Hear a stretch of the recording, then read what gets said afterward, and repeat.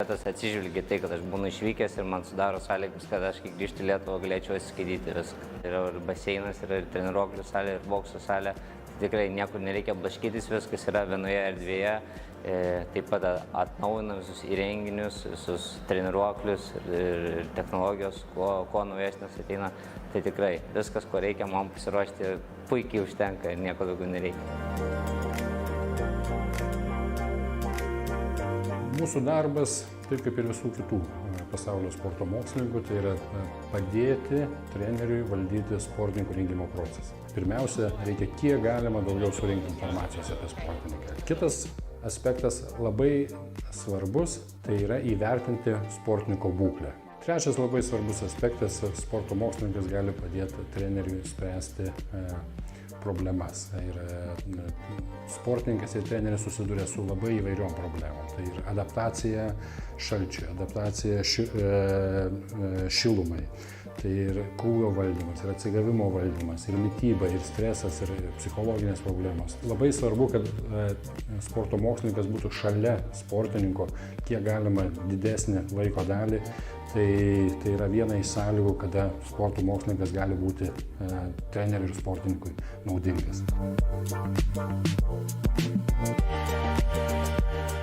Manau, kad ir kiti sportininkai važiuoja į Lietuvos sporto universitetą prasitestuoti, pažiūrėti, kaip pakito galbūt jų visa eiga. Mokslininkai vis tiek turi savo patirties, nauji moksliniai straipsniai išeina, sportas tobulėja ir Lietuvos sporto universitetas seka visom naujovėm, tai tas yra džiugu. Man iš tikrųjų duoda labai daug dėl to, kad mes pradedam pasiruošimą su testavimais, ir tie testavimai yra labai vertingi ir iš tikrųjų mano karjerai tai tikrai daug padeda. Tai mes pasidarom testavimus ir žiūrim, kur esam pagal visus testavimus ir visi profesoriai pasijungia taip pat ir pasako, link kur turėtume eiti, kad mano ištvermė gerėtų ir mano jėga. Kaip treniruojasi, tu kartais nesupranti visų procesų, bet kai praeini pro viską, tai tikrai viską sužinai ir mityba taip pat. Ir pats domėjausi ir universitete išmokau kažkokius pradmenis ir paskui, aišku, tobulinau save. Mes tikrai nemažai turim patirties, kas yra fizinė veikla, kas yra sportas, kaip įveikti vieną ar kitą sunkumą, bet mokslo žinios tai padeda. Tai tiesiog yra įdomu žinoti, kaip gali susitvarkyti su vienu ar kitu sunkumumu ir tai padeda karjeroje. Tai, žinot, kai tik pradedi karjerą, atrodo viskas po kojom, bet kai pradedi eiti tuo keliu, kuo daugiau žinosi, kuo daugiau žinių turėsi, su vienu ar su kitu sunkumu susitvarkysi daug lengviau. Žinoma, jeigu tu esi profesionalus sportininkas, tai Lietuvos sporto universitetas suteikia dvikryptę karjerą. Tai ta dvikryptė karjera leidžia sportinę veiklą ir akademinę veiklą derinti kartu. Ir tie du malonumai, ką tu darai savo veikloje sportinėje ir ką tu darai sporto studijose, tai jie tau ir suteikia tą tokią dvigubą galimybę įgyvendinti savo tikslus. Aš patarčiau aukšto meistriškumo sportininkui studijuoti Lietuvos sporto universitete, nes čia gali jau sujungti savo tas praktinės žinias su teoriniam žiniom. Ir taip pat nenukentės tavo mokslas čia studijuojant ir nenukentės tavo sportas čia. Tai pagrindinis dalykas sportininkui.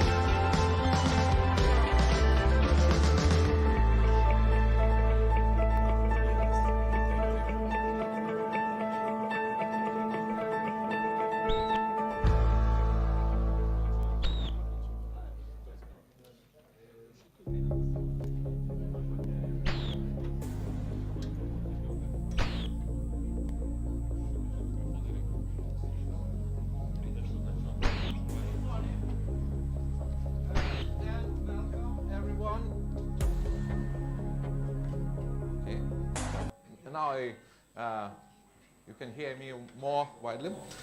So good morning and welcome everyone to the Sport Forum 2022.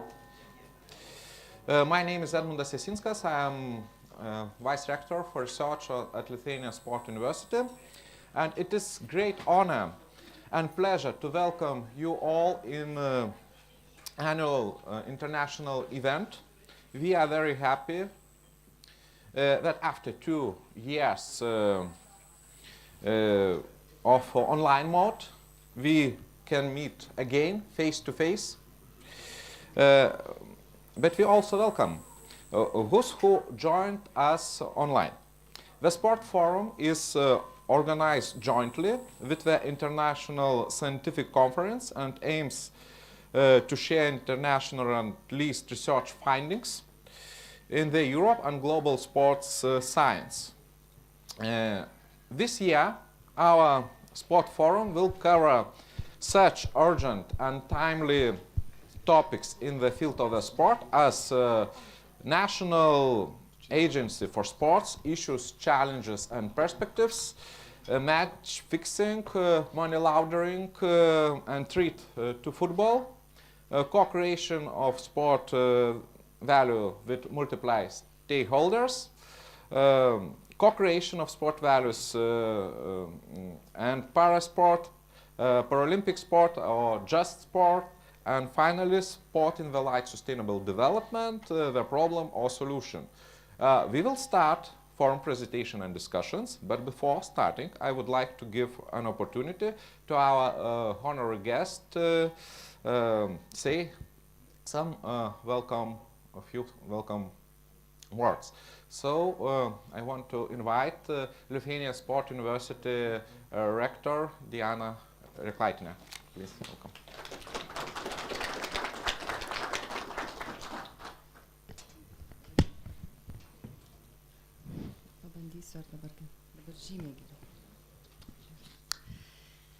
Good morning, everyone, honorable guests, Vice Minister, dear colleagues and friends. So good morning, everyone. It is really very nice to see you here, as Vice Rector said, after 2 years of pandemic, to see you face to face. And this year is, I think, very important for Lithuania because a lot of sport federations is having their anniversary of 100 years, and also Lithuanian Parliament announced this year as the year of universities and basketball. So what does it mean? I think that it means that the attitude of our government towards science and sport is important, and this commitment should be also based on real and relevant activities. And the Sport Forum is one of those events and intended to meet and discuss about sport for those who are interested in sport and for those who care about future of sport. As an academics, we always try to introduce to Lithuanian Sports Society all the new trends of sport, what is going on in the world, all the innovations. And this year's forum will present the changes of Lithuanian sports system. Also we will discuss the problems of sustainability in sport, match fixing, dual career, Paralympic sport, inclusion. All these problems, I think, relevant in the world and relevant in Lithuania as well. And we are delighted and grateful to our key speakers, moderators, panelists who agreed to share their insights today with us, and hope it will be interesting to listen to them and to broaden our horizons. It is important for us, like an academics, that people working in all levels of sport, in all sport system, and coaches, managers, policymakers, stakeholders would understand the importance of sports science and base their activities on expert opinion, seeking to be more efficient, innovative, and reaching higher sport results. I'm very happy and proud that all our key speakers are really experts in their areas. And with some of them, our university scientists have already very long history of cooperation in projects, in research, and others hopefully will become our partners in the future, in our future projects. And I also want to thank Lithuanian National Olympic Committee and Lithuanian Ministry of Education, Science and Sport for continual partnership and support, not only organizing this sport forum, but also in all the other activities. And also not to forget everyone, I also want to thank organizing committee, members of Sport Forum, who did their best and worked really hard to make this event happen. And so I wish all of you fruitful discussions, getting new ideas, meaningful and joyful time together.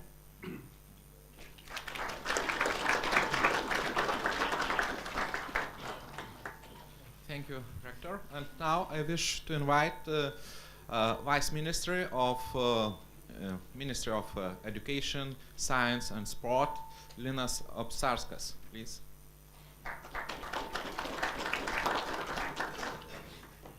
Dear Rector, dear sports friends, it's a big honor to be here, and I'm very happy to be here. Why it's so important topics and to have forums like this? Because we are living in a very dynamic world. Changes everything. We had two very serious crises. Now we have war in Ukraine, and we have to deal with that.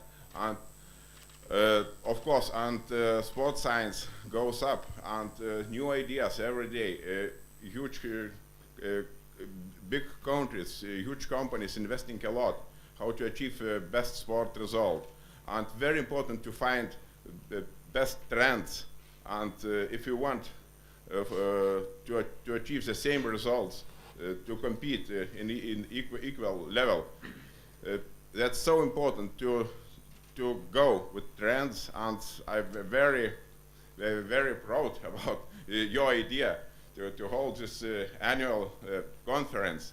And I want to, on behalf of the Ministry of Education, Science and Sport of Republic of Lithuania, and want to welcome all participants, all key speakers, and I wish you good time, good ideas, and thank you. Thank you, Vice Minister. And now finally I want to invite Director of Olympic Sport at the Lithuanian Olympic Committee, Ainus Petkos, to say some few words. Good morning, dear sport colleagues. On behalf of the Lithuanian National Olympic Committee, I would like to welcome the participants of the Sport Forum. As a sport director, I truly believe that this traditional annual event is a very good occasion and tool for our improvement in the training management for high-performance athletes. And I would like to wish you all new ideas and thoughts and ways and solutions to be able to find a missing part or some part of puzzle in your professional activity. Thank you. Thank you, Director. And now we will start our plenary session, and I want to invite first moderator, Lithuanian Sports University professor Antanas Skarbalius, to proceed.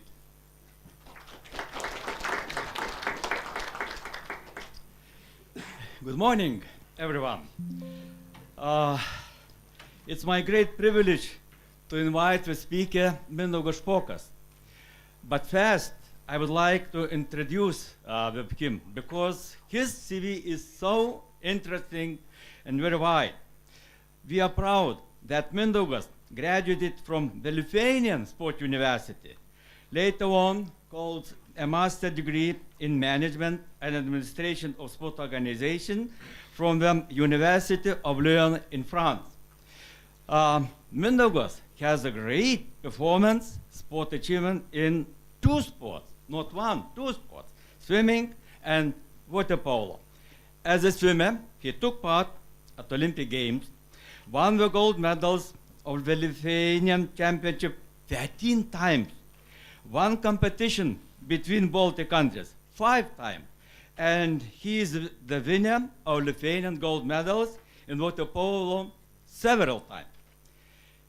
Mindaugas has particularly great experience as a sport manager.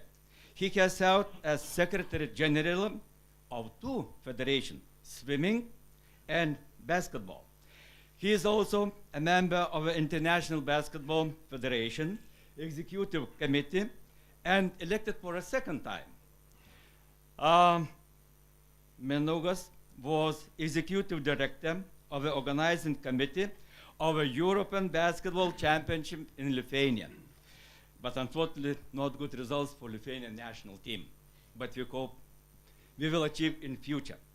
Thus, the excellent experience of an athlete and sport manager gives him credit for leading the strategic development of Lithuanian sport. Dear Mindaugas, welcome for the presentation.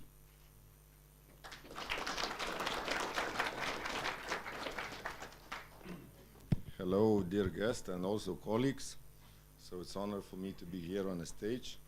And firstly, I would like to ask, because my presentation is going to be in English, but also I can have it with the slides in English and can talk in Lithuanian language, because we're having a lot of people, I think, who would like to understand better what I'm talking. So I can speak in Lithuanian language if you wish, or I can speak in English language, and you will see also in the slides in English. So it's up to you, because we had discussion with the professor what we can do. So it's up to you. I can talk in Lithuanian language, explaining a little bit more and wider, and still you will have slides in English. So what do you think? Okay, so now we already agreed that, slides will be in English. Who's following and having some questions later, we will have a panel discussion. So I turning now to Lithuanian language. Tai dar kartą labai malonu prisiklausyti apie save tokių dalykų. Tai buvo labai seniai. Iš tikrųjų jau yra istorija, o dabar žiūrim biškį priekį. Nežinau, jeigu aš šitą naudosiu, turbūt galėsiu ir judėti su slaidu.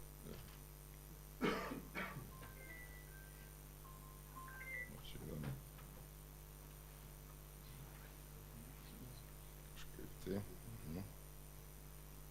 Kažkur nuėjau turbūt daugiau, ne?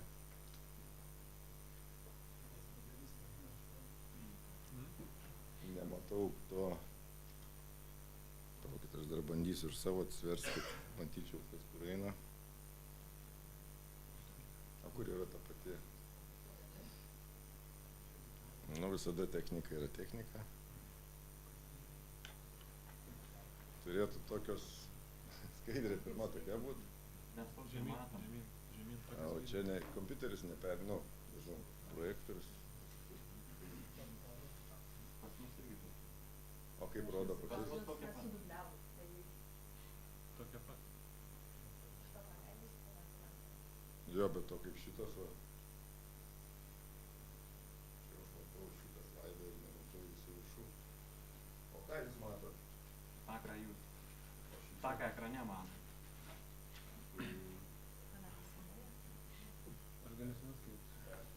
Senas gal galim leisti? Žiūrėkit, aš turiu originalą, tai aš matau, tai jūs turėtų matyti.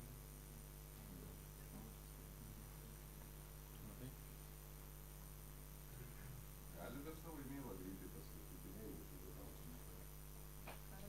arba transferį pasidarykit ar kažkokį. Tas veikia ir būdamas Amerikoje galiu pasiekti Lietuvą gan lengvai. Mes dirbam, judam į priekį, kaupiam žinias ir džiaugiuosi būdamas studentu. Lietuvos sporto universitetas atsižvelgia tai, kad aš būnu išvykęs ir man sudaro sąlygas, kad aš kai grįžtu į Lietuvą galėčiau atsiskaityti viską. Yra ir baseinas, yra ir treniruoklių salė, ir bokso salė. tikrai niekur nereikia blaškytis, viskas yra vienoje erdvėje. Taip pat atnaujinam visus įrenginius, visus treniruoklius ir technologijos, kuo naujesnės ateina. Tai tikrai viskas, ko reikia, man pasiruošti puikiai užtenka ir nieko daugiau nereikia. Mūsų darbas, taip kaip ir visų kitų. Tuomet irgi grafiškai, kokie yra pasiekimai tiek olimpiniam sporte, tiek parolimpiniam sporte. Noriu paminėti, kad mes nebenaudojam žodžių parolimpietis ar sportininkas su negale, tai yra jau sudėlioti dalykai, išlygintos teisės ir tikslus bendrus valstybė šiai dienai turi tiek olimpiečiam, tiek parolimpiečiam vienodus, tai yra medalius. Ir turim trumpą strategiją ir ilgąją strategiją. Tai sakykim, ačiū, dabar kažkas jau. Ačiū Dievui. O gerai. Tai čia gal irgi kalbant, ką mes turim pasiekę, tai yra faktai, esama situacija ir situacija su sveikaisiais ir su sportininkais su negale. Ateityje, sakau, kadangi žodžių nenaudosim ir neišskirinėsim ir stipendijos ir visi kiti dalykai yra bendrai. Matote tą kreivę tikrai neaugančią, o krentančią, tai čia klausimas, ką mes 302 metus darėm ir ką mes norėtume toliau daryti. Toliau pereinant į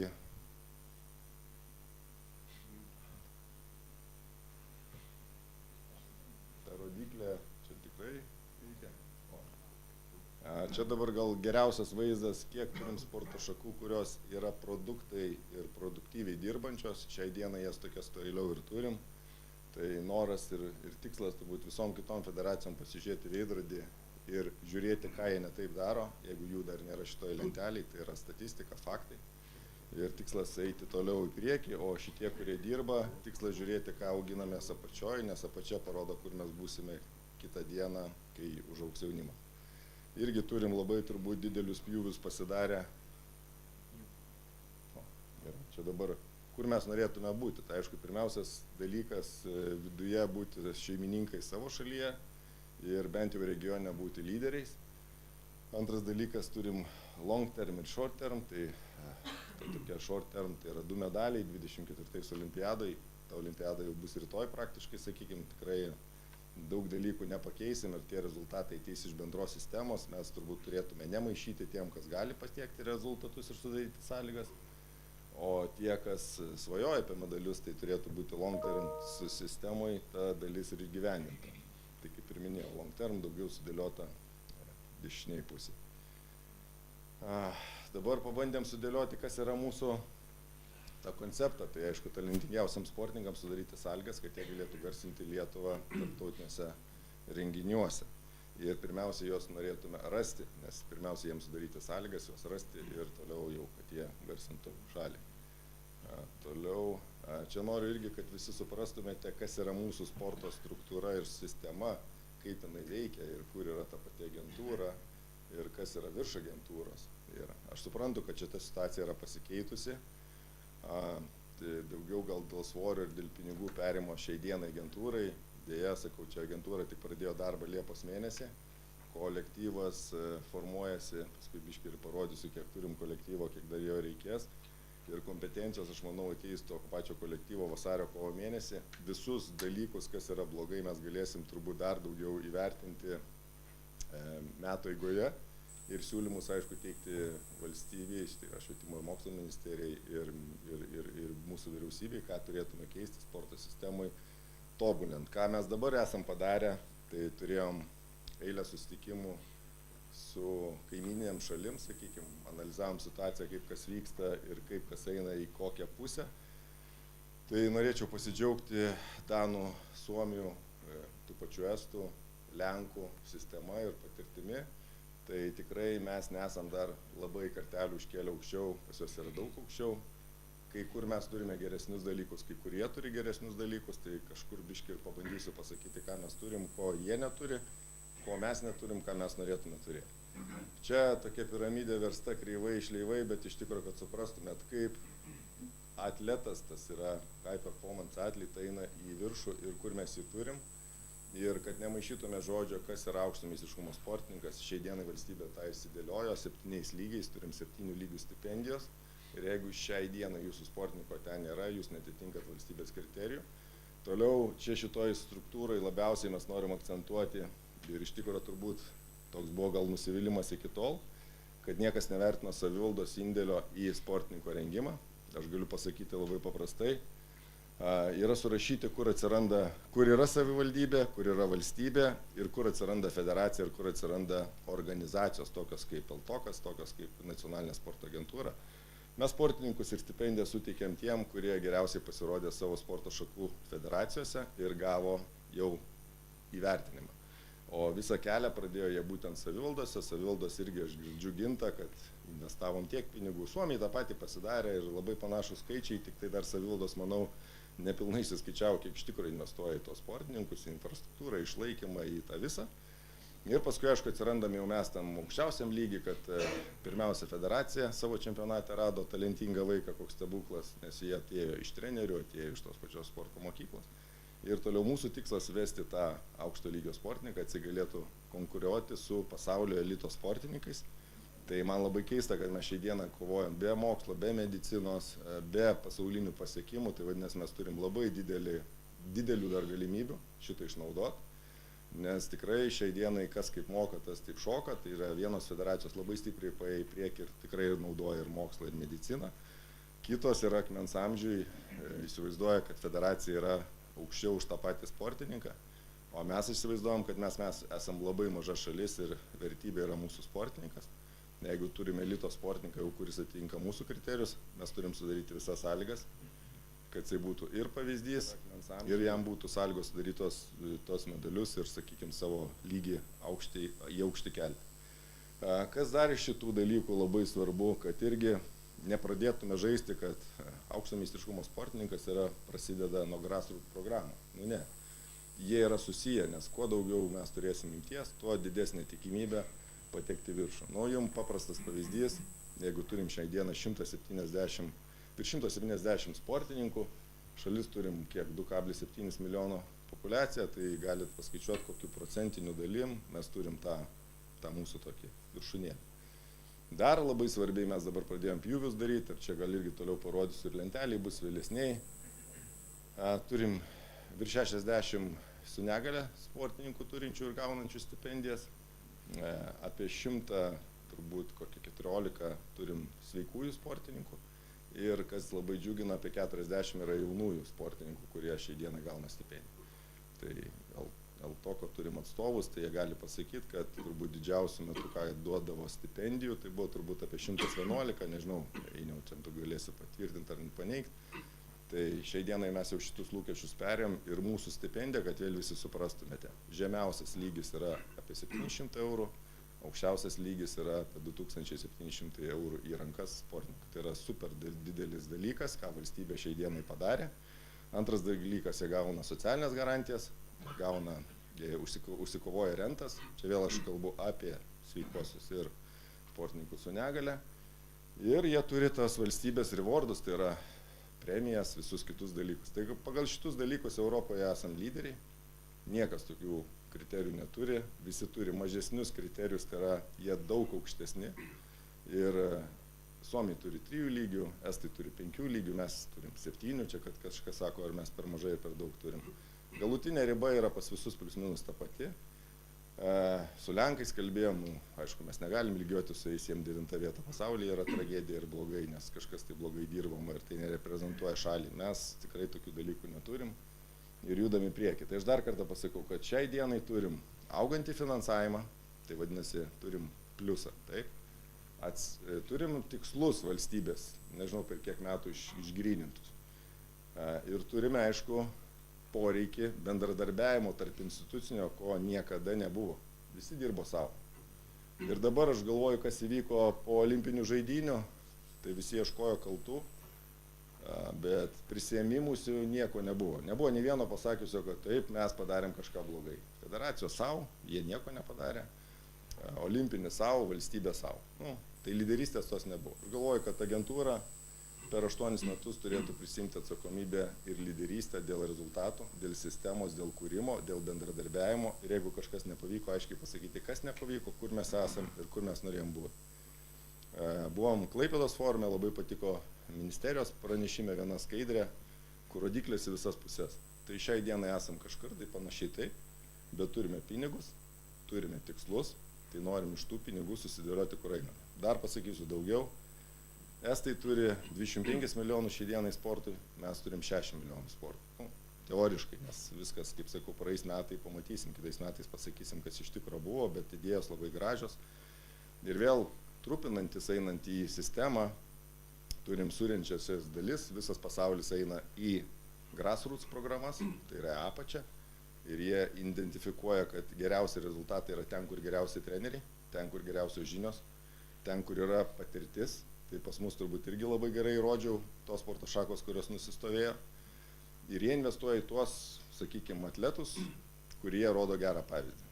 Norvegai turbūt irgi labai paprastas dalykas, jie nuo žiemos sporto iki to pačio rankinio turi ir komandinės sporto šakas ir žiemą. Ir tikrai tai yra aukštas lygis. Tai mes turėtume irgi turbūt sekti tokius dalykus. Aišku, visko kopijuoti negalim, turim turėti savo unikalumo ir ėjimo į priekį. Bandom judėti. Dabar apie tos 4 tikslus. Sakykime, pas mus pagrindiniai tikslai yra tokie, kad sudaryti sąlygas aukšto meistriškumo sportininkam tobulėti ir siekti rezultato. Didinti fizinį aktyvumą gyventojų tarpe, tai yra labai svarbus dalykas, tai yra ir nuo apačios, ir nuo viršaus. Klausimas kartais, ar mes tarp instituciniai susišnekam, yra sveikatos biurai, jie užsiema daugiau turbūt su jais vyresnio amžiaus žmonėm, tai turbūt mes jau neturėtume lysti šitą dalyką, čia aš kalbu kaip pavyzdį. Mūsų tikslas turbūt auganti karta, ta jaunimo, kad mes juos įdėtume. Vakar kaip tik Seime turėjom konferenciją dėl sportininkų su negalia įtraukimo būtent į tą fizinį aktyvumą pirmiausia, paskui tik tai sportuoti. Tai problemos yra tokios pačios ir sveikųjų, ir tų kompiuteriai, ar sakykime, tas sotus gyvenimas yra visiems tas pats. Ir prieinamumas infrastruktūra yra toks pats. Tai va, trečias mūsų tikslas yra gerinti infrastruktūrą, o aš dar kitaip pavadinčiau įveiklinti esamą infrastruktūrą. Mes šiai dienai esame lyderiaujantis Europai, prisistatę moderniausių bazių, bet jos netarnauja žmonėm. Tai pirmiausia, nei fiziniam aktyvumui, nei aukštam meistriškumui. Yra išimčių, vėl yra visur išimčių, bet daugelis jų neįveiklintų. Tai ką pirmą dalyką mes dabar bandysim daryti ir darom, tai turėsim tinklą, žemėlapį, registrą, kas yra mūsų bazės jau pastatytos, kad nedarytume tų dalykų, kas yra Aukštaitijoje, kur kryžiuojasi bazės viena per kitą, tie geltoni autobusiukai turbūt ir surūdys, nėra jam kur net važiuoti, nes baseiną, universalias sales jau visi turi aplinkui. Tai dar kartą mes norim pasižiūrėti, kaip mes atrodom, nes aš esu su ispanų ir prancūzų kolega iš krepšinio. Esam diskutavę prieš 5 metus, aš buvau padaręs analizę universalias sales, kurios tinka tiek rankiniui, tiek krepšiniui, tiek turbūt visom multisportam. Tai aš tada buvau suskaičiavęs 23 universalias arenas pastatytas nuo 2010 metų. Tai nuo Žalgirio iki, sakykime, Jonavos, kad suprasti tos dydžius, nuo didelio iki labai mažo. Tai jie sako, tai aišku, pas jūs ten Sabonis yra, tai jūs ten statot ir statot tas krepšinio salės. Jos ne krepšinio salės pirmiausia, jas ne federacija stato, tai buvo labai geras impulsas miestam konkuruoti vienas su kitu. Vienas pastatė pilį, kitas didesnę pilį, kitas tą turi, kitas tą. Bet dabar turbūt reikėtų tą pasakyti stop ir pradėti žiūrėti, ko mums iš tikrųjų reikia. Tiek į gyventojam, nes bendruomenių centrai yra pagrindinis pavyzdys ir kas yra Danijoje, Švedijoje, Suomijoje. Mes turėtume tokius turėti, kur ir telpa ir universali salė, ir bendruomenė, ir biblioteka, viskas viename. Pas mus šitie pastatai, jeigu dabar save pasianalizuosit, yra visi skirtingi. Salė savo, baseinas iš tikrųjų dar juokingiau savo, biblioteka savo, bendruomenės namai savo. 4 objektai, viena miestelį, turbūt per brangu. Ir kas kaip užimtumas būna kitas. 4. tikslas buvo tai kelti kompetencijas mūsų federacijoms ir sporto organizacijoms. Tai yra supratimas jų. Labai gerą diskusiją turėjom viduje ir klausimas mums buvo pats paprastas toks, žinant ir susitinkant su federacijom, yra vienokios, kitokios federacijos. Ar federacijos supranta savo tikslą, dėl ko jos dirba? Jie 2 žmonės, tai yra generalinis sekretorius ir prezidentas, yra išrinkti bendruomenės atstovauti juos, pritraukti lėšas, daryti strategiją, lyderiauti. Klausimas visiems, ar jūs tam pasiryžę, ar jūs tik tai atėjot pabūti prezidentu ir generaliniu sekretoriu. Jeigu taip, yra kiti darbai, daugiau užsidirbsit, šita dalis yra socialinė. Ir čia irgi arba tu turi kažką tai pasiekęs ir atneši pinigus ir tą patį community, tokį lyderystę, arba tu šito negali padaryti, užleidi kitiem. Tai čia toks mums irgi klausimas, nes galim kurti daug dalykų, galim, labai geras pavyzdys, kiek federacijų sąjunga per, čia ne Darių, nes Darius yra tikrai tik praeitais metais turbūt teisingai, kiek buvo vadybos visokių seminarų, mokymų, europinių pinigų, turbūt suskaičiuotume begalės, kiek LSU turbūt darė irgi tokių dalykų, kiek LTOkas darė savo iniciatyvą tų, sakykime taip, kompetencijų auginimo. Tai klausimas, kur tos kompetencijos šiai dienai. Tai ar mes netaip darėm, ar mes labai daug pinigų išleidom ne tam, ar mes niekada netestavom, ką tie žmonės gauna.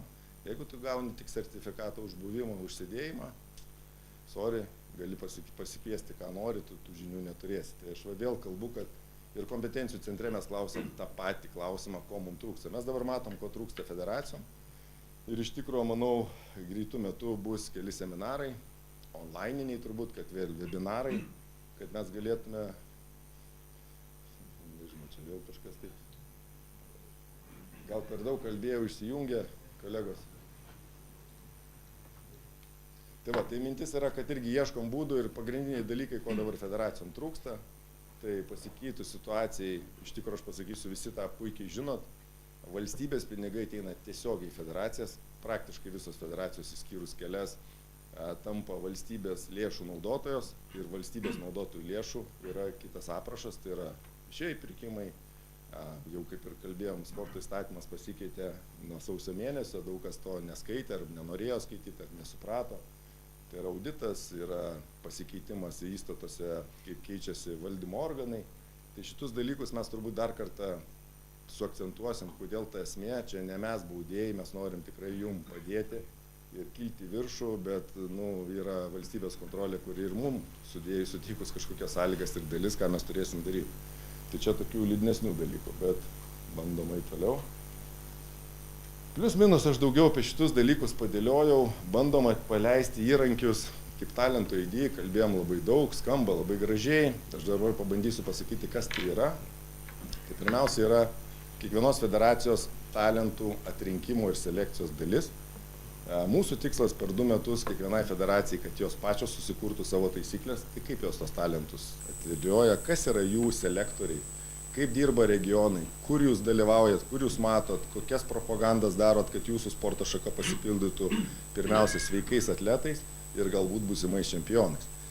Tai čia nebus, kad agentūra sudės šabloną visiems, kad yra plaukikai, krepšininkai, dvikovininkai yra visi skirtingi. Tai aš manau, kad jūs turite tą know-how, viduje reikės tikrai jums sėsti su geriausiais treneriais, su geriausiais vadybininkais ir pasidaryti savo sistemą. Ateityje manau, kad po olimpinių žaidynių finansavimo apraše atsiras vienas dalykas, nebus talento ID programos, nepretenduoja aukšto meistriškumo pinigus. Va mūsų toks tikslas, o tas kelias yra ilgas, padaryti, kad tas būtų ne prievolė, o galimybė, kad jūs patys ieškotumėte šitus dalykus. Ir ta konkurencija tarp federacijų yra didelė, konkurencija, kad vaikai iš vis išeitų iš namų yra didelė, o visi suprantam, kokia konkurencija yra pasaulyje pasiekti rezultatus, nes turim tikrai išskirtinius talentus, jeigu jie turi išskirtinius rezultatus. Toliau, plius minus daugiau apie visas sritis papasakojau ten, čia daugiau gal sudėliota. Aišku, norėsis turbūt paneliniai diskusijų, jūs turėsit daugiau klausimų, visada lengva kalbėti, kai neturi feedbacko atgal. Ir pabandysim dar. Čia dėl komandos, kaip ir kalbėjau, šiai dienai turim 22 žmonės iš net 34, bet kokį dalį darysim, mes taigi darysim tą, ką darė fondas, tą, ką darė ŠMPF, tai yra infrastruktūra, fizinis aktyvumas, dasideda kompetencijos, dasideda bendrieji reikalai, kur eina ir teisės skyrius ir visi kiti dalykai. Ir aukšto meistriškumo grupė. Čia dabar turime turbūt 5 žmonės, vieno čia trūksta, Mindaugo Damjanaičio, tai yra mūsų komanda, kurie yra vadovai, jie renkasi dabar komandas ir pradedam dirbti. Dėliojame sistemas ir aprašus, nes vėl aprašai dabar daromi tų švietimo ir mokslo ministerijos. Mes perėmėm juos ir aš manau, kad mes administruoti pradėsim pilnai vasario kovo mėnesį. Dabar daugelis laiškų iš mūsų išeina kartu su ministerija. Nes irgi čia gal ir palengvinti dalis ministerijai, nes ministerijai dabar buvo Gintarė ringa, dabar pas mus atsiranda ir aukšto meistriškumo grupiai 4-5 žmonės jau, kurie padės, tai aš manau, ta kompetencija ateis su laiku ir pradėsim dirbti. Lygiai taip pat ir kiti skyriai, geriausiai dabar turbūt atrodo fizinio aktyvumo skyrius jau susiformavęs ir jau pradės tikrai normaliai dirbti ir pavyko, sakykime, prikalbinti tos žmonės, kurie jau turėjo tos patirties. Tai va, o dėl ko sakau, tik 3-4, nes matėm, kas yra Suomijai, kas yra taip pačioj Danijai, matėm, kas pačioje Estijoje, tai yra koks kolektyvas dirba tą visą sistemą. Ir aišku, mums labai norėtųsi, kad kaip ir Estijoje būtume vieni koja kojan kartu. Mes dabar džiaugiamės, kad buvom su Švietimo ir mokslo ministerija kartu, su savivaldos, su vyriausybės atstovais. Tai mes irgi dabar ir su Daina šnekam, norim būti visi viename paveikslėlėje. Federacijų sąjungos irgi neturi būti nuošaly, tam, kad eitume į vieną pusę ir vieną kryptį. Vėlgi dar paminėsiu tą patį, ir mokslą, ir mediciną mes matome tame tarpe. Mes labai norim įsimentorizuoti, tai kokią mediciną mes šį dieną turim ir kokį mokslą. Nes buvom klausimus įdėję federacijom, galiu pasakyti su liūdėsiu, kelios iš jų paminėjau, kad medicina šiai dienai naudoja apie mokslą sporto. Nė viena net neužsiminė, kad kažką daro ar norėtų daryti. Išskirtiniai yra čia Vidas, turbūt kas yra su boksu ir jisai pats yra tame dalis, tai va čia viena iš tų išskirtinių federacijų ir dar yra kelios, o visos kitos toks vaizdas, kad galvojam kaip išgyventi ir tikslas yra dar supratimas toks, kad ne sportininkas atsineša krepšelį savo vystymui nuo medicinos mokslo pasirengimo, bet sportininkas galbūt atneša krepšelį federacijai egzistuoti ir gyventi. Tai čia va, mes keiskim biškį požiūrį, nes tie pinigai ir valstybė suteikia stipendijas, pasirengimą sportininkui, atletui vystyti. O visi kiti dalykai, paminėjau, apačia, grasrūtas, savivaldos, eina tie patys sportininkai, kurie dasimuš. Mes su Gintu daug kalbėjom ir labai norim atskirti du dalykus, kad dar išplėstume iki 300 turbūt sportininkų, grupę žmonių, kurie būtų mūsų rezervas. Tai yra tie, kurie netitinka mūsų lūkesčių tos 7 vietos, nes čia yra mūsų pasiekimų dalykai, tu pasiekiai, tu turi tą stipendiją, nepasiekiai neturi, nėra to tokio čiučių trūko. Mes negalim kaip olimpinis biškį datemti, nes finansų ministerija to netoleruoja ir netoleruos. Bet mes galim su savivalda padaryti, kad federacija tiki ir savivalda tiki į žmogų, kuriam dar biškį trūko.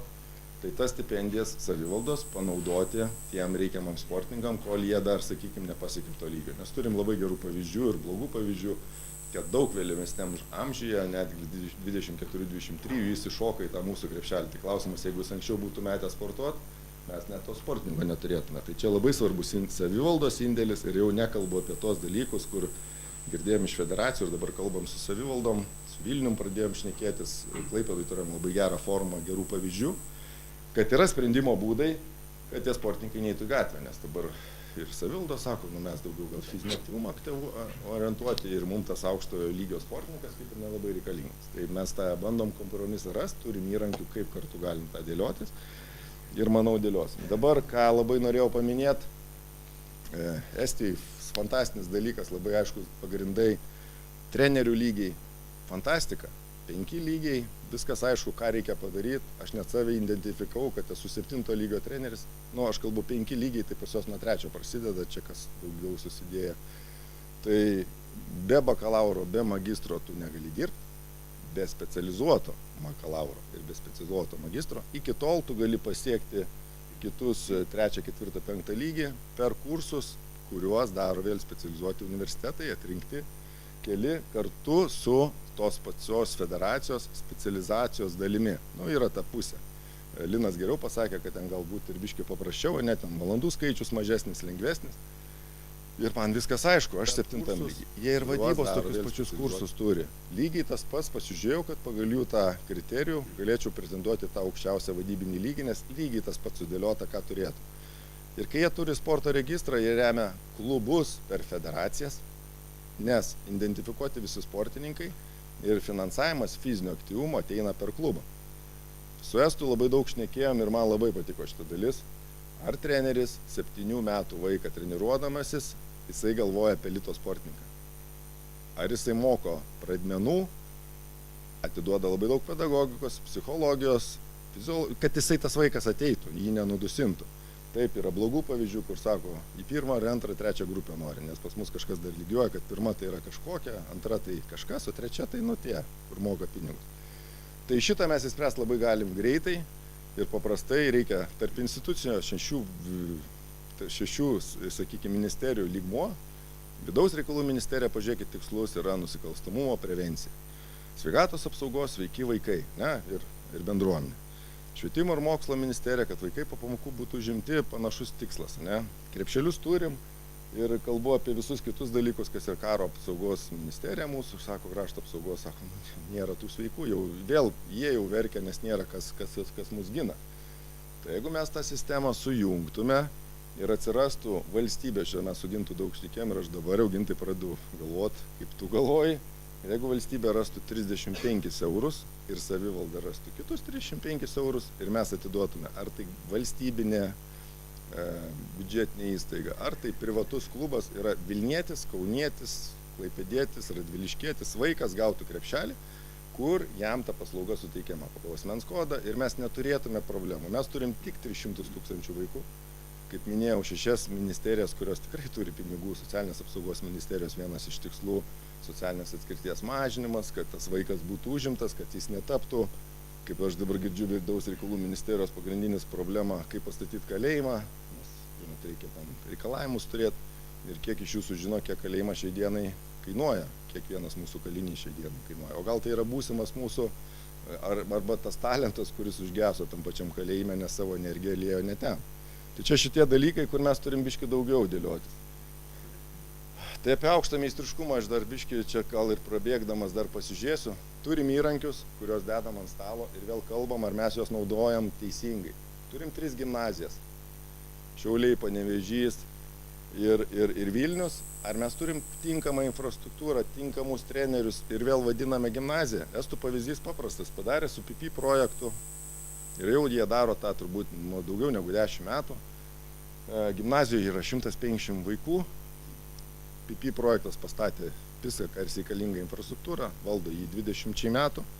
Ir sportininkai 6 valandas ten treniruojasi, kaip sakau, be atlygio nemokamai, plius eina į prestižinę mokyklą, integruotą miesto centre. Tai visi nori ten patekti, labai dideli kriterijai ir jie dėliojasi, va, tos sportininkus turi viduje. Juos, sakykime, taip įzupuoja, o sporto federacijos, netgi ir futbolas, nes pas mus kartais sako, o futbolas tai niekur neina. Ten ir futbolas eina, nes pamatė naudą, pamatė tėvų interesą. Daugelis tėvų, sutikim, pirmiausia galvoja apie vaiko išsilavinimą, ką jis toliau veiks, jeigu jam trauma atsitiks ir tas toks saugus kelias eina. Mes dabar turim Šiaulius, Panevėžį, ar jie ryšasi su universitetais, nežinau. Anksčiau buvo toks dalykas, dabar, sakykime, nežinau, čia toks, mes irgi patys turėsim šitą įrankį, tai turbūt inventorizuosim daugiau, bet kad prestižinį turėtume Vilniaus gimnasiją, tai faktas. O kur dar sporto klasės? Tai vėl paminėjau sporto klasių, anksčiau buvo toks žodis mini centrai, olimpinis komitetas tą darė, tai vėl mums reikia biškį inventorizuoti, kiek mes lėšų šiai dienai išleidžiam, pavyzdžiui, mini tie mūsų gimnazijos kainuoja apie 600 000 eurų. Ką mes galime geriau? Tai čia klausimas jau yra turbūt mums visiems diskusijų. Toliau, vėl, viskam reikalingi specialistai, aš jau kalbėjau. Jeigu mes neturėsime aiškių kriterijų, kaip tapti treneriu, ne instruktoriu, o treneriu tos sporto šakos, tai mes neturėsime ir problemų. Suomiai pasakė paprastą dalyką, kas mus labai sujaudino. Mes sako, mes tai renkamės estų modelį. Nesako, buvom to tokiu skandinavišku, bet pažiūrėjom, kad nėra kokybės. Norim grįžti prie kokybės, o kas yra kokybė, aš jau jums pasakiau. Tai yra specializuoti universitetai, ne vienas, ne du, pas juos, man atrodo, berods Linai 2 organizuoja tuos mokymus ir suteikia universiteto įsilavimą. Ir jeigu nori būti 7 lygio, tarp kitko, finansavimas ateina į klubus, turint tik tai 5 lygį trenerių. Tai nereiškia, kad tu 6 ir 7 gausi daugiau pinigų, ne. Bet 5 lygio neturėjimas nepritraukia nei 1 centą. Užtat visi traukiasi turbūt nuo to 3, 4, 5 iki 5.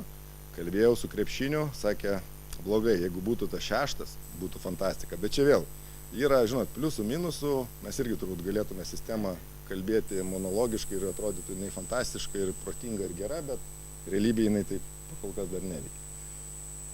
Pereinu gal biškį apie tuos skaičius, va čia gal daugiau, kad nemeluočiau. Ką valstybė padarė, man aišku, labai lengva mąstyti ir galvot. Aš atsimenu 13 metų sporto pinigus, tai turbūt dabar yra didesni pinigai išleidžiami stipendijoms sportininkų ir premijom. Paverskit 4 milijonus ir milijoną eurų stipendijom, 5 milijonai eurų į litus, gausit atsakymą, kokį anksčiau departamentas turėjo biudžetą visą.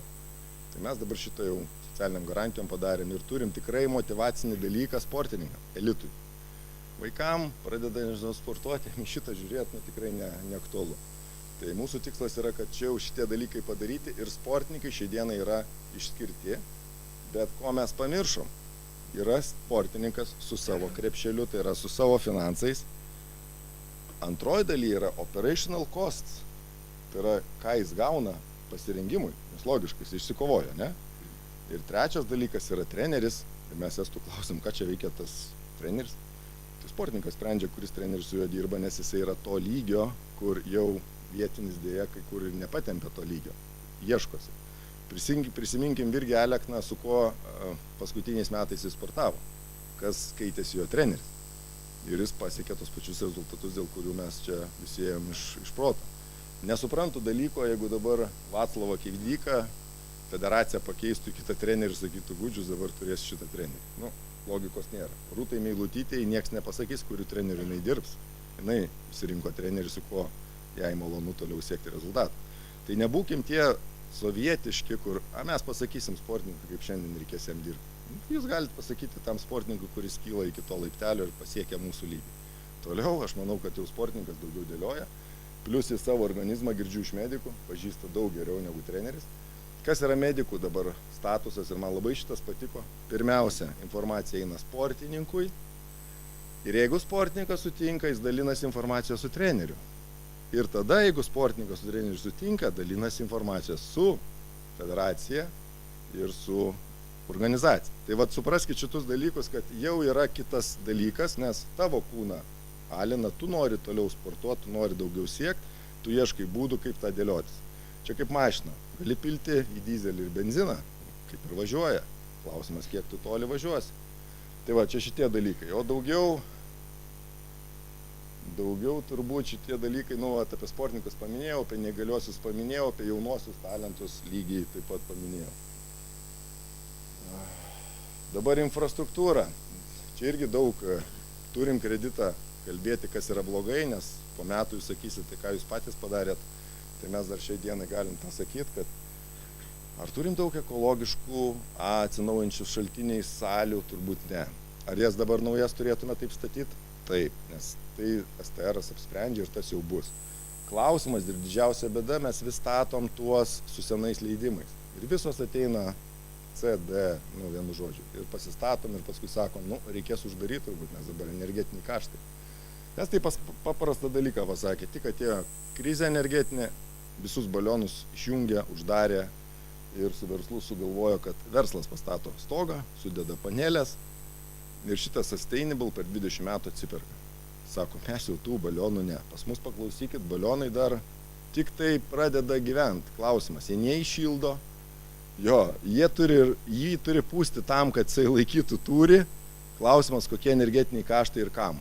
Tai vat susimastykim ir šitoje vietoje, tai čia mes ir su ministerija tą šnekam ir dėliojamės. Ir kitas dalykas, jau grįžtų prie to pačio, apkartojosi, bet labai svarbu, įveiklinam senas bazės, kurias turim. Ir įveiklinimas nėra tame, kad jeigu renovavimas senos bazės, tai prasideda ne nuo langų keitimo, ne nuo grindų dažos dėliojimo, o atsinaujinčių energetinių šaltinių ir tik tada mes einam į tos dalykus, kad išsilaikyti. Nes mes norim padaryti, kad regionuose tos bazės tarnautų bendruomeniai, o nebūtų užrakintos, kaip dabar daugelis netgi europinių pinigų gavę projektai. Aikštynai mūsų lauko yra su spinom. Tai čia irgi turbūt mūsų visų bendrų sporto bendruomenės žmonių klausimas, su tojais pačiais, kur spyną matot, jie turi ją atrakinti, nes yra susitarimas, kam ta bazė ir kiek laiko turi tarnauti. Tai po bent jau vieno skambučio visur spynos nukrenta, galiausiai atsiranda, nes jie saugo, kad čia šuniukai nevažiuotų, čia, kad niekas neįtų, nes 10 metų išsaugos ir, žinai, eis prašyti kitų pinigų, nes nubluko, ta danga nenusidėvėjo, nubluko. Tai šitą požiūrį turim keisti, nes tikrai važiuojam pro kitus miestelius, net širdis džiaugiasi, ką mes turim. Ir jeigu tas apšviestas, turi kamerą, tai ten iki tol, kol šviesa dega, ten ir tų vaikų yra pilna. Tai plius minus gal apie tą patį kalbam toliau. Kompetencijų centras, čia irgi daug pasakyti galima, jų tikslas yra, kaip sakau, tų kritinių dalykų, žinių trūkumą kelti ir perduoti federacijom. Kalbame apie sporto įstatymą naudą, rėmėjų pritraukimą, nes visi sakom, kad blogas įstatymas, jo niekas tikrai neskaitė, tai irgi viena iš dalykų pasižadam kartu persiskaityti, praeiti su teisininkais, išaiškinti, kokia nauda. Didesnė dalis, kad mūsų valstybės požiūris ir kitų institucijų yra keistas, tai yra, turim kelis rėmėjus, mes turėjom krepšinėje, kur sakė, nereikia man jokios reklamos, nes po to pasirodymo, kad aš remiu krepšinio federaciją, ar ten, nežinau, kokią rankinio, ar ten kažkur, kur daugiau matosi. Gauna skambutį iš VMI, gauna patikrinimą, nes atrodo pertekliniais lėšos, jau žmogus kaip ir krepšinis įvaizdis toks, kad jeigu davė ar 20 ar 30 tūkstančių, tai davė milijoną, taip jau toks PR-as eina. Tai sako, mums labai nepatogu, nes įmoniai gaunam tiek laiškų iš karto rėmimo nuo neįgaliųjų iki paprastų žmonių, darbuotojų, kad yra tas taip. Tai sako, mes jaučiamės labai nepatogiai, o valstybė neturi jokio apdovanojimo tiem žmonėm, kurie visą gyvenimą tą rėmė. Mes turim turbūt visose sporto šakose mecenatuose, ne?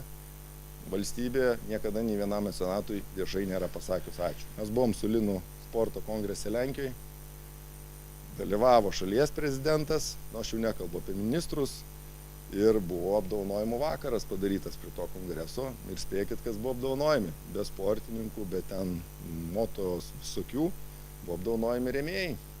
2 rėmėjai, mes juos geriausiai žinom, tai va, Lenkų televizija ir Orlenas, kur prezidentas sakė, rėmėt, turit remti ir žiūrėti, kad ne vien tik jums būtų gerai, bet ir tam pačiam sportui. Tai yra, aš kalbu, kad tas pavyzdys yra vežantis, ten aišku, turbūt daugiau valstybinės institucijos, vienas tikrai kažkoks didelis privatus rėmėjas, bet žinot, kai iš to prezidento gauni tokį feedbacką, aš manau, kad irgi tas galėtų būti turbūt mūsų bendram renginį, ne Linai su Olimpiniu komitetu, turbūt reikėtų kažkokią nominaciją pradėti ieškoti.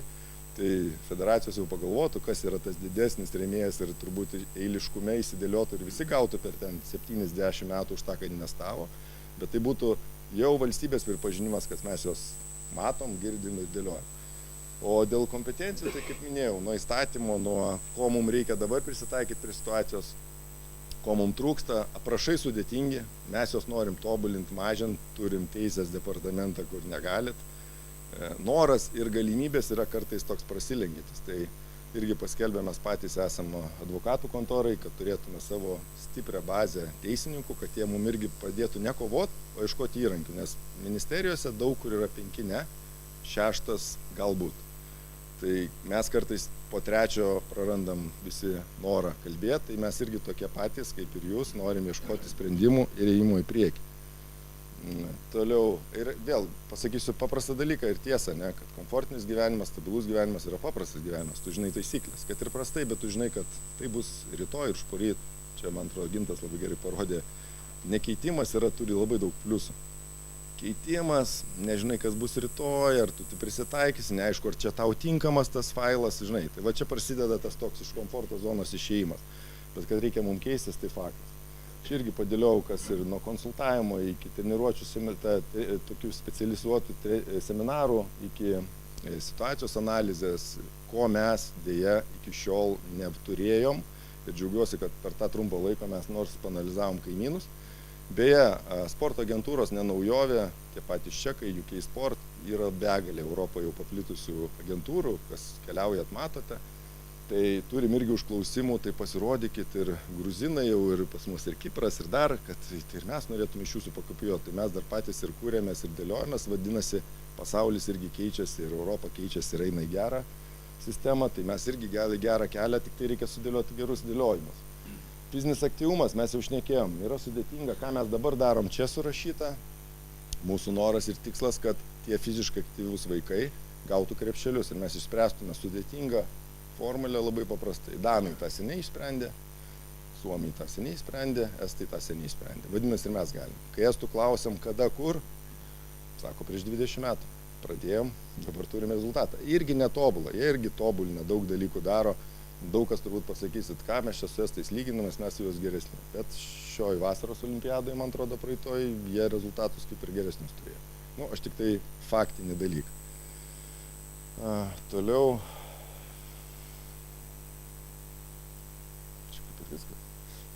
Tai va. Tai iš tikrųjų, sakau, kalbėti galima daug, turim dar tą kreditą, kad bandom analizuoti patį situaciją. Su ministerija, Linas nepameluos, į savaitę po 3-4 kartus susitinkam. Labai norime, kad atskirtų politikos formavimas yra valstybės, tai yra švietimo ir mokslo ministerijos funkcija ir jinai tokia bus. Tai visi, kas klausimus turite dėl politikos formavimo, Linas.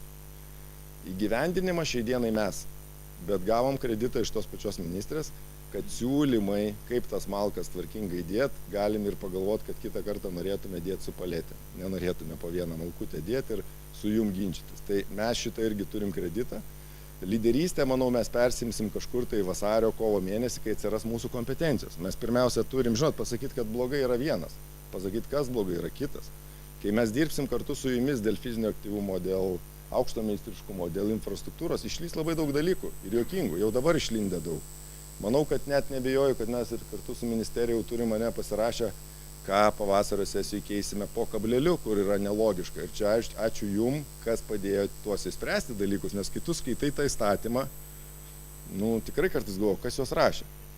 Ir kažkas nedaskaitė, kažkas nepadarė. Tai yra tikrai daug tokių dalykų. Mes 5 radom tokius punktus. Aš manau, kad dar rasim kokius 5. Tai vadinasi, jeigu mes kiekvieną radę bėgtume į Seimą dabar keisti įstatymus, tai jau sportas yra šiai dienai kritikuojamas iš politikų, kad baikit lakstyt, pasidarykit kažką tokio vientiso, įsiginčykit ir ateikit ir pasidarykit.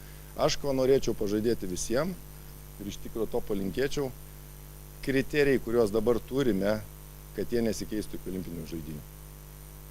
Buvo minčių, kad dar kitais metais patobulinti. Nereikia tobulinti. Aš galvoju, kad jūs turite darbus, turite sistemą, mes turime sportininkus, mes turim jiem netrukdyti, padėti pasiekti rezultatą. O ką mes pažadam, tai vasarį, kovą mes įsijungiam, darom, kas galėtų būti po olimpinių žaidynių, top modelis, role modelis, ką mes norėtume. Toliau mes pajungiam ministeriją, kovo balandį, ir tada įjungiam skėtinės organizacijas, kad irgi tas būtų išdiskutuota. Ir dar metus visi turėtume pagyventi su tuo, kas dar nepriimta. Ir tik tada, tai jau prieš olimpiniais metais, jau eitume į Seimą, kalbėtume, ko reikėtų ir tada galėtume priimti. Čia būtų geriausias sprendimas, kad nebūtų tų, dar sumarašiau, padėliojau. Atsiprašau, pagal laiką kaip ir tilpau, dar galiu 15 minučių pasidžiaugti. Aišku, tikrai džiaugiuosi, kad, kaip sakau, yra tos mūsų lyderystės, bet jos kartais labai paskęsta toj visoj glūdumoj. Tai dar kartą siūlau, yra šansas visiems. Turite žinių, turite gebėjimų, turite kas yra blogai, ateikit ir kalbėkit. Nes turim kolegas, čia tas nuotraukas ne dėl to parodžiau, kad kažką pažįstat, kažką atsimenat, kalbėkite su jais, keiskite juos, keiskite jų požiūrį. Matote, kad nepavyksta, mano telefonas nesikeitė niekada. Tai irgi, kaip sakau, jeigu reikia, tai tikrai kas nori susiranda ir pasišnekam, ne visada galiu ir LSU. Ir pas Ramūnas jau pažadėjęs atvažiuosiu, bet dabar, kad biški Vilniui daugiau turim tų reikalų, bet tikrai susidėliosim. Tai pirmiausia, turėkit savo prioritetus, o nedaug prioritetų. Mes dabar turim labai paprastą valstybės užduotis, 2 medaliai. Jeigu iš vadybinės pusės, man viskas aišku, ne? Turim 12-10 sportininkų, kurie turi potencialą, nemaišyti, susidėliot. Gruodžio, vasario mėnesį su jais turėsim 2 ratą. Jungsime federacijas, trenerį ir sportininką. Atsiras tą, ką profesorius anksčiau darė, Lechovičius Valdemaras jau pas mus šiai dienai dirba. Darysim tą aukšto meistriškumo komisiją, kuri pirmiausia tikrina kas, kaip ir kas nepavyko. Tai yra 3 kartus per metus su federacijom ir 2 kartus įtraukinėsim ir sportininką ir trenerį.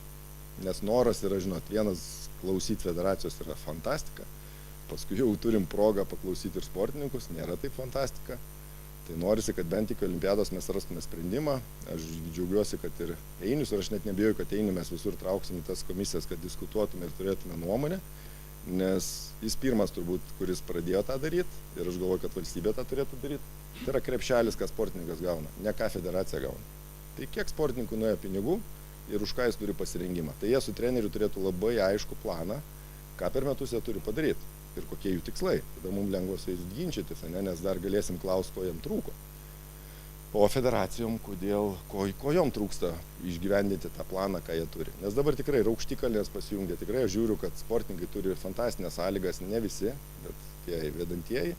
turi galimybės keliauti, dėliotis ir aš manau, jau jie net antrą ratą daro, kad turime pas Sarapšį, turbūt plaukimas, labai geras pavyzdys, pabandė su vienu treneriu, nepavyko, vėl grįžo pas savo trenerį, tai yra tam eksperimente ir aš manau, kad dar 2 metai Olimpiados jie yra tam teisingam kelyje pasiekti tą rezultatą, ko mes visi iš jų tikime.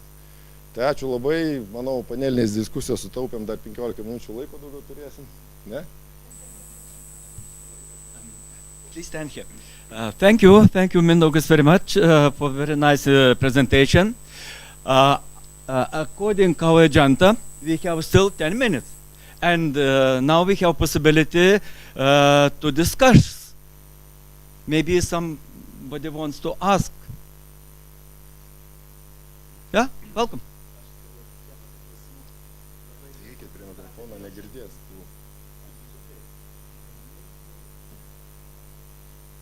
Kaip ir puikus pristatymas, labai Mindaugai, labai patiko man dėl kompetencijų trenerių ir taip toliau, tas labai aktualus dalykas.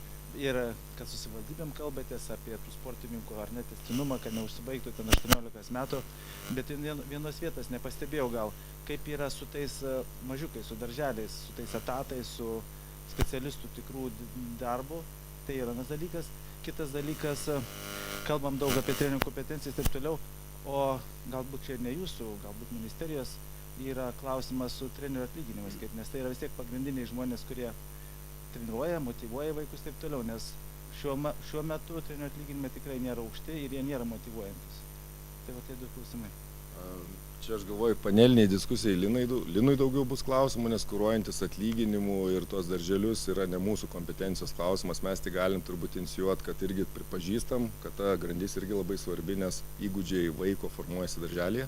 Mes jau kalbėjom ir vakar su Seime su neįgaliųjų sportininkų atstovais ir sakykime, jeigu vaikas atsineša gerą supratimą iš darželio, kad tai yra normali dalis turėti kitokį žmogų šalia savęs, su negale, ne su negale, jis jau susitaikė darželį, jam mokykloje nėra jokio šoko, jis toliau gyvena savo gyvenimą. Jie viską realiai reaguoja. Jeigu jam nesupažino darželį, nesuteikė tų įgūdžių, judėjimų ir taip toliau, jam natūralus vaikiškas klausimas kyla, o kas tau? Tai tas ir prasideda tas toks, vieno gesinimas, kito, kaip sako, kitas gal per tos durnus klausimus atrodo kažkoks agresyvesnis, tai aš čia kalbu apie darželio. O Linas, aš galvoju, jeigu galim išnaudoti šitą progą, jeigu dėl trenerių atlyginimo, kodėl nelygų su pedagogais, aš taip suprantu, nes šitą klausimą girdėjom ir laiko. Tai dabar dėl darželio, kokia yra situacija. Čia vėlgi aš galėčiau ir toliau sakyti, kad vėlgi ne mano klausimas, nes tikrai yra švietimo ministerijai kolega Ramūnas Kaudžius, kuris kuruoja švietimo sritį, bet yra taip, ten yra etatai darželiuose ir mes kėlėm šitą klausimą ir pakankamai plačiai, kad nėra neūdomos savybės, fizinės savybės, nepakankamai nesudomina vaiko. Analizavom programas tų specialistų rengimo, kur darželių yra. Jie gauna pakankamai tikrai valandų, kad tikrai galėtų, kad žinotų, mokėtų ir norėtų. Kodėl to nedaro? Kitas reikalas. Nes, pasakykim taip, dabar būtų primityvus ir labai toks ekstensyvus būdas dadėti pinigų, įtraukti etatą, kai nuimti nuo kažkokio valstybės sektoriaus lėšų ir kai tikrai neefektyviai išnaudojamos šitos. Nes valandų edukacijos ir tų fizinio pratimo mokymui, kvalifikacijos kėlimui, visų savybių ugdymui suteikia pakankamai. Kitas dalykas, kai kurie daro, kai kurie ne. Didžioji dalis nedaro. Tai dabar reikia efektyviai išnaudoti esamą sistemą. Ir tik tai tada šnekėti apie papildomų etatų. Aš tikrai girdėjau, kad tokia nuomonė vyrauja, kad turėtų atsirasti ir ateina iš olimpinio komiteto, yra siūlymai, kad atsirastų papildomi, kur olimpinio švietimo, kad būtų įgūdžiai formuojami darželiuose. Bet dabar ministerija tokia, sakau, nueiti tuo primityviu, ekstensyviu būdu, kad dadedam tik tai pinigų, pasidarykit, dar plėskite etatus, tai dabar pasirinkę, kad tokių neįsim. Bandysim tą kokybę peržiūrėti rengimo. Čia į vieną klausimą. Kitas dabar dėl trenerių kvalifikacijų ir trenerių atlyginimo sistemos keitimo. Tai dabar yra daromas studija, jau baigiamoje stadijoje, dėl visos aukšto meistriškumo sistemos reformos savivaldybėse. ir tai susijęs su etatų struktūra ir taip toliau. Iš principo krypstame tame, kad dabar turim pasenusią seną tarifikacijų sistemą, kurią paveldėjom iš rytų kaimyno ir vis vakarų pasaulis nuėjęs vis dėlto į klubinę sistemą per paramą klubams, per galingą paramą klubams, realią, tų pačių estų pavyzdukas, tai 12,5 milijono eurų dadeda iš valstybės ateina, kitą dalį dasideda patys klubai arba savivaldybės, tai turbūt einame prie tokio modelio. Tikrai tas kelias ilgas, norim turėti tą studiją ir kaip eiti prie to vakarietiško modelio, turėsim pasidaryti pilotinį projektą, startuosim galbūt nuo kelių savivaldybių, bet jisai kardinaliai keisis modelis. Tai iš principo ateis aukšto meistriškumo sportininkas, aukšto meistriškumo grupė, jisai gauna pakankamai lėšų, tikrai ne 30, ne 40, o 140, tiek kiek reikia. Ir jie formuoja, tačiau valstybė kontroliuoja tik tai kokybę. Tai va tokios planai reformos. O dabartinės tos tarifikacijos, jinai yra tokia, kokia yra, bet tikrai žinom, kad ta esama sistema, jinai, kaip ją belopik, jinai kiekvienais metais vėl vis subira ir vėl atsiranda blogai sektorių, ten viskas yra baltai siūlai siūta. Tada reikia kitaip daryti, o studiją dabar darom. Welcome. Mindaugas. I don't know what to do. Our conference forum was announced that will be in English.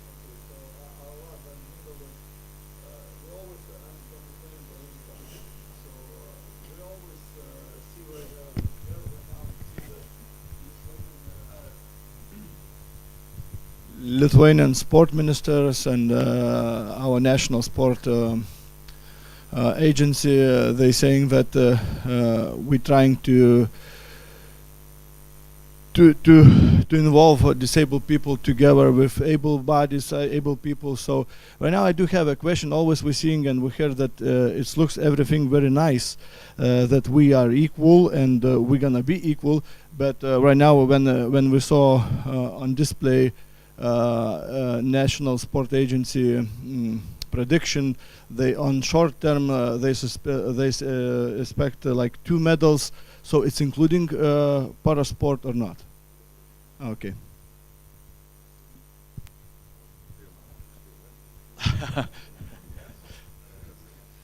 So yes. So, but I think that we can start panel discussion. What do you think? Because the questions are related to our future content of panel discussion. Yes or no? Yes? But as a coach, I finished with here. But as a coach, I can't agree that after medical, how to say, diagnosis, coach first has to know information only athlete, but not coach. Coach is given training program. He must know all about what is going in the body of athlete. I think that both athlete and coach has to get the same information, because I must give right training program. Maybe I wanted, and we discussed with you as an athlete, to increase load in submaximal zone.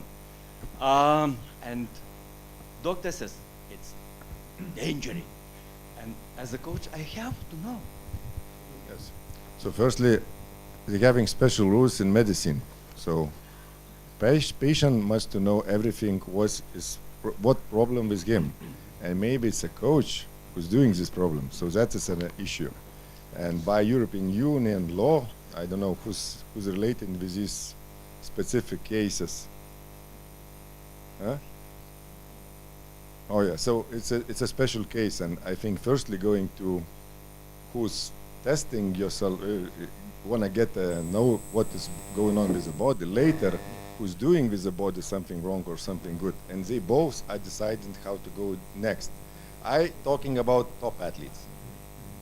In the beginning, we're not talking about medicine care at all. It's a shame also, but in the future we have a lot of possibilities to improve. So, but I agree. From both sides, yes, they must know everything equally, and at this time, I think more or less everything is equal everywhere where a coach and an athlete is going together. Nice. Thank you. So, thank you very much. And now we will start our panel discussion, and I would like to invite to take their seats Linas Apcarskas, Vice Minister of the Ministry of Education, Science and Sport, former athlete and coach, Associated Professor at Kaunas University of Technology. Before starting to work as a Vice Minister, he was elected as a member of the Council of the European Sambo Federation. So, welcome. Ainius Petkus, Director of Olympic Sports at the Lithuanian Olympic Committee. Former high-performance athlete in rowing, he took part at Barcelona and Atlanta Olympics, several times won in the World Cup competition. He made research and defended PhD in rower sports coaching. Welcome. Darius Šaluga, double career, President of the Lithuanian Union of Sports Federation and President of the Lithuanian Boxing Federation. Welcome. Mindaugas Melius, President of the Lithuanian Paralympic Committee. He is elite athlete. Mindaugas has won gold and silver medals at the Paralympic Games and at World Championship as well. His motto, do not give up and dip into depression. Welcome. Gintaras Jasiūnas, President of the Association of Heads of Sports Divisions of Lithuanian Municipalities. At the same time, he is the head of the sport division at City Šiauliai. Welcome. And Nerijus Masiulis, Professor of the Lithuanian Sport University, President of the Lithuanian Sport for All Association. He is a big fan of downhill skiing. I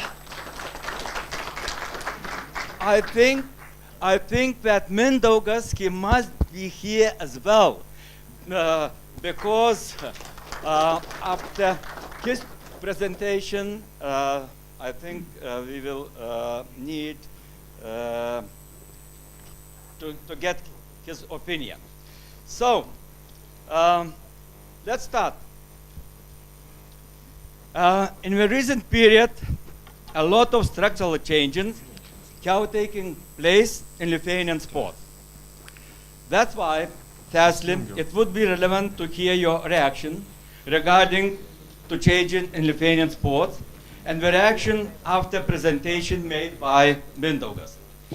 I would like to ask everyone from you their opinion of two aspects as representatives of your institution and at the same time your own opinion. And I would like to give Darius Šaluga to share his opinion. Thank you very much. Can I sit or I need to stand up? Okay, so welcome everybody, and I want to congratulate Kaunas Sports University about this great event. So thank you for inviting me to this event, and thank you for the panel. And you know, second time I hear Mindaugas Špokas. First time, okay, two first times we talked as a federation, as a federations union, and you know, before Mindaugas became general manager of this agency, of sport agency, I thought only that Mindaugas cares only about basketball, But now I see that my opinion was wrong, and thank you, Mindaugas, for very good impression of mine, personally mine. And as I'm talking with the organization, with the Mindaugas Paralympic Committee President, and Diana Gudzinevičiūtė, and all the society of sports in Lithuania, Mindaugas, thank you. You are making very good impression, and it will be a big help to Linas Apsarskas, I think, because we were a pity when we looked at him. He was running alone all the time, and of course there was no capacity just to move with the all sports society and all these problems which were created years and years, you know, and just to solve this problem just in 1 year or 2 years impossible. Just you need team. So Mindaugas, a lot of good wishes to you, and thank you for your nice presentation. But anyway, as I talked already in Šiauliai forum, sports forum in Šiauliai municipality and Klaipėda municipality, I just want to invite everybody to discussion with federations too, because you know, I'm listening to you, and in your voice I see sad colors when you're talking about federations. I'm inviting just to listen federation side, and there is not so easy life in to work in federations, and you know very well, but maybe not so well from small federations, because you worked in swimming federation, in basketball. There's big rich federations, but smaller federations, they have a lot of bigger problem, as everybody sees. So the discussion with federations, with coaches, with the all the society would be better just to have it daily, like you meet Linas 4 times per week.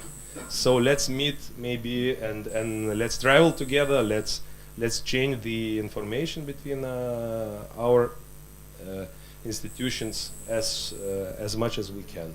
So I wish you good luck, and I hope that the cooperation between federations and state and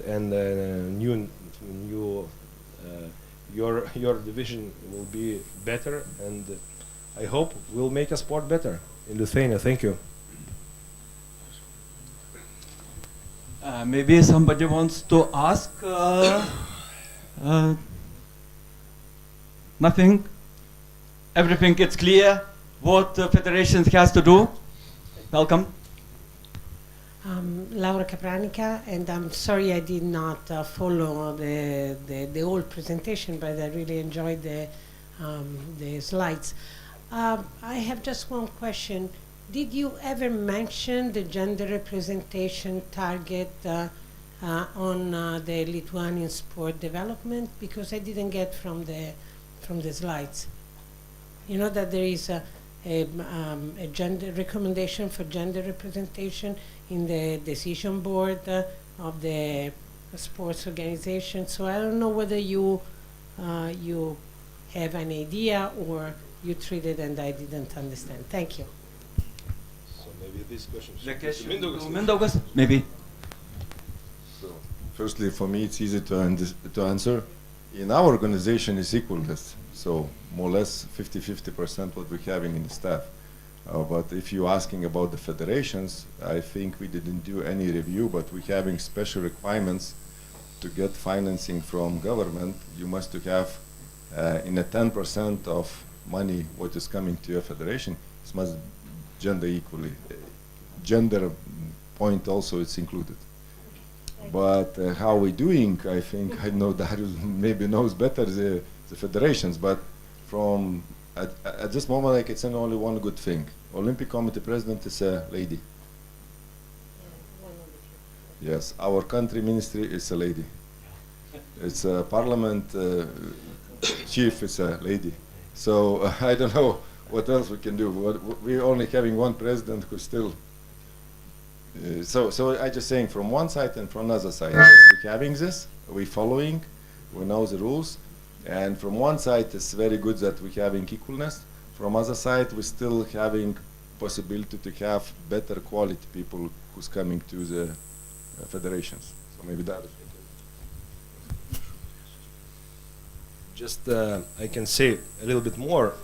You know, we lived in post-Soviet Union area, you know, and there was a big problem with the gender equality and so on and so on. So I understand why you are questioning this question. But you know, as already mentioned, I am president of Boxing Federation too.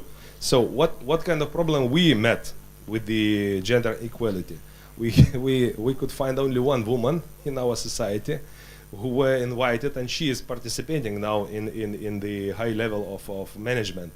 So there is more problem that there are more men than women in sports society, you know, sometimes. So not all federations are able just to make equality without between genders.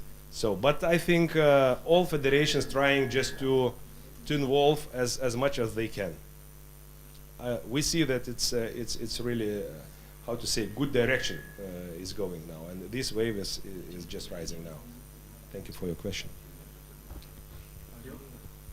I do have a I mean, like, I can answer too, like how we're working in with disabled organization like Paralympic Committee, Disabled Federation, and we all the time we have like and general secretaries is like always we're trying to put some women in administration and in management. So yeah, we're trying all the time to involve the women in administration or in management. So like Sport Federation has a general secretary. She is a woman. In the Lithuanian Paralympic Committee we do have two, and in Blider Federation and Blider Sport Federation they do have two. So always trying to involve, because we believe that you know, we all equal, and we want to show that able or disabled bodies are the same. So people. So yeah.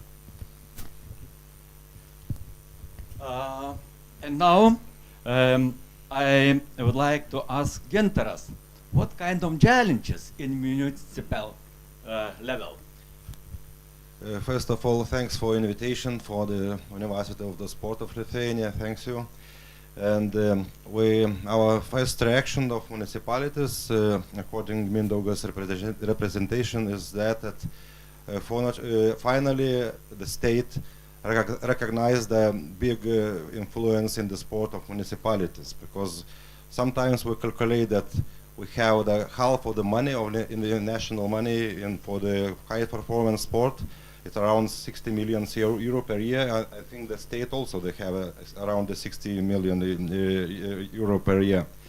But we have a law. Yes, we have a law about the municipalities. Municipalities have independence from the state. You know, I think it's in all Europe the same. And Mindaugas talking about the ministry and the agency of national level. Yes. And we think that we should have a real plan how to have influence from the federation and from the state to the municipalities for the high performance sports, for the coaches and for sport organizations. And this influence could be about the recommendations, which should be improved by the minister of the sport ministry. And we think that is and also the finance for the ID sport for the higher performance sports, to the club, to the sports school, for the academy, and for the region sports centers. If we will not to do that, I think the reform will be with a good future. So the main of our action for that. Thanks. Do you have any question? No, thanks. And now, Paralympic sport. What challenges do Paralympic sports face? Hello, everybody. Again, I had before a question. So, and again, I would like to ask sport agency like Mindaugas. Right now, he's representative here. Still, we have a lot of questions actually with Paralympic movement. Like I asked, like it is included like in those two medals Paralympic movement. The Mindaugas said yes. so it's good. But let's say Deaf Olympics is disabled bodies too, right? And they they have a movement and they're expecting like 10 medals. So is it including all disabled bodies? It is including Special Olympics, Deaf Olympics, and Paralympic Games. Again, there is a question. So how it's working? Because like there is an Physical and Sport Federation president too, and we're listening and we're confused actually. What is including? And I guess we need to sit and to work with agency, with ministry again and again and again, because it's a lot of questions. We know how it's in, let's say, in Sweden, in Norway, in Finland. We know how it's in the United States, and we know how in different countries how it's working, the system. And still, we see things that we're trying to do something like that, but it's how it will work, we don't know, and we don't believe it that it could work, because we still have questions. 2 medals, so it includes Deaf Olympics, it includes Special Olympics, or it's just Paralympics. So how it's gonna be? How we're gonna be if it's including Paralympic movement? So where Deaf Olympics stays? And this is a lot of questions. Maybe not just for agency. Maybe it's just for sport minister. I mean, education and sport minister. So thank you for question. It's not easy. We're learning each day. So firstly, in the presentation was Paralympic and Olympic, and we're not talking about Deaf Olympic, but from other part, when we're seeing our donation to sports achievements, they are in. So I think only easy to solve the issue. We're just putting that Deaf Olympics. We having another issue. What achievements we waiting for them? We expecting from them. But it's also a question wider. We need to talk. At this moment, I said that scholarship holders. 64, I think it's disabled people, how to say, holders. And I think deaf athletes is, I don't know, here is the president, how many of them? 54. So it's increased value, but it's also confusing because sports are different, competition are different. So I think what the government was already sold, we're having equal treatment, so it's good. So now we're moving on the, how to say, on the pie we're putting sherry. So is the sherry bigger or we need to put more sherry? So it's another question. But mainly was focusing Paralympic, Olympic, which is biggest events. And now we must talk and discuss about the wider possibility on the cake to have more sherries and so on. So it's an issue. Because we can talk from other part, not Olympic sports, where they are.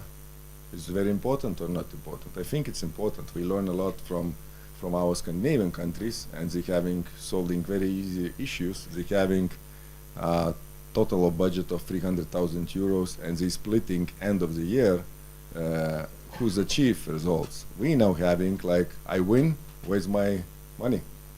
So I'm talking about Paralympics and not Paralympic sports, and I think we must solve this issue by regulations. I think we can have also 900,000 euros in a money prize, and end of the year we calculating who wins who, and I think we're having also good fighters, which is not included in the Olympic sports, or we're having also racing drivers, as they represented countries, and we also having when we deliver a donation to the federations or to the bodies, so we're having quantity of percentage, how it's going. So the same quantity could go to reward.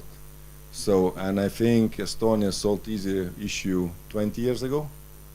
We're still having this issue, but we're having more money. So only question how we agreed and we can put it, because it's a shame to listen to the athletes who's won, represented countries and didn't receive nothing, only thank you.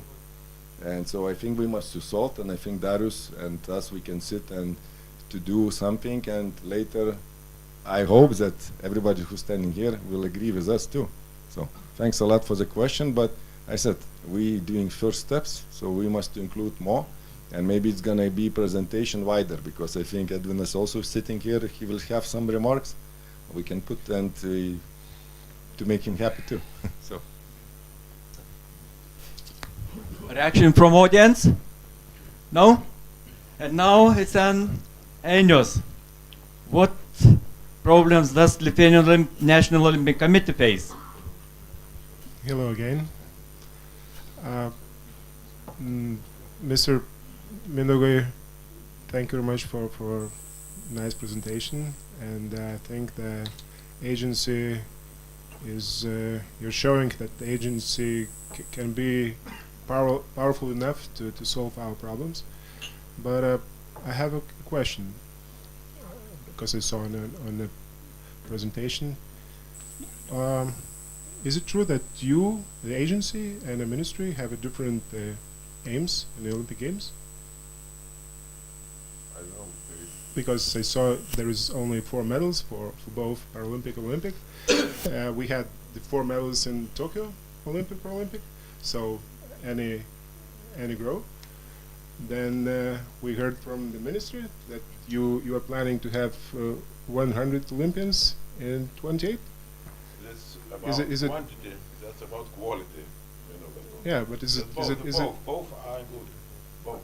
Because on this depends the next questions about some how to say limiting factors that federations will meet, like you can make any preliminary payment for example from this time for next year, or how to say to the next year sport events. Then you will have the federations will need to have their own money, like 5%. It's also, we think it's a problem. It's a big problem. Competing with another country athletes, or to steal the places in the Olympics from them, for another country athletes. And then also, like Olympic Committee, we don't see in funding criteria such a competitions like European Youth Olympic Festival, European Games, or beach games. So do you think that you can solve those problems, or you can see something better for us in the future?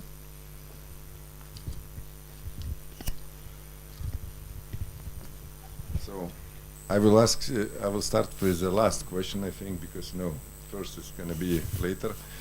So firstly, about Youth Olympics, what you said, how it's going to be, I think we need to sit and to collaborate together, because if you saw in the line where it's expecting, I think with help of Olympic Committee, we can get together, because it's still not enough, how to say, they're not fitting in our 7 categories achievements, AOF, like, is it correct? Is it AOF? Yes. Yeah.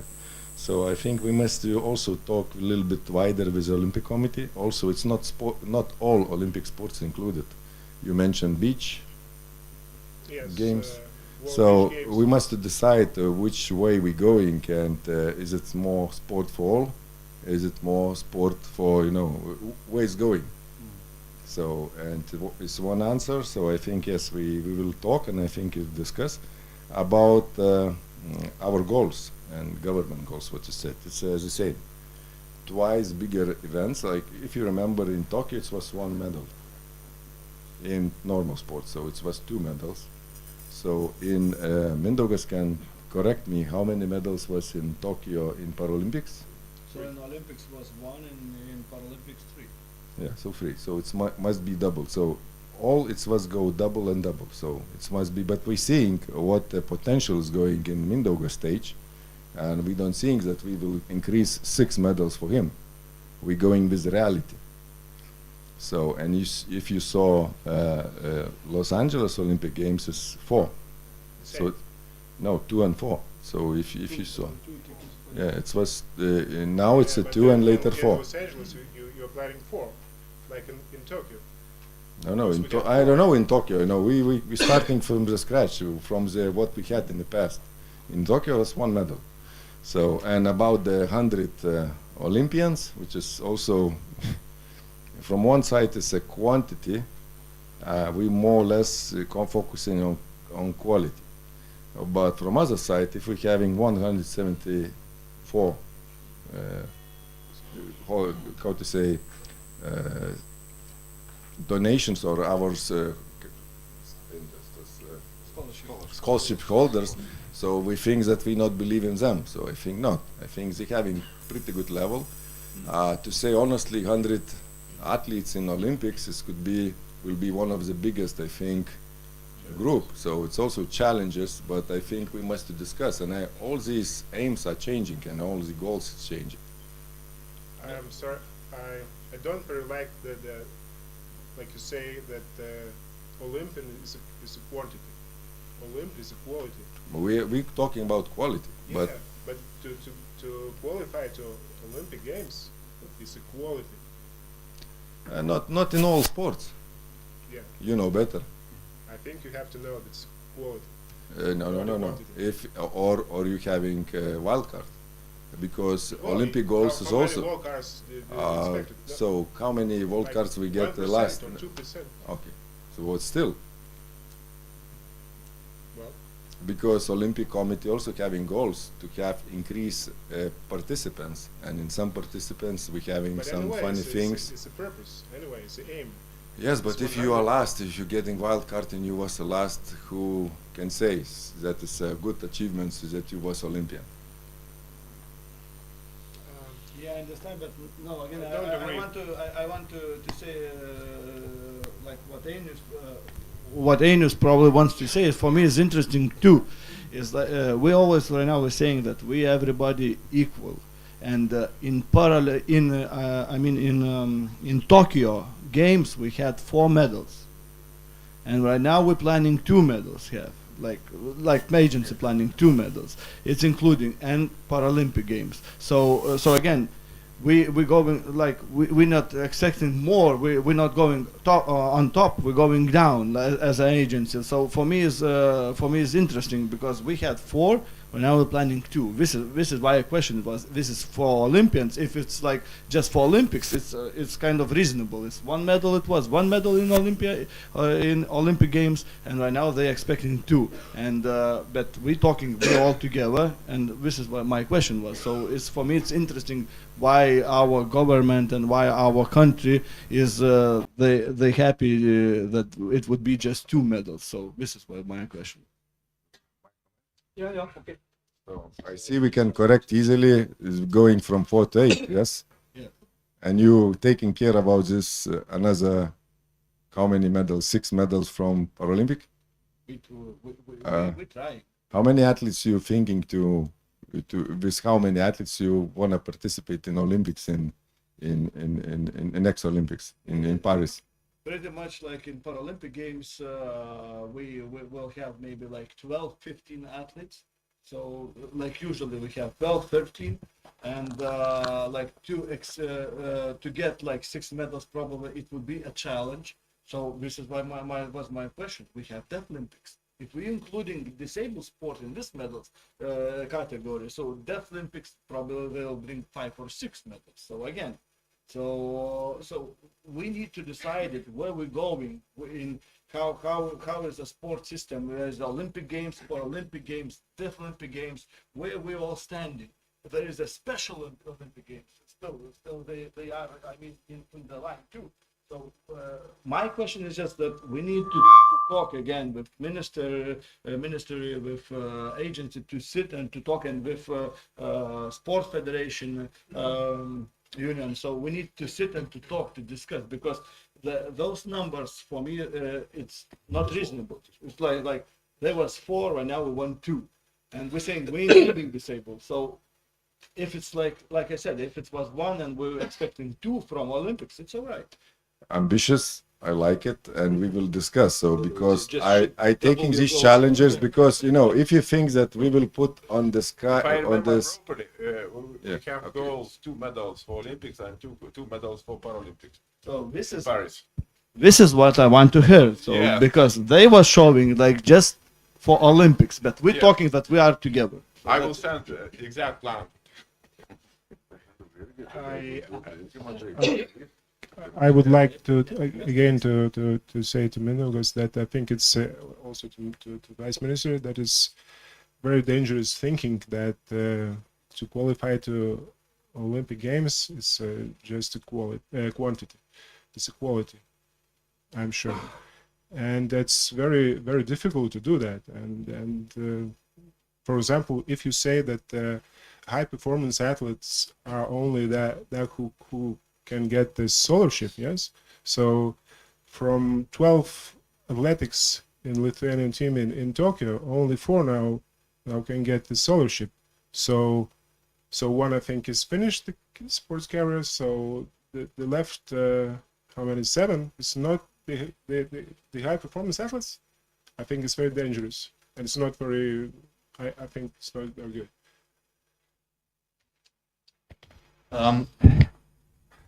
Just want to react, 24th place in the Olympics, what do you think is good or bad? To qualify to No. I just think 24th place. It's the last sport what you're getting scholarship. Yeah, but it's so such ask a rules. what the rules. No. If you participating in taking 48th place, is it good for country or bad for country? Good for athlete or bad for athlete? You ask athletes, are they happy with the 48th place? Yeah, but No. I just saying we going on quality. Maybe it's not, but it's a disaster for athlete who's thinking to get a medal and taking back with the 13th place because he's quitting career because he's seeing what he's did and that he's not in the wrong place. And we thinking that still it's 25th, 26th, 27th, 28th is okay for us? Well, no, I think not. Depending on the sport, qualify to Olympic Games. You're Olympic sport representative, and you think that we pay him more scholarships when the Olympic Committee did. Can you reach 125th? So it's also a discussion you with think that all 100 will be higher than 24. Okay, you think that all these holders of our donation paying panel, yeah, we're having 174, I think, totally. You think that they have no chance to go to Olympics? And we paying just that they will be here? Yes, I think that some athletes who Why? are getting. So you're saying it's 24th place. They already agreed. Some places in your criteria for scholarship. To the Olympic qualification. Tell me which. Well, I can tell you. Which? We can. You're right.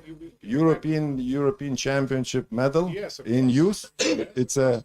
In some sports, there's nothing for European. Means that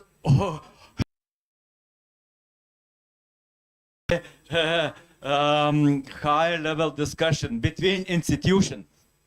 And I would like to share what I calculated and found out very high correlation between participants and medals, more than 0.6, and coefficient of determination, more than 0.5. It means if you have 100 participants, you can predict 5 or 6 Olympic medals. But I think that question is, on what criteria is based your prediction? 2 medals? More medals? What kind of criteria?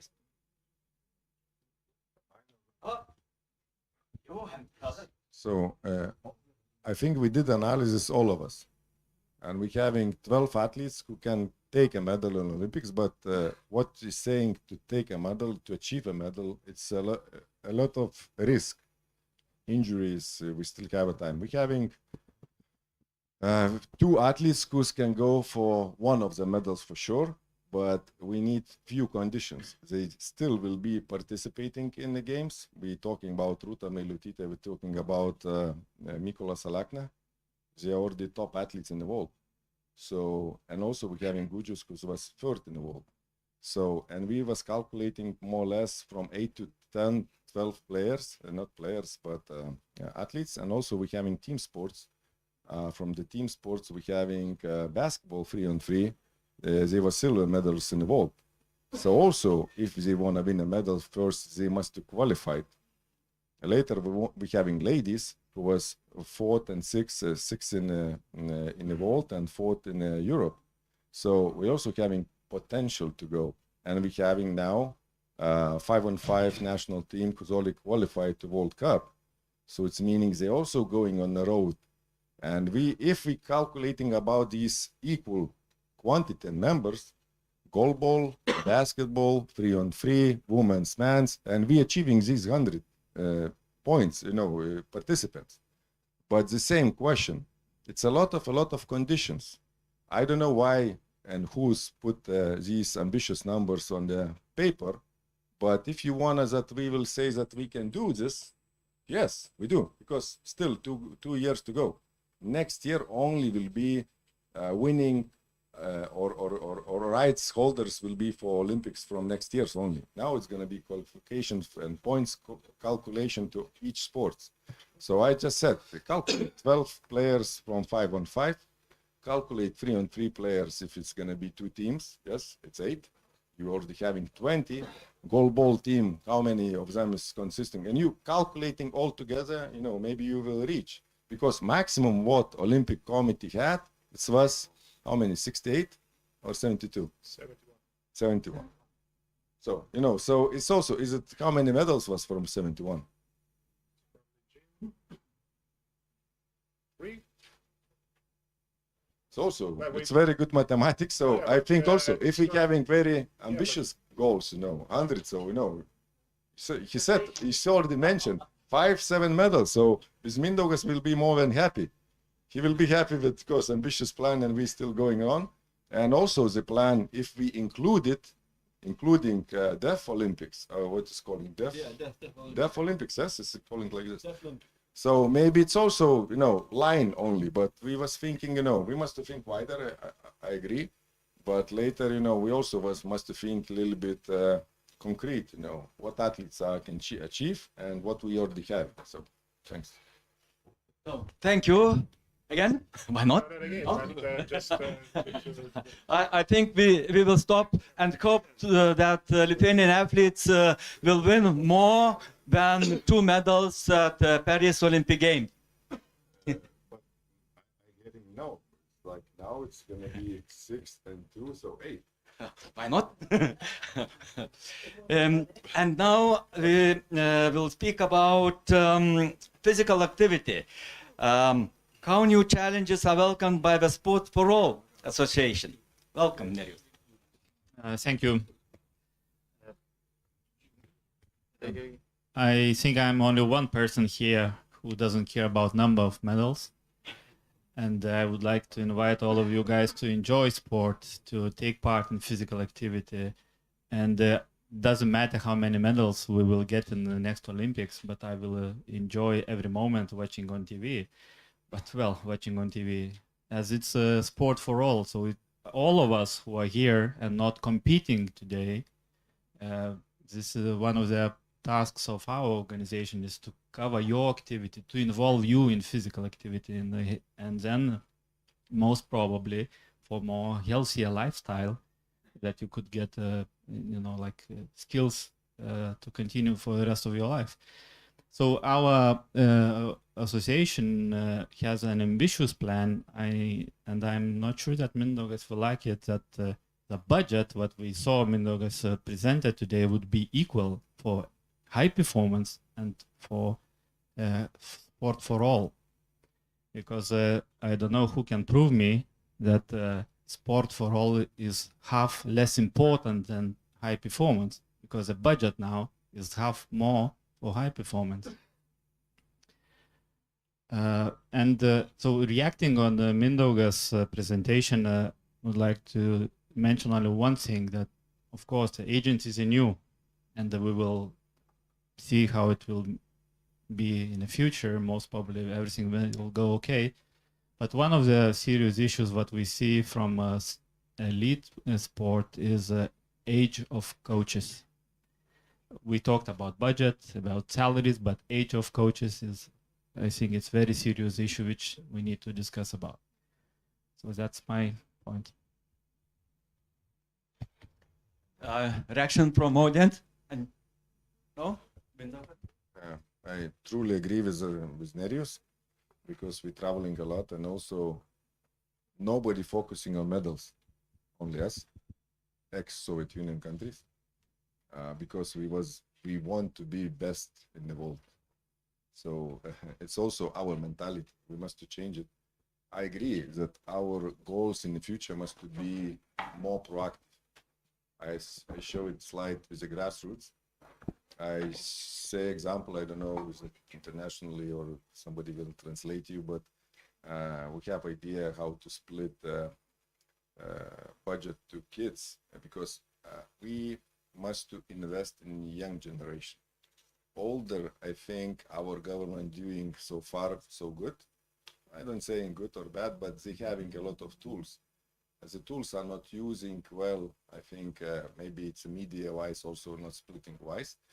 But who knows, who wanted to be active, I saying about all the people, they are the active. Who don't want to be active, you do whatever you want. So it's mentality. But new generations who's coming from kindergarten, they want to be active. I always giving one example, give the ball to the kids, just, I don't know, football. He will kick.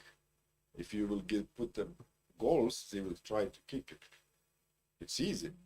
I think basketball is a little bit complicated to the younger kids, because you need to throw it, you need to have a basket, and so on and so on. So, but activity and fun, it's main important. So I think in the future, with the Ministry of Education, we will talk more and wider, because now when we're saying 15, it's not meaning that 15 going, because we're talking about also municipalities is planning and spending a lot of money, because this percentage of top athletes, what we now discussing, good or bad achievements, it's only very small numbers, but they are target of these young kids. They wanted to follow this example. I would say one example, World Soccer Championship going on. Everybody's, I don't know, more or less 60% of our population are interested in this. And still we're not having any team here. We're supporting others because we just like neighborhood country, or I don't know, somebody saying that, oh, Brazil is my favorite, but everybody's watching because it's, how to say, positive thing. It's nice, you know, it's emotions. So I think firstly we must to give tools for the kids, learn how to use, and not to give firstly, okay, good example. They didn't know how to read, but you're giving iPads, they're already playing. It's the same. You're giving ball, playing field, they're already playing. So better first to get the ball and movement. I think also we must sit all together. Mindaugas also had very nice conference yesterday, and we talk about these issues. Because I always saying kids and disabled kids having the same problems. They don't want to be active. It's a lot of questions why, but we know the answers more or less. Infrastructure is not the main target, because also we had how to say, representative from Sweden who's having excellent equipment and I think venues, but they're having still the same problems and issues. So now I think we must a little bit look wider, and I think also, of course, government, not only from budget of our Ministry of Education must to put the money. I think we're having at least 6 ministries which is having the same aim, but they're just splitting money with the same aim, but a little bit. And I think if you calculate in totally money, it's huge. So we must to go in this pyramid all together.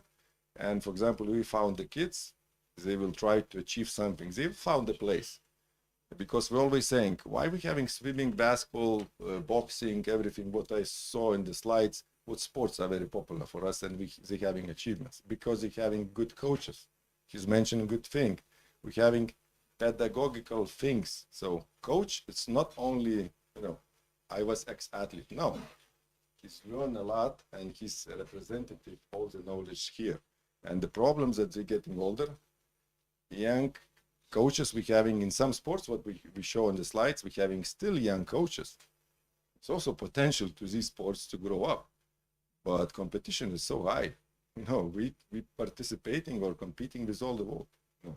So we must be realistic. If we put a slide 8 or 10 medals, it's ambitious for us. And later, if we're not achieving, who's guilty? It's not me. So, you know. I just want to say, just put 4 minutes. No, 4 minutes, not in 4 minutes, but 4 minutes. So yeah, I understand what Mindaugas is saying. Well, we don't need to put the medal. No, I mean, we need to put the realistic numbers. I understand. My question is, it was Mindaugas, and we will sit. I know for sure that we need to sit and to figure out the system and to how to count this medal. This is just a question. Where is disabled sportsmen? In which place? That's it. Thanks a lot. Before our future discussion, I would like to show one slide. Do you have a question? Yeah, I just one remark, just one notice, reacting to the speech of the agency director. So when we're talking about disabled people and able-bodied, about athletes, about youth, about children, I think it's a little bit dangerous thing that they are equal, and equal is okay, but the problems is the same, because it's not like that. Because when they're talking about children, there is a lot bigger problems. Some problems is the same, yes, I agree, but some problems is very specific, very difficult for them to involve them to be motivated and go to the sports. So for youth and for everybody. So just my notices, but sometimes it's dangerous. You have to look wider and specifically to all the target groups. Thank you. Yesterday I listened, so I know more or less. Dear colleagues, I would like to speak about fundamental problem. What is it? 90 years ago was found that regular growth and maturation, and later on was made very nice research in North America, and was found this is line of maturation. First stage is very rapid growth in early child school. The problem is in Lithuania. What is it? What kind of problems? This is golden age to increase potential bones mineral density, motor skills, biomotor ability in order to achieve the best highest results in future. Have you seen Lithuanian football player when he scored a goal to make salto? They have problem to score the goal. But you can see in World Championship. What is problem? Irresponsibility of municipality in kindergarten. Physical activities are provided by the teachers wearing skirt and high-heeled shoes. What is it? It means that we are losing 6 or 7 years, and we will not achieve elite athletes. What to do? Vice Minister. I already said. Easiest way to remove, to ask teachers, do not wear skirt or high shoes. That's easiest way would be, of course. But of course, we have to improve quality for teaching qualities. They have enough hours to know how to work with kids. And I already said that we can try to ask to add extra teacher, specific teacher for physical activity feature, but that would be huge money for country. But we know exactly that money already devoted for this field is not works effective on effective way. That's we have to change quality for teachers in kindergartens. And it means that Lithuania has a lot of kingdom. In Kaunas city, 1 or 2 years ago, was, how to say, panaikintos šitos. No more physical teachers in kindergarten in Kaunas city. How can we do? We are own kingdom in Lithuania. So the next stage is in puberty age, teenagers. Again, rapid growth in puberty age. But what kind of problem? Is sometimes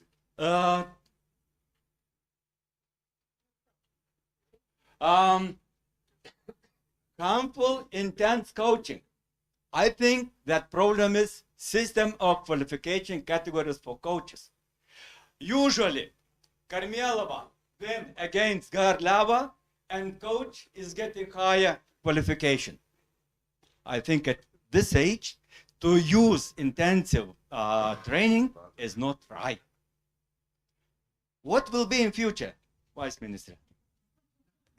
I already said that we are working on this. We have some research, doing some research now, on how to change, absolutely change the coaches' qualification system in Lithuania. That's and we know exactly that we have old system, and we're fixing each year. There are hundreds of pages for each kind of sport, for each age group, and all times that's old system, and now we're working in absolutely different environment, and we're trying to work with old system in new environment. It will not work, and we have to change absolutely. And we in December we'll have some new results of research, and after that we will prepare recommendations for municipalities. And in the future, I think we have to move to club system. That's the only one way I can see. How long does it take? 1 year, 2 years, more? Approximately, we'll start next year. Next year. But it's a pilot project with 2 or 3 municipalities, and we have 60 municipalities. But we already said, and I will have discussions with biggest municipalities, Vilnius, Kaunas, Klaipėda. I think if everything will be okay with the pilot project, we'll move widely, and that's our reform can take 2, maybe 4 years approximately. Thank you very much. And the last one is then athletes finish secondary school, usually, what is it? The problem related to post-puberty age, dramatic drop out after graduated from secondary school. What to do? We are losing a lot of potential athletes. On Friday was very nice forum in Klaipėda, and Mindaugas in kayak sport said that between 22-24 age, he was not given any money for sport. So, what will be in future? Thank you for that very interesting question. Okay, and we know it's already started with scholarship. We extended the scholarship range, and we're starting with new talent ID program that can help in this. And also, I hope that in new recommendations we will work in this specific age group from 19 till 24 to 25, and I think that members of national teams of Lithuania for any kind of sport can be supported by local government, by municipality. But Gintaras can help me, I think. You push your minister, because as I told that, you know, municipalities are independent from according to government. And the decisions how to work with the sportsmen after the secondary school, yes, making in the municipalities council. I can explain, but in half of the municipality, maybe a little bit less. For example, in Šiauliai, Klaipėda, Kaunas, and other municipalities, every sportsman in the sport centers have possibility to stay in this organization and to have a training. The main problem is to go to another city as a student, and the student will have the university problems also, because for example, some of the students from the small municipality, after the secondary school, what they should have a study, yes, and they go to the another cities, to the Vilnius, Kaunas, where college and the universities. How can they find the place where they have still training? Yes, also this problem. But for example, municipalities have to make the decisions to have the sportsmen. And I have to say again, we are making a searching about the situation in municipalities, and the mayors of all municipalities, so they have also association. The municipality associations, they wait their recommendations for municipality sport from the ministry, and this as soon as possible, because it's a very important thing.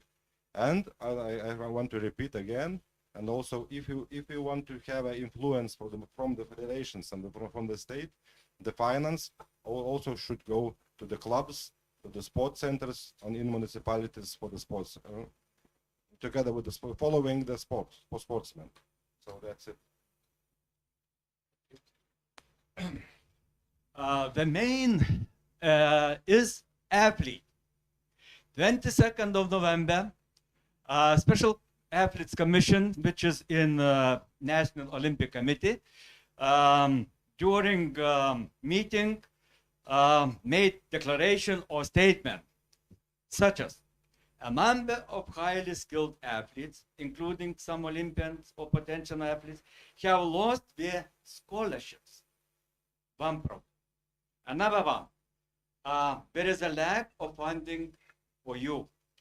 And third problem, the federation do not know how they will need to take athletes to camps or competition at the beginning of the next year. It means then they will get money. So three problem. Who can answer? I will try. I will try. Okay, I will try from the last one. We're discussing about we can transfer 1/12 part of money in advance before signing a contract, after checking if everything okay with previous program. That's possible, I think. That can help. And I think, but because budget money goes in the middle of January, I think, approximately, the Chiefs Ministry of Education, Science and Sport. That means we must have already signed contract to move money directly to federations. But sometimes that takes time because, and that's not about contract. Contracts are about ready, but for program in federation, after they presented the results, they have calculating points, calculating financial results. After that, they splitting such a money between programs. That takes money, but we can pay in advance, I think, 1/12 easily. And if that can go helps. And about first question, about you mentioned that some sportsmen lost scholarship. Yes, I know, but because the government can pay only on real results, but scholarship before was paid by Lithuanian National Olympic Committee. they have committee, they can calculate potential. We do not have such right. We must only evaluate already achieved results. But we extended, and we did everything what we can. We extended range, and we extended age range, and now some youth athletes now have scholarship. There is really great problem because, as I told you, Mindaugas Maldonis. And there are many athletes. So, the last question. Thank you so much, Ramunė Bistrickaitė, Lithuanian Football Federation. Thanks a lot for a fruitful discussion, and Mindaugas, thank you so much for a very insightful and encouraging presentation of the agency. I have one aspect to raise. So I haven't heard anything about the sports integrity. Are you planning to include sports integrity matters in the remit of the agency? Thank you.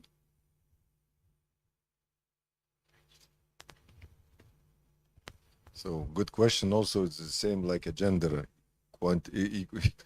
Gender point also is included in 10% of donation of federation, who's filling the papers and receiving the money. But in the future, we think that this will be must in the future in agreement, not in the 10%. So, but also we're saying we don't want to change anything from this year or next year. We want to change from Olympic cycle. So next year we want to do a lot of research inside to talk with our, how to say, quality people inside, later go to ministry, and later to sit all together, because, you know, firstly you must understand what you're doing and why you're doing. Later you must do a little double check, and later, like a federation will come, they're just asking very simple questions. Why and what I will get. So I think at this moment we just thinking how to survive, especially what Darius was mentioning, that federations don't want a lot of changes at all, because you strict, you know, and you fitting in the requirements. You're adapting this, and this conference zone is going up. Now we're saying that 10% is already, we're talking about these things, and I think federations having, you must see what requirements they must fill and how many papers are. So it's I don't know if it's bachelor or master's degree, but yes, I think it's general secretary sitting here. So to fill the papers, it's a lot of work. And also, earlier was ministry was calculating these things. Now our staff will calculating, you know, all these 10%, if you, how much you're getting, but it's only in percentage. At this moment, it's not must. It's only bonuses now. In the future, I understand what you're saying. Yes, it must be inside the papers, inside the agreements. If you have no agreement, you don't following the rules, you're not receiving anything. But we must go in transfer way. We have to have 2 years to establish these strict points and later go wider, because it's a lot of points and WADA and other things. So you mentioned in this another 2 issues. So more or less 3 points is very important. And also it's agreement by governments, you know, European Union bylaws, you know, so it must be following, not only saying, oh, you did getting bonuses. No, it's not getting. You must follow this, and we want to change it from the Olympic cycle. So thanks a lot for question. So according to our agenda, we have to finish panel discussion. Or maybe somebody wants to say? No, nothing. Thank you, dear colleagues, for a very nice discussion. I would like to wish you a very hard job.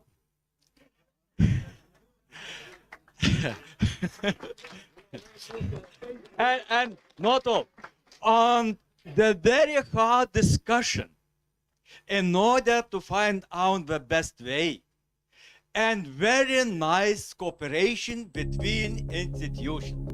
Good luck. Thank you very much.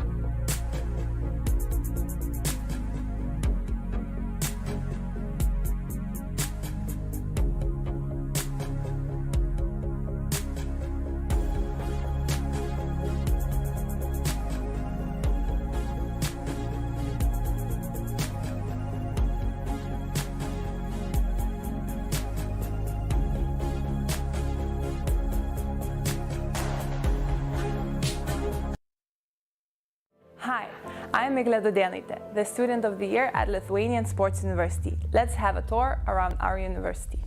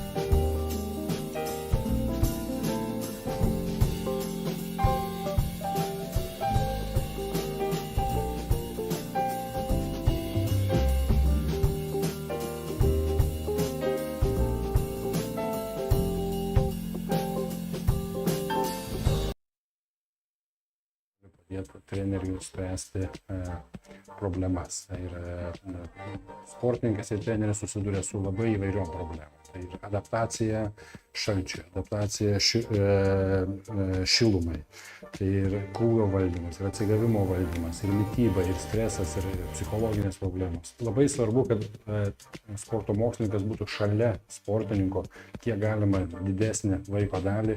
Tai yra viena iš sąlygų, kada sporto mokslininkas gali būti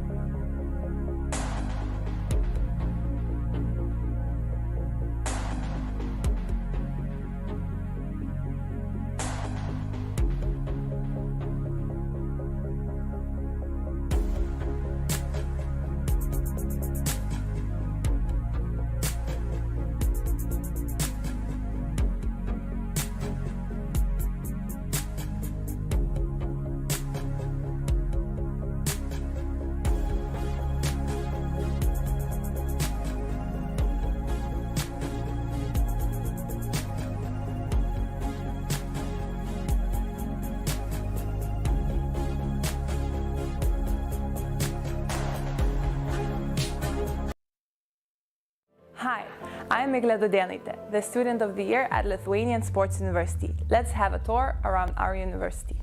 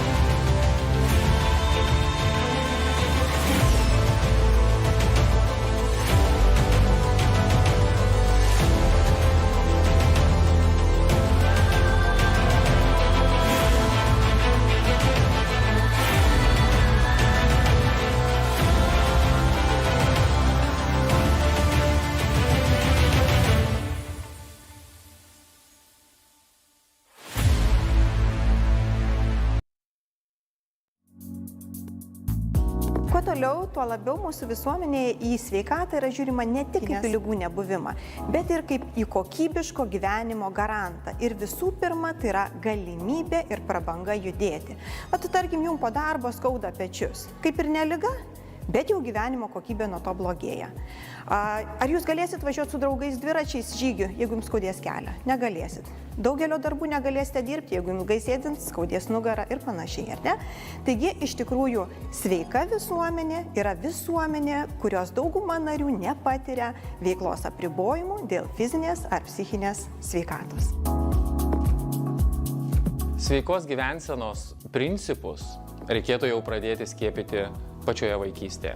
Na, o kalbant apie pagrindinį sveikos gyvensenos elementą, fizinį aktyvumą, labai svarbus pirmieji gyvenimo metai.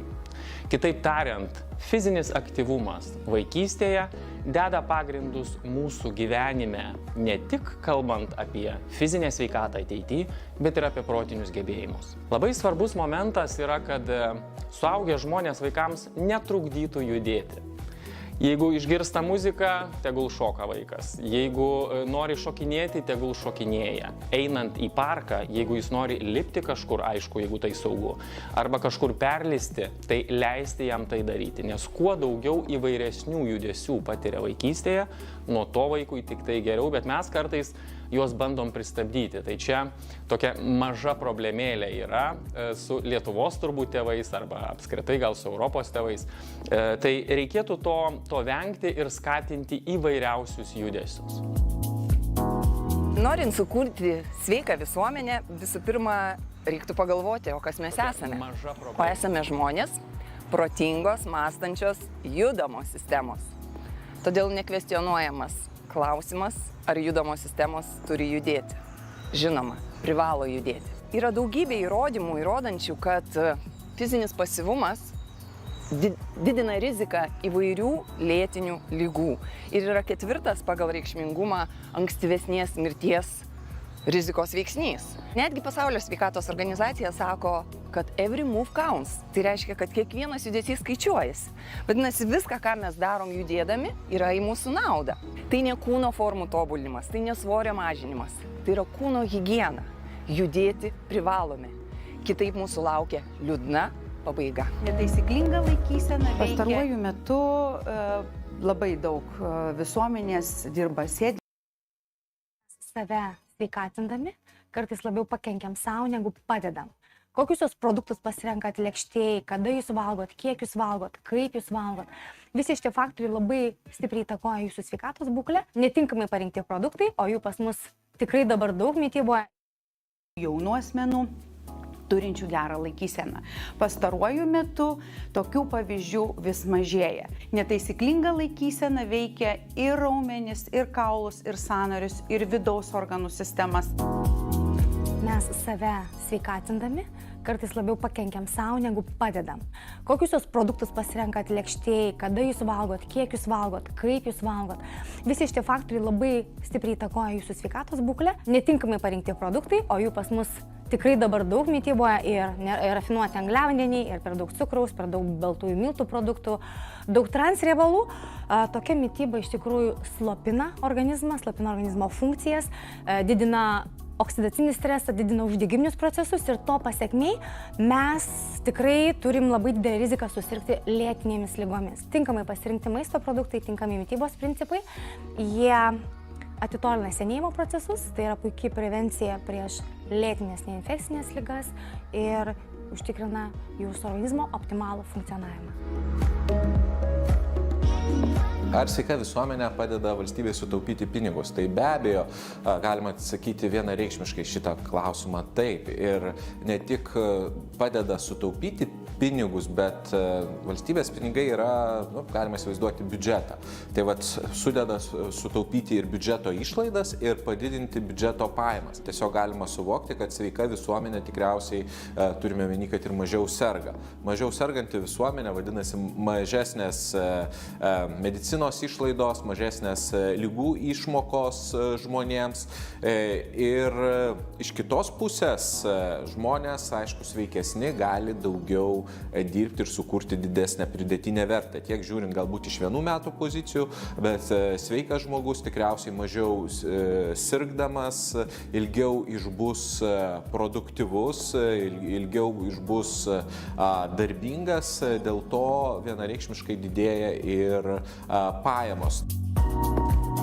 Dabar jeigu nupiešti tą sveiko žmogaus portretą, jauno žmogaus portretą, tai jisai būtų toks. Tie, kurie yra pakankamai fiziškai aktyvus, jie dažniausiai ir maitinasi sveikiau, jie dažniausiai saikingai vartoja alkoholio arba jo nevartoja apskritai, jie dažniausiai nerūko ir jie patiria mažą psichologinį distresą. Taip pat tie žmonės, jauni, kurie palankiai savo sveikatai elgiasi, jie turi daugiau draugų paprastai, jie turi didesnį šeimos savo palaikymą, jie daugiau yra socialiai aktyvus, tiek fiziškai, tiek socialiai jau gaunasi aktyvus, daugiau bendrauja, daugiau būna su savo draugais, pramogauja, jaučia pasitikėjimą kitų, pasitiki patys kitais. Tai tas socialinis kapitalas, jeigu apibendrinant, jų yra taip pat didesnis.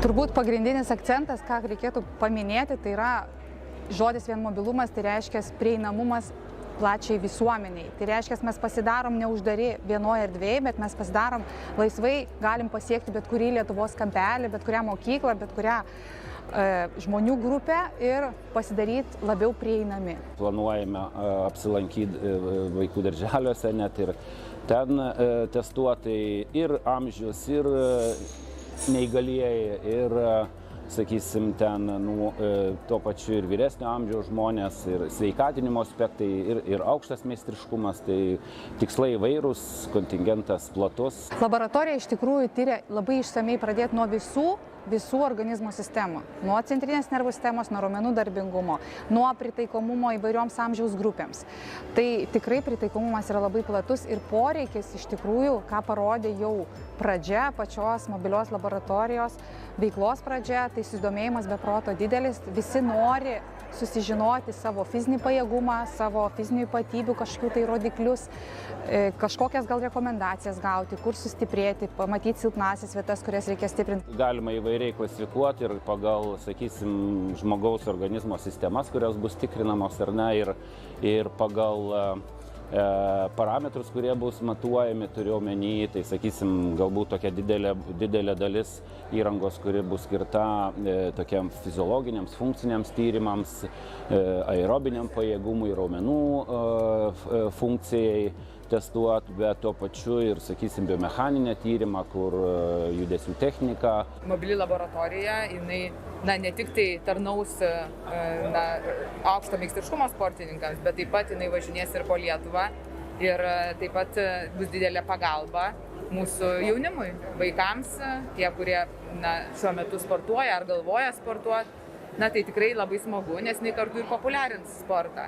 O man atrodo vienas svarbiausių dalykų, kad stiprėja sporto mokslas, nes gerų sportinių rezultatų, aukščiausių sportinių rezultatų mums tikrai būtų sunku pasiekti, jeigu nestiprėtų sporto mokslas. Todėl mums tikrai reikia kreipti didžiulį dėmesį į sporto mokslo stiprinimą. Buvo kalbamasi ir su sporto federacijom, su socialiniais partneriais, su treneriais, kokios jiems reikia labiausiai testavimų, kokios įrangos reikia ir žiūrėjom pagal tai, kokias yra geriausia pasaulyje. Svarbiausias yra dalykas, kad bet koks mokslas ir sporto mokslas, jisai kadangi tikrai žengia tik pirmin ir tos technologijos labai daug ką lemia mūsų pasiekimams, tai reikalinga yra ir naujausia įranga, kuri leistų atskleisti sportininkų būklę ir ne tik tai sportininkų, šiaip fiziškai aktyvių žmonių būklę. Ir būtent ta įranga yra visapusiška, kadangi, kaip matome, jinai gali būti pritaikyta tiek fiziškai tiesiog aktyviems žmonėms, tiek įvairias sporto šakas sportuojantiems žmonėms.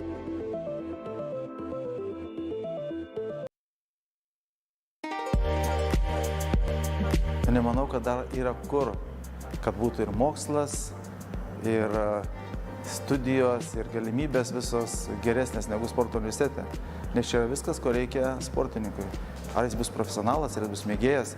Nemanau, kad Lietuvoje yra kur geriau. Tai sportininkas ir turi studijuoti sporto universitete, kur jisai gali dar studijuoti. Nes tam yra.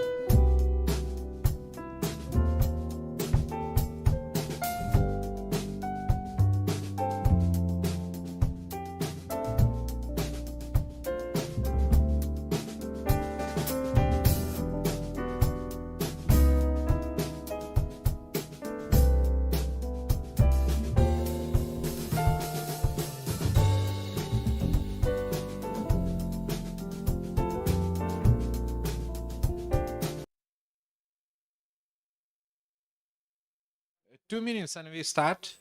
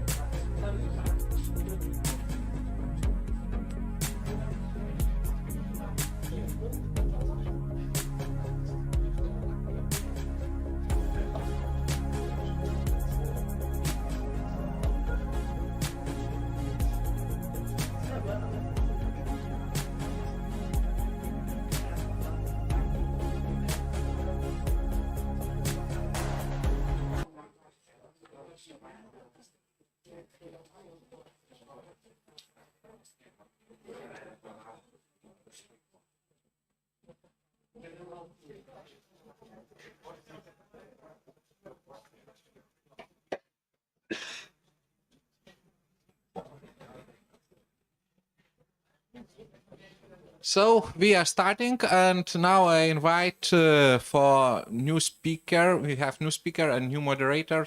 So it's Edvinas Eimantas from Lithuanian Sports University and Vilnius. So please. Hello, ladies and gentlemen. Let me start this not easy topic, especially after the lunch. But I think it will be a lot of flavor around that, so it will increase your knowledge and raise your awareness about the hard topic of match fixing. And today we have the topic match fixing, money laundering, and the threat to football. And I'm very proud to invite our speaker, Steve Menari. Let me introduce Steve Menari is a journalist and writer focused on sports integrity and governance. He is a regular contributor to World Soccer Magazine, Josimar, and Play the Game. The author of 6 books and recipient of FIFA scholarship, and devised and led a 3-year Erasmus Plus project researching match fixing in club-friendly matches. He was also part of the Devil in the Data scheme, which was awarded an IG4EU grant and successfully exposed the unhealthy relationship between sports, data, and betting in football. Ladies and gentlemen, please invite Steve Menari. The floor is yours.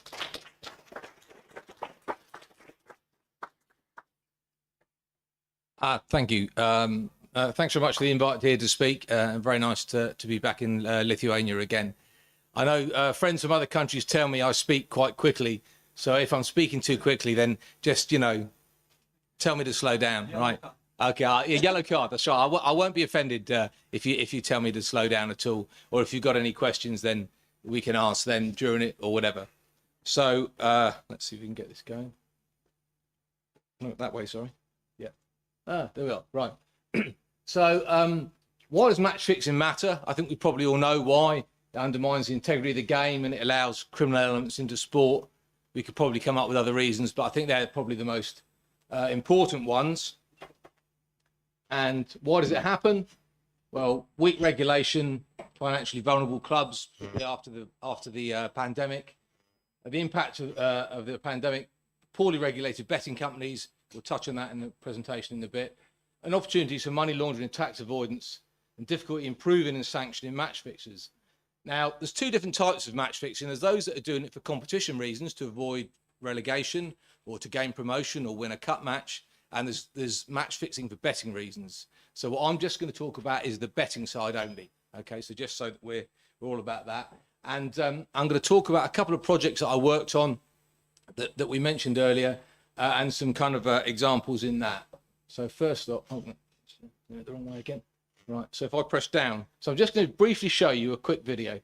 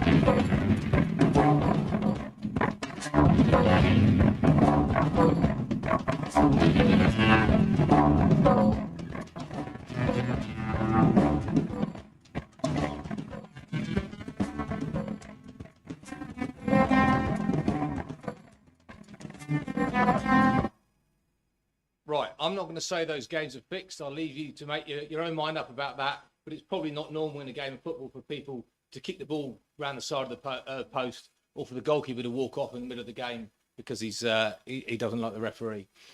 So the first project I was going to talk about, it's an Erasmus Plus project, and it was my idea. I led it with through the University of Nicosia Research Foundation, and there was two reasons for that. One is that it's a particular problem in Cyprus, and two is Brexit. We won't dwell on that, or else I'll be here all afternoon talking about it. And with that, we work with the Swiss Sports University, CIS, IBEA, which is the trade association for the regulated betting companies, EU athletes, and then the players' unions from Malta, Cyprus, and Greece. And that gave us direct access to players who told us some pretty incredible stories about games that they've been involved in, and games that they've been forced to manipulate. So I won't, oh, this way again, right. Nope. There we are. So I won't go too much into the background. We ran it from 2019 to 2021. Of course, the pandemic happened in the middle of that, which was obviously a dreadful thing. That stopped us traveling as much as we should have done, but we still managed to get around to a dozen countries.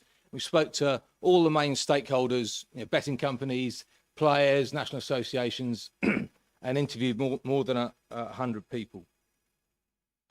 And as part of it, we did a survey of 800 players in Cyprus, Greece, and Malta. And we didn't survey the top players, so we weren't looking at, let's say, Panathinaikos or people like that, because these kind of the friendly matches that have been manipulated, all the evidence showed it was the lower level teams that haven't got any money. So those are a couple of quotes there from players. If you look at those figures, you might think, well, actually, official matches are more prone to being fixed than friendly games. Well, that's an echo. I'll just shout a bit more. Official games are more prone to being fixed than friendly games. But when you think about it, if you're playing cup matches and league games, or maybe in Europe, you can probably play 40 or so games in a season. If you're going to play friendly matches, you'll probably play 6, 8, maybe 10 at the maximum. So actually, 13.5% of the people that we surveyed were played in a friendly game they knew that was fixed. They only played 6 or 7 games a year. So you could probably argue that friendly games are more vulnerable. Who's behind the fix? Well, as I said, the clubs we're looking at, they're quite financially vulnerable clubs in Cyprus, Greece, and Malta. And it was the club officials that were behind them. They're the instigators, and they were the main beneficiaries of an approach to players to fix them. And we heard some stories in those countries where the club owners would draw up a budget for the season, and they would have X amount of money from tickets, X amount from sponsors, X amount from selling players, if they could sell any. Then they budget in fixing some friendly games, because that was just part of their business plan. I'm not saying that's correct, but that's some of the stories that we heard. We drew up a database of suspicious friendly games and say these are suspicious games. They're not fixed. You can't say for definite a game is fixed because really the only people that did that were the people that did it themselves. So it's very important to say they're suspicious games. And some of this came from betting alerts. Some of it came from the players directly themselves. We worked with the players' unions on this, so we got a kind of different kind of input than you would get at other sides. Some came from the media. For example, I remember one story we included, the team just walked off a game on a training camp and refused to carry on. And that didn't come up in a betting alert that game. But if a team's walking off a pitch en masse because they don't like the referee, then there's something suspicious about that. So that's the kind of games there. You're looking at about 50 games a year. And obviously 2020 was the year of the virus. I'll touch on that in a bit. That was more games were manipulated then because there were no league matches. So these are just these slides are available after for anyone that wants them. So these are just some ideas of the trends that we could see using that database. And there were more games in the mid-season break rather than in the summer. So you might think, certainly in my country, in England, you know, the friendly matches are played more in the summer. But actually in other countries, Lithuania, the league system here runs totally different to the UK.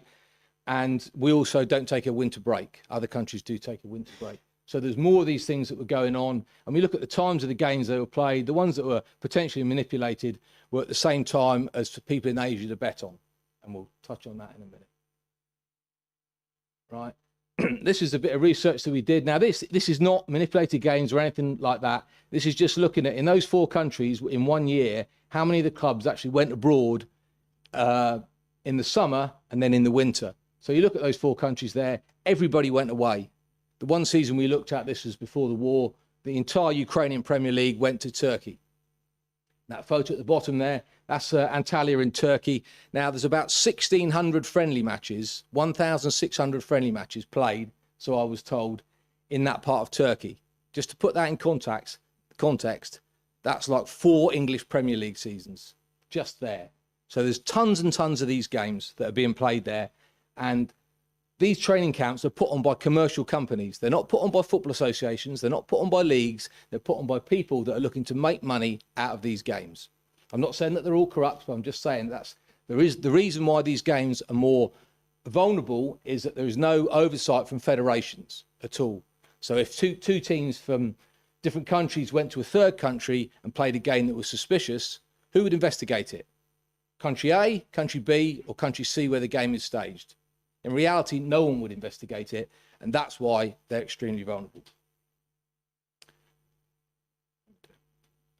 Okay. All right, so training camp manipulation. We looked at a couple of examples that we passed on to law enforcement. The chap there, I'm sure some of you know Ventspils, he's a Chechen guy called Shiskanov. He was in Turkey 12 years ago with a Moldovan team that he owned, and he obviously found out about how easy it was to do it there. So when Ventspils were fixing games, they weren't doing them in Latvia, which made it much harder for the Latvian Federation to get them. And they got them in the end for a Champions League game, I think it was. Another one there, that's Rakow from Poland against Mariupol. The whole game's on YouTube if you want to watch it. And you can make your own mind up about the decisions about those referees. No one seems to know the names of those referees. I mean, we can see them there, but no one can tell you where those games are. So those are just a couple of examples that we passed on to law enforcement while we were doing it.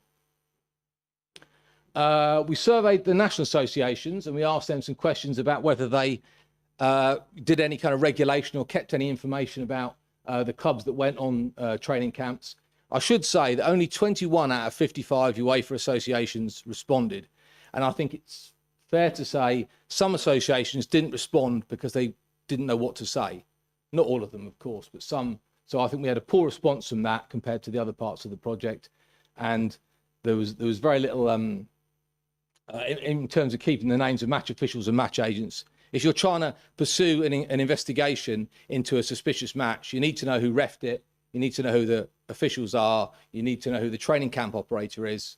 And this information just isn't kept. And that's why it's so easy. So the betting markets, there's no other reason really to fix a friendly match apart from betting. Well, I mean, unless someone's got a good reason here. I heard one or two kind of wild stories, but really they're pretty much always betting.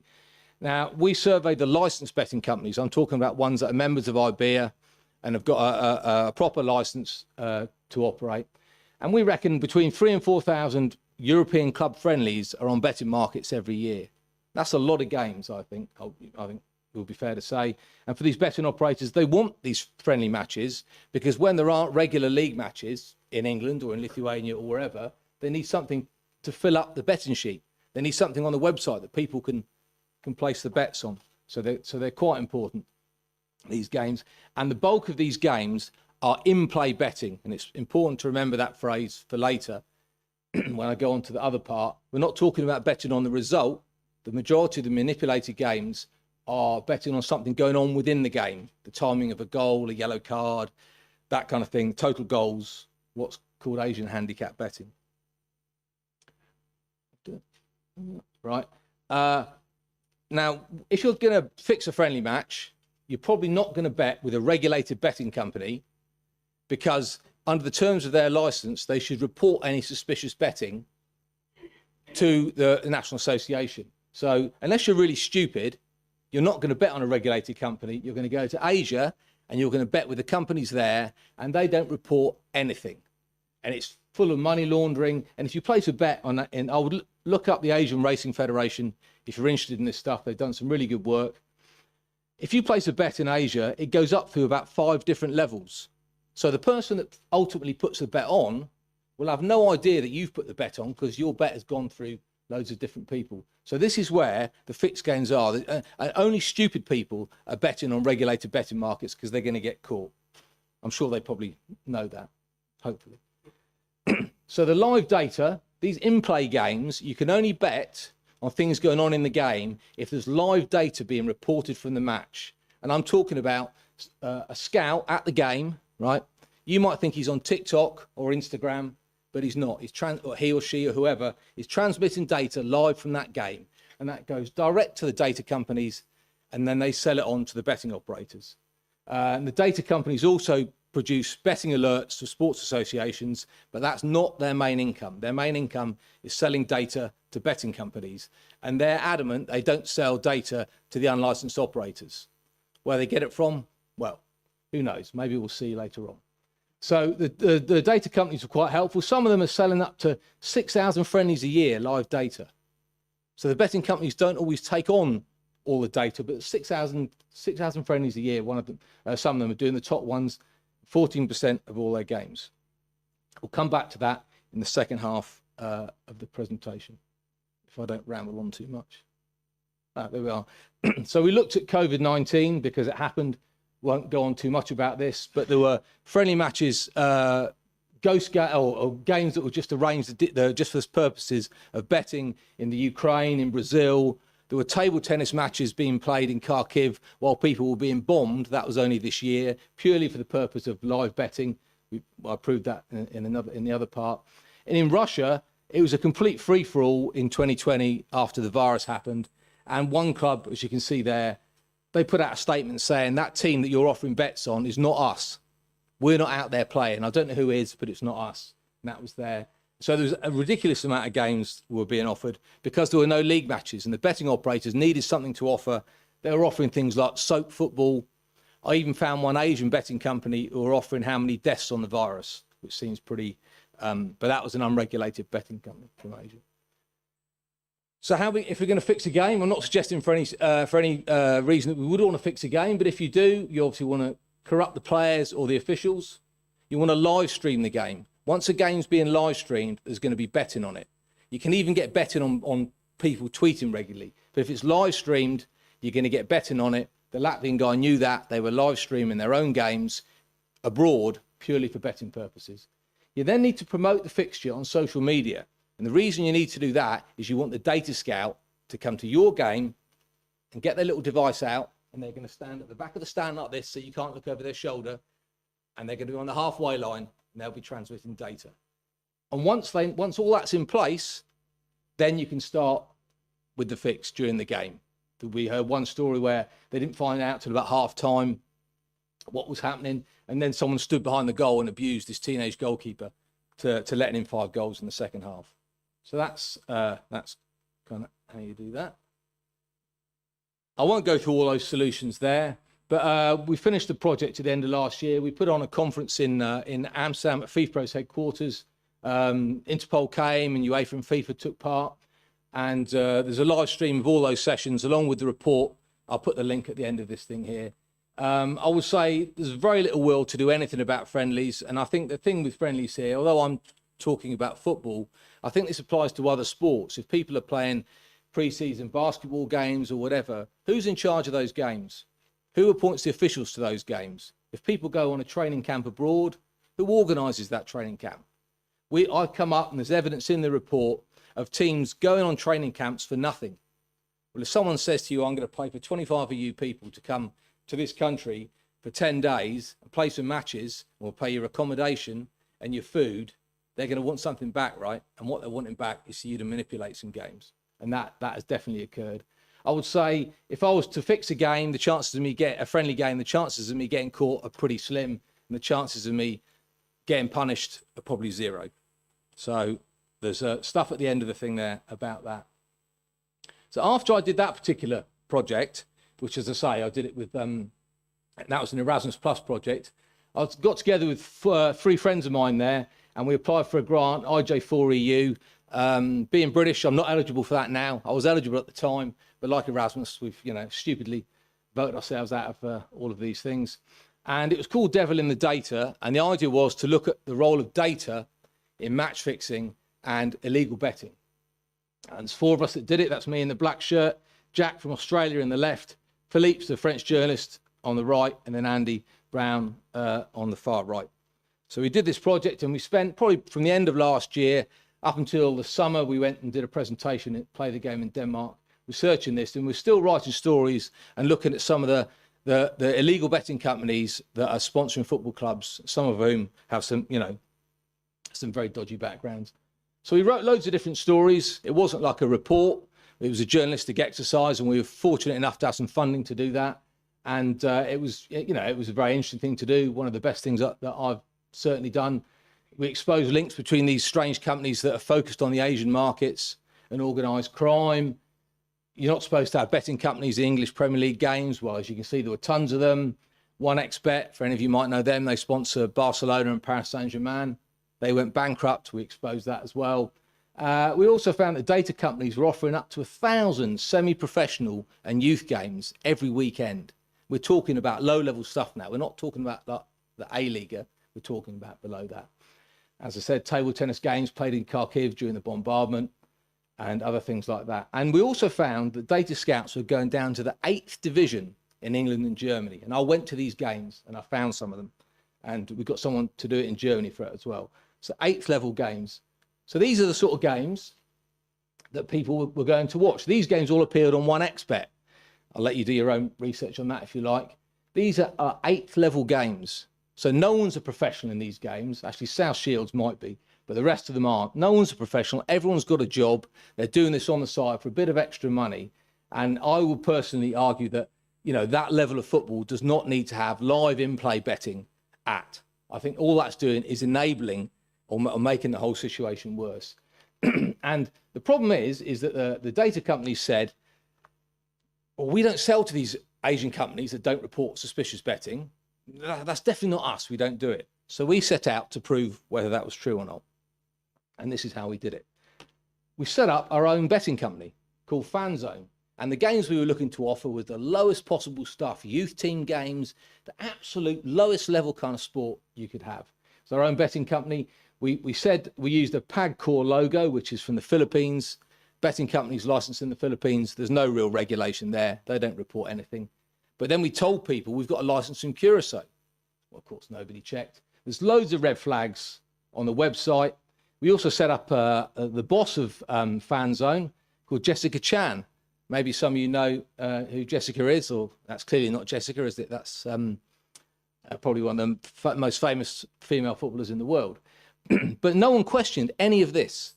So once we set all this up, and we had, I think that was my idea about the cat. I was thinking about Blofeld in the James Bond films, stroking his cat. So I thought, well, Jessica was tweeting a bit about her cats.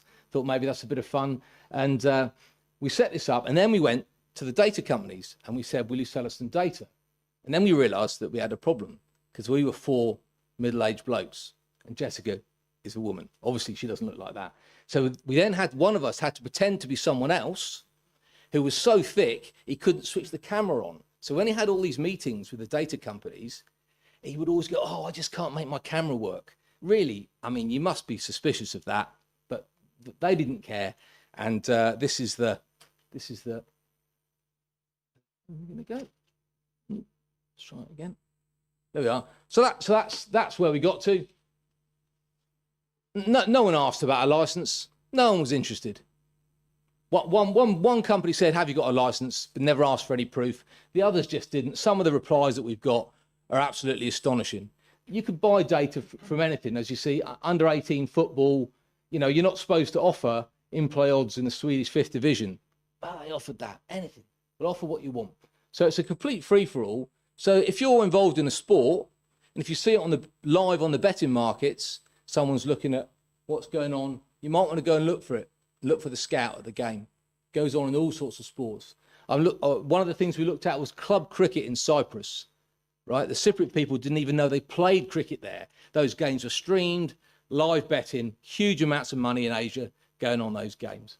So it's a complete free-for-all, and I think that's about the end of my slot. There we are. Thank you very much for inviting me. It's been very nice to come back to Lithuania again. It's a fantastic country. There's the 2 projects I mentioned there. Combating is the top one. Deviling the data is the second. If anyone wants to speak to me afterwards, I'll be around the rest of the day. Happy to have a chat. If you want to contact me later, then that's fine too. Thank you very much.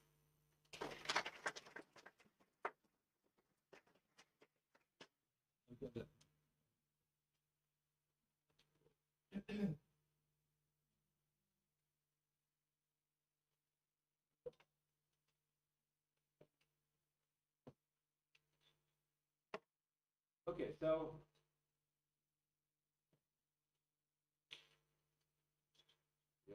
is it working? Just shout on me.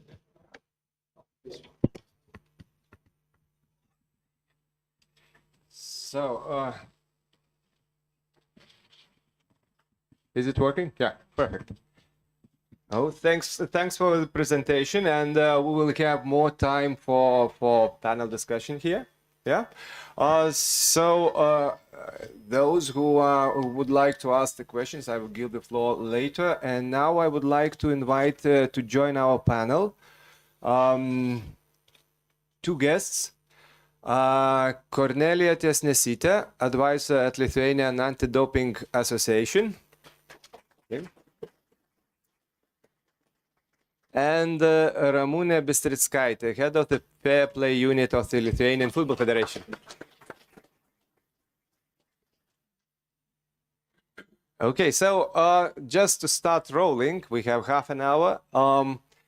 Just to those who do not know the match fixing as such, could you share some, I mean, the historical perspective? How is the match fixing completely new phenomenon, or is it always coming hand in hand with sport?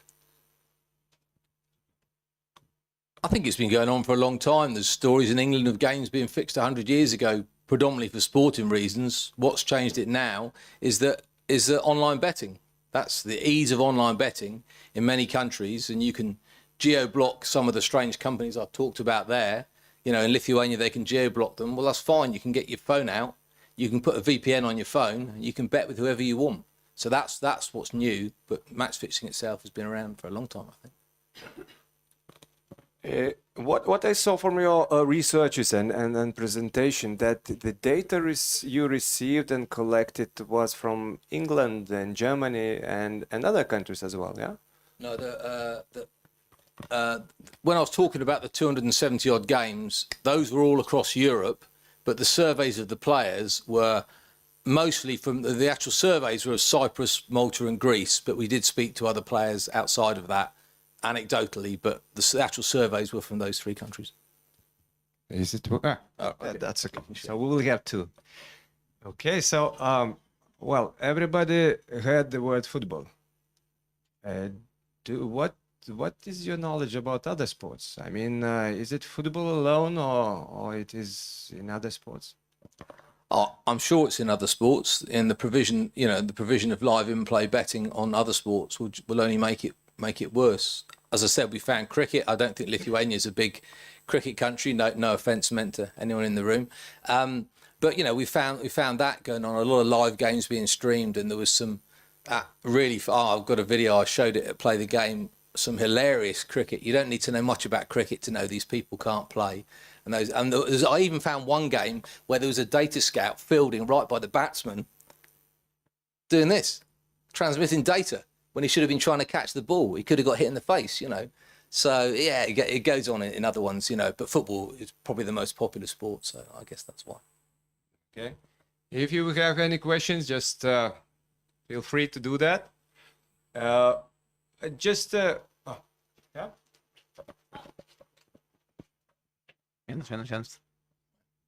I have a question, or to start with a comment. I'm Swedish, and I'm happy that you brought up a Swedish example, because we tend to think that we are very ethical and we wouldn't deal with match fixing, but obviously we do. And my question is that I suppose you will see match fixing and that type of games both within women's and men's football. But could you say something about how common it is in women's football compared to men's? Just me or the other ladies? Well, anyone. Well, I don't want to make it gender fair. We did focus just on men. There were one or two things about women's football, but the more popular it becomes, in England now, it's become much more popular after we actually won. So, that's going to happen. It's just the way it is. It's not good, but the way it is. Thanks a lot. But the discussion is a bit longer regarding football. So not only about male or female. So I should agree that when we hear about match fixing context, it's mostly football. But the affection is across all the sports. If we say if we want to say fairly, but of course there are reasons why football. It's the prevalence, global prevalence. So that this is a beloved sport globally. And another thing is that football is not hiding those malpractices. Football has a system. Football has a standards how to deal with it. There are dedicated bodies, dedicated integrity officers globally. So football is monitoring match fixing, the malpractices. So I haven't heard any other sports that are doing careful monitoring as well. So therefore, those malpractices are mostly visible in a context of football, but football also putting the most of the efforts to deal with it, to tackle it, to remove it, to preserve the beautiful game. So, but of course, I agree with Steve. Women's football is raising up. It's more and more popular. Naturally, it will be under the bigger risk. To remove. But during my professional career, I learned a simple, let's say, lesson. It's easy to understand which sports are under the risk of match fixing. The answer is quite simple. If your sport is offered on the betting market, so you are under the risk. So, Cornelia, you want to add something? Not really. I think Ramūnė said everything what I agree with. Thanks, Ramūnė. I would like to elaborate because there are a lot of representatives of other sports.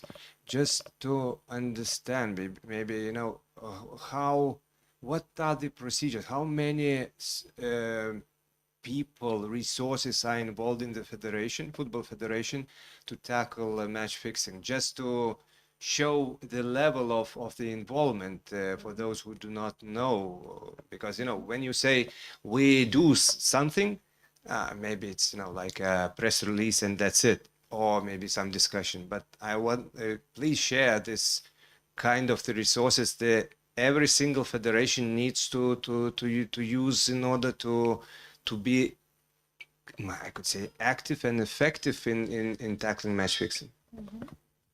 Indeed, something I can share, something is really confidential, but Please be aware that FIFA, the global governing body, football global governing body, FIFA is taking care, first of all, about monitoring globally. So, of course, through the betting monitoring service providers, they are taking care about the monitoring of, I should say, each and every match globally. And if it affects a particular country, Lithuania, for example, we, Lithuanian Football Federation, we are getting the reports, we are getting some information, and we are obliged to start the investigation.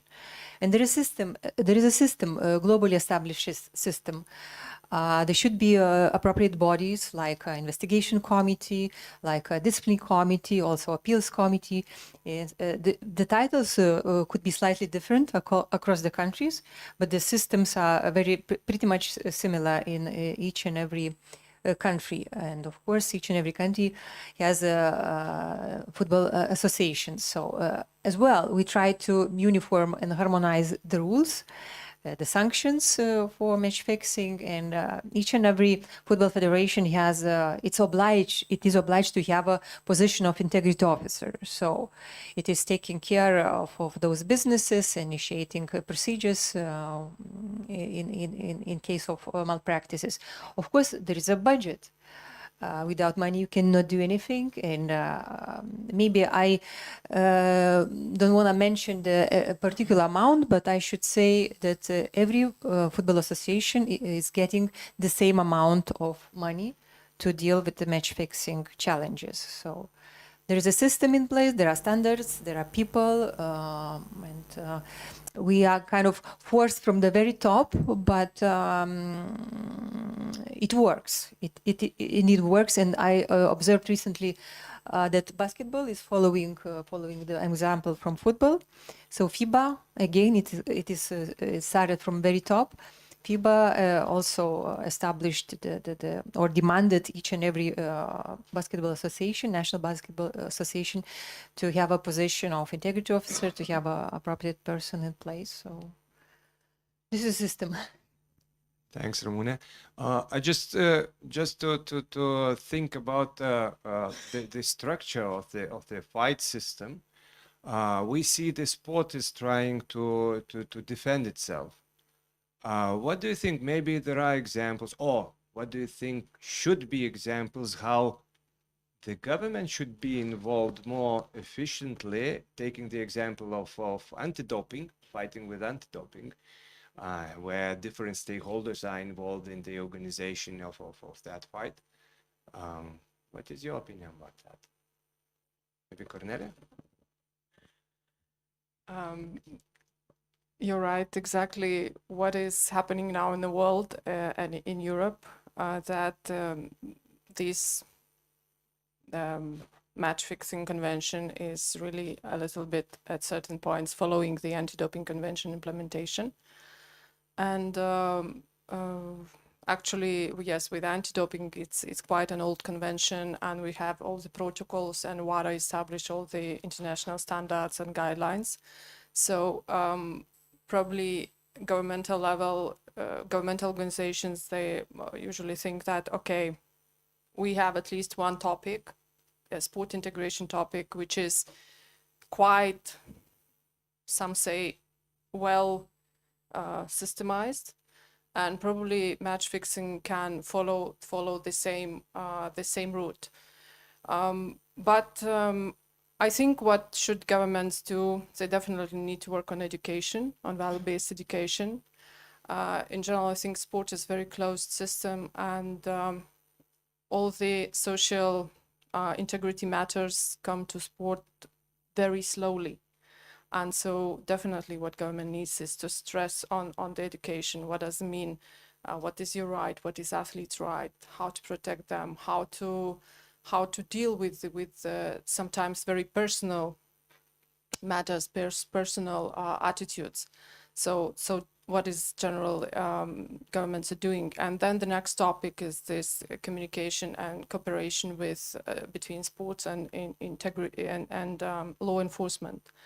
Because law enforcement, they do have all the systems, again, how to find someone who is guilty in drug dealing, in anti-doping doping substance dealing. So they know how to do that, but to understand that something is related with sports, that sometimes they need certain awareness about that.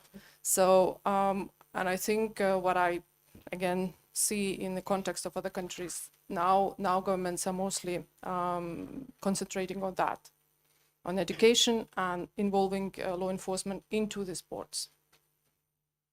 Okay. I just also the question just from integrity thing or good governance thing. What is your approach? Should the society, governments, should look with the same strictness on match fixing as same in the doping? What do you think? Just Steve. Yeah, absolutely. It's cheating, right? Isn't it? Oh, you know, the both of them fall under the same umbrella of cheating. So that's that really. I Absolutely agree with you, Steve. So governments have a role to play, an important one. So because the phenomenon is very complex, involving a few fields, few markets, a big bunch of stakeholders, and as Cornelia fairly mentioned, law enforcement has indeed a role to play. But they need to, everybody, first of all, need to understand what match fixing is about. It seems that we know, everybody knows, but I have a doubt here. So we need to go back to the very roots to agree what it is about, what we are talking about, what could be, let's say, the measures to tackle it, what are the solutions most relevant. And recently, there is a Maculan Convention, Council of Europe Convention on Manipulation of Sports Competitions. So Lithuania signed back 2014, but I haven't seen political will to ratify. I don't know, 7 countries already ratified. Why my home country is not willing to do this? This is a big question for me. So again, political will to understand, political will to protect sport. And from my personal perspective, I see that sport is used in many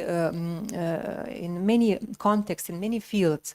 It triggers easily bad and good emotions, but it is not protected. So it deserves a better protection, better care, and also sport deserves refund because it is used in many contexts. So, but today we're talking about vulnerable side of sport, and I truly believe that sport deserves better protection, including from state. Just some questions. Oh. So just okay.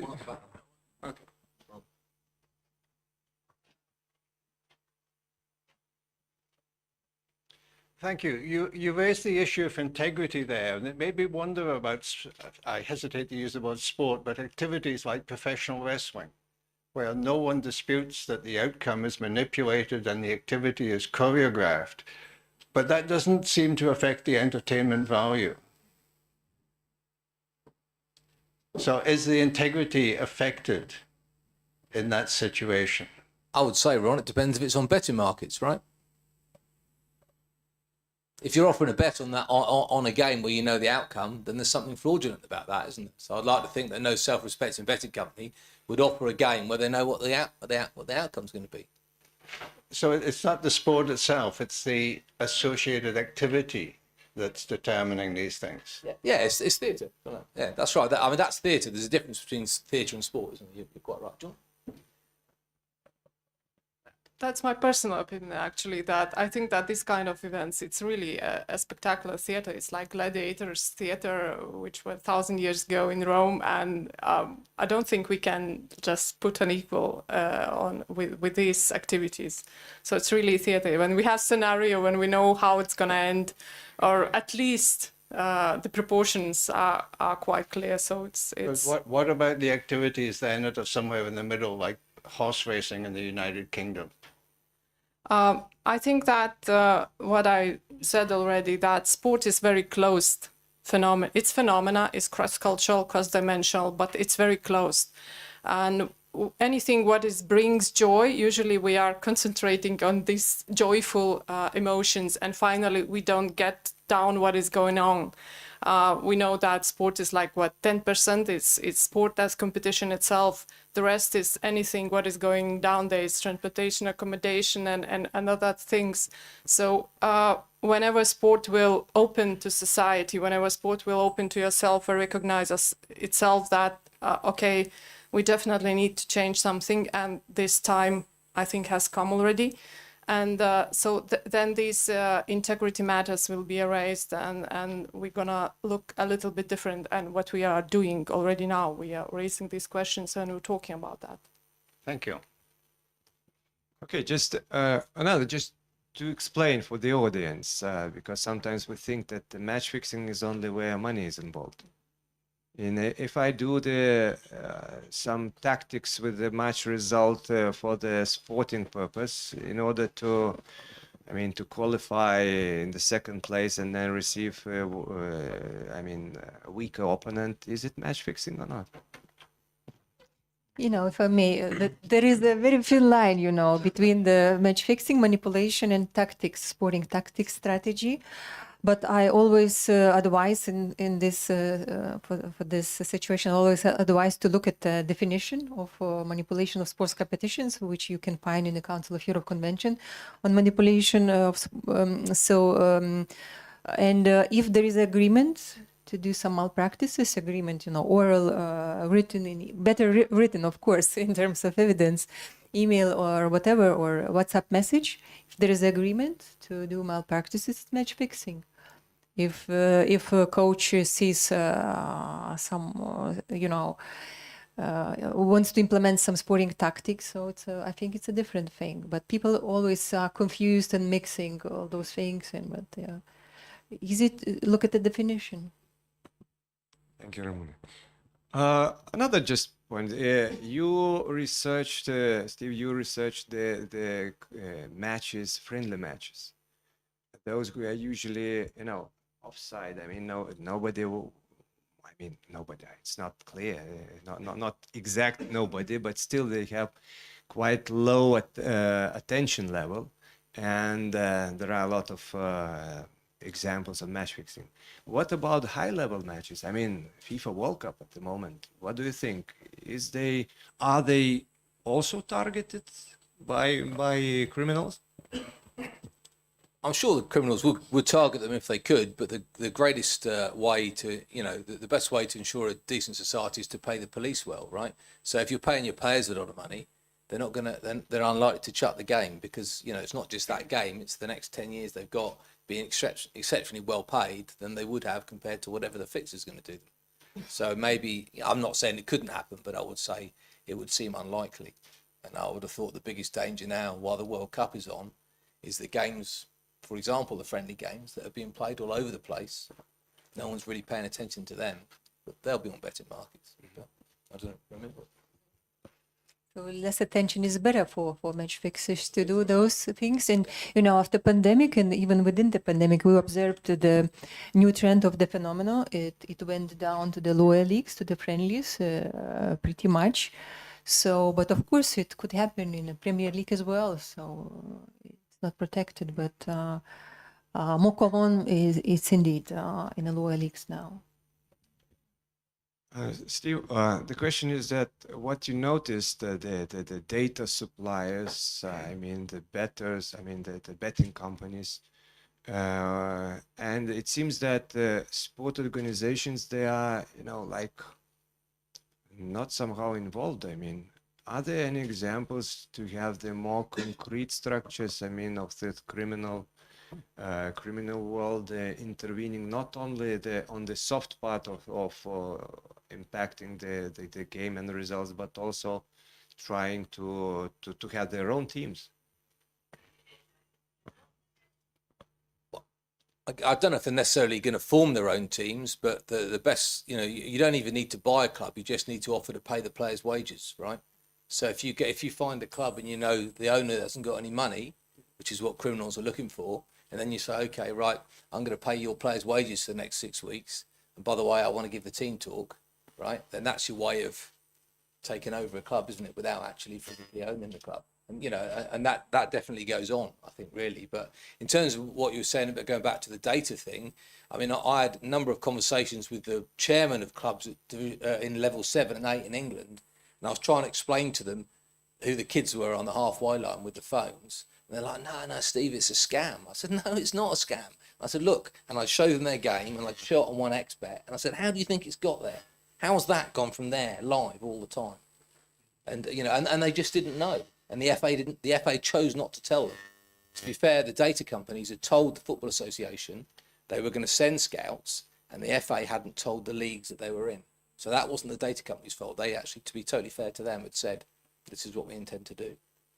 And they chose not to tell them. And the end result of that was those games were ending up, you know, all over the place. Okay. I don't know, from the theoretical perspective, you need somebody to implement the fixture. So whenever it is created, you need, from theoretical point of view, from 3 to 5 football players to implement it, to realize it. But from my practical, let's say, side, what I have noticed dealing with match fixing cases in Lithuanian football, so top management is, in the majority of cases, top management is also involved. So yes, this is the organization, this is the chain, and this chain needs to reach Asian markets somehow. This is a kind of hidden part for us, even for investigators and even for law enforcement. Yeah, this is quite complex, but there's a huge diversity coming from country to country, from sport to sport. You can see the huge diversity, huge creativity from match fixers, which is put in place. I think that to back up the point Ramona made about the club owners, I remember one of the players that we interviewed, he was on a tour somewhere, a pre-season tour, and he went to the toilet at half time. When he came back, the door was locked, and he was one of the older, more experienced players, and the owner was in there shouting at all the young players, and he knew that he just had to get this boy out of the room because this boy wouldn't fix it. So once he'd gone to the toilet, he had to walk back out round the changing rooms because they locked him out, because they knew they couldn't manipulate him, but the bosses. Exactly what Roman is saying. Indeed, and one small example for you to a bit to entertain you. So I remember when I received a few hours before the match, we received, let's say, the call from whistleblower saying that this particular match will be fixed in the Lithuanian football competition, and of course I made everybody who is in charge aware, including the top management of Football Federation. I asked in person the president, the general secretary. They went to the dressing room to ask players not to fix the match, but play fair. Please play fair. Please don't fix. Please think twice if you are planning to do something bad. And we saved the match at that time, but of course the guys, they were obliged, they were made be paid, and they implemented the fixture 1 week after. But this is example for me, and I like to share this example, saying how big is the price of one saved match from the manipulation. So this is huge amount of efforts. But it's worth to do. Otherwise, we can ruin our sports. So, of course, our resistance. Some people are saying that look, it's only peak of the iceberg that you are dealing with. Everything is under the water. But I still believe it's worth doing it, because if we stop, we definitely ruin our sport. So. This is a huge price, but worth to pay. I would like to ask Cornelia about, this is a lot of similarities, how we can say ethical similarities with doping and match fixing. What do you think? What do you advise those federation, who says, okay, if there is match fixing in our sport, we do not care, or we try to hide from the anti-doping fight point of view? Tricky question. But I think sports federation generally, they should understand what they are working for. They're working not each person for himself or herself. They're working for the system.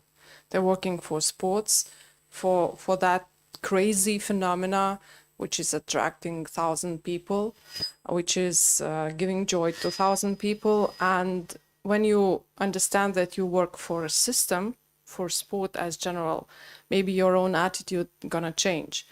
Another point is that I think in general, international context is changing very much. We had COVID, now we have war situation, and really sport has to adjust to these changes. But because it's very quite old bureaucracy organizations, it's quite complicated for them to adjust. And what we see now actually in most of the federations, organization, international federations, how these changes are happening. So it's really my own suggestion is to be more flexible and to look a little bit from a wider perspective and not to think only about my salary, my own interests, my own, I don't know, visit to Olympic Games, but just to think of what me and my work can do better for my kids, for the kids of Lithuania, how to grow them more healthy, how the sport can influence their own personalities, how it can help to elaborate certain features which can help them to be a better people in the future.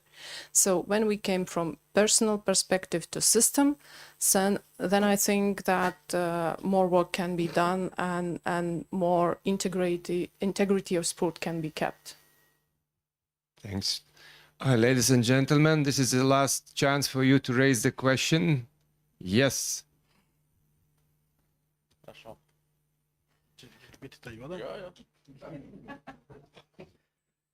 Hello, my name is Giedrius Grybauskas. I am Integrity Officer of Basketball Federation.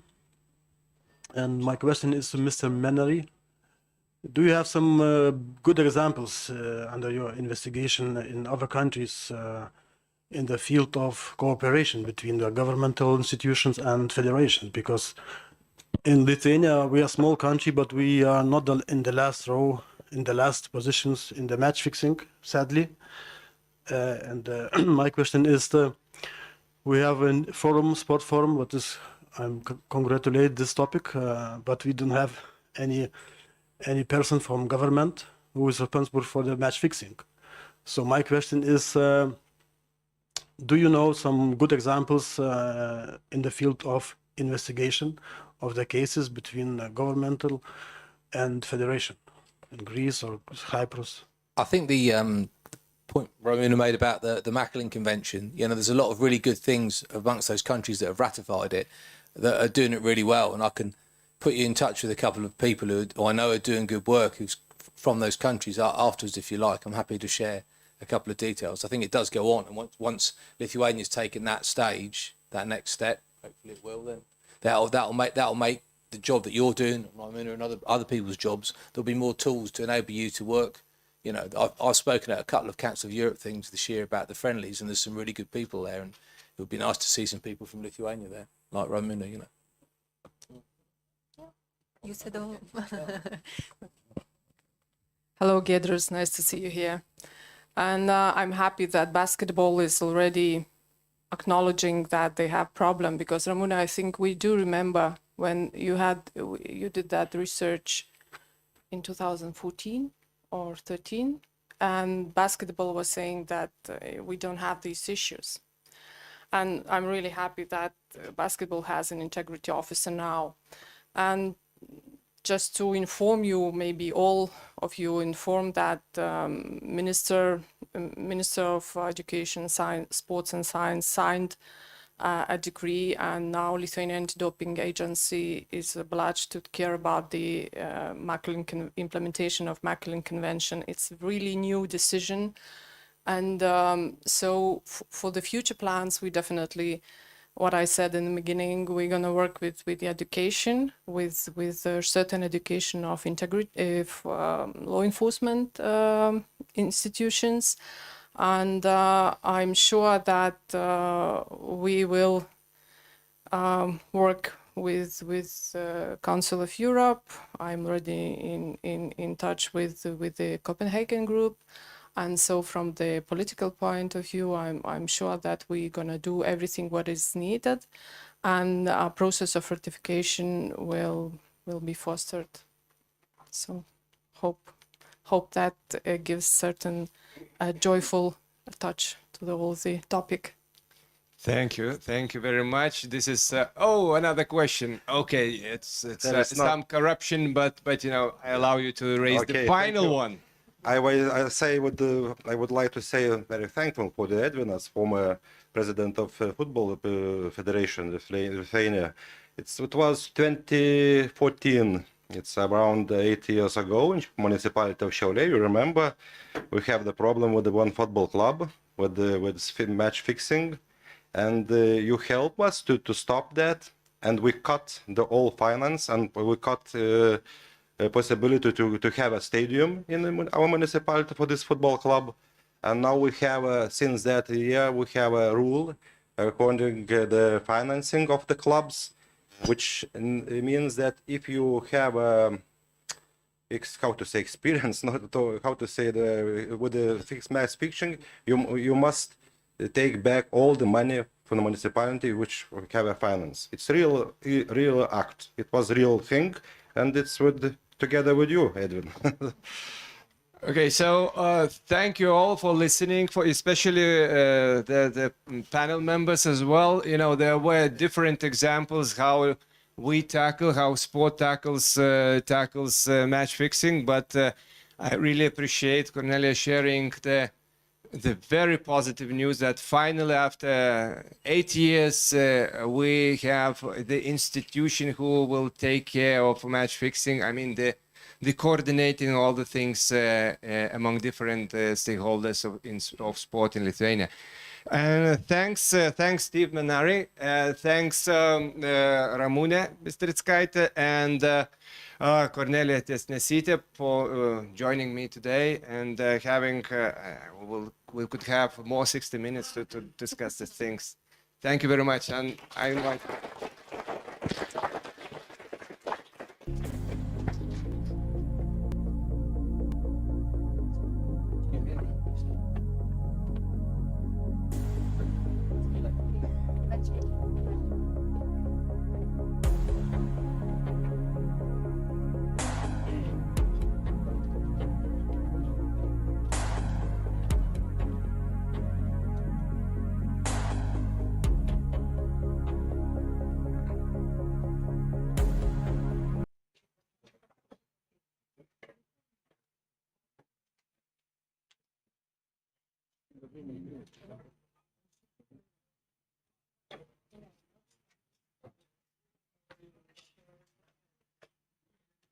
Okay. Ar girdi? Viskas gerai. Okay, my name is Aida, and I will moderate the second hour discussion about gender equality, about dual career and other professional athletes issues. And I would like to introduce our honored guest, Professor Laura Kapranica. Professor Laura Kapranica is a professor of sports science at the University of Rome Foro Italico, acting as director of master's degree of sport coaching. She is a president of European Student Athletes ESA Network, collaborating with the European Parliament, European Commission, and the Council of Europe and the European sport values and the rights of sport persons. And Professor, stage is yours. Mm-hmm. This position, okay? Okay, then the action on the computer, right? Okay. Well, I hope I understood. Thank you a lot for having invited me to this very interesting forum. And I would like to share some new ideas, probably, and visions on how to move from the actual situation to the next future of sports. Because sometimes we think that policy can go up from top down or bottom up, but actually now we are thinking of sharing the values and having, let's say, a group of people working together. So we know that sport is very important for the social and economic aspects, and especially for the economic aspects. These days, there is a task force on sports at the European level to harmonize data collection, to compare the economic value of sport in the different countries. And it is very interesting, I'm part of this task force, to learn that sport has a very relevant role for employment in recovering from COVID. In Ireland, there is almost the same value of construction. And construction is thought to be one of the most suitable way to recover from economic crisis. Yeah, told you, okay. So sport values. Recently, there have been some action to redesign or to upgrade the chart, and the European Council just renewed the sport charter, and there are two. I just extracted 2 points. One is the enabling every individual to participate in sport. So sport should be inclusive and should be evaluated and monitored over time. And this is a big challenge, because now sport is not always inclusive, and the evaluation, thank you, the evaluation and the monitoring has not been established yet. The other one is to protect and develop the values base of sport, and we just had a very interesting debate on integrity match fixing, especially match fixing, but actually integrity is a broader aspect, as Ramona knows, and so we should protect the human values and the human rights within sport, and also the ethical conduct. So we have also the United Nations acting on the sport issue, and it is interesting that two special populations are highlighted: the women and the young people. Actually, I wouldn't like to talk about women and young and old people, because I would like to talk about sport in general. And when you highlight some population, it means that there is a problem there. And then I will try to discuss some aspect, but not on the let's say perspective of pink quotas, women inclusion and so on, but on the gender inclusion. And for the youth, I would like to talk about the opportunities of the youth people in the sport, through sports. So let's go to the Olympic Charter. The Olympic Charter is a constitutional document of the IOC. I think was the oldest, and is renewed every 4 years, enforced at the beginning, at the end of the previous Olympic Games, for the quadriennium to the new Olympic Games. And they highlighted 3 out of the 6 principles. And one is the enjoyment and rights to play sport, and that the sport is a human right. United Nations has a human right to play, the child's right to play, but it's not only the child's right to play, it's the right to any human being having fun practicing sport. And the other thing is that sports should be placed at the service of the holistic development of the person throughout his or her life.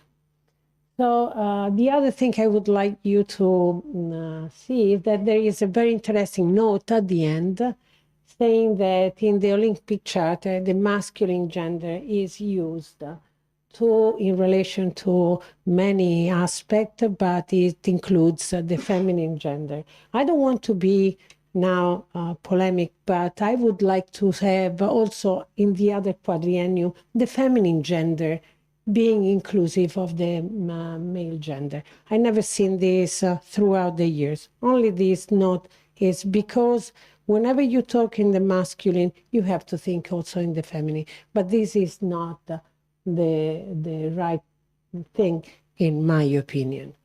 At least we should take some to alternate the gender. So we will talk about the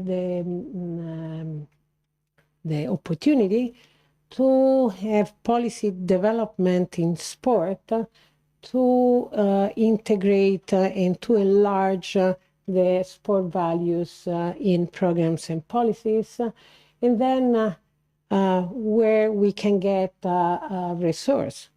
This morning was very enlightening for me, because the point is sometimes we have limited resources to place on different chapter program and implementation, but maybe there are other resources that we never thought, or we have been never able to get profit from, and I would also like highlight this. And then research, monitoring, and evaluation.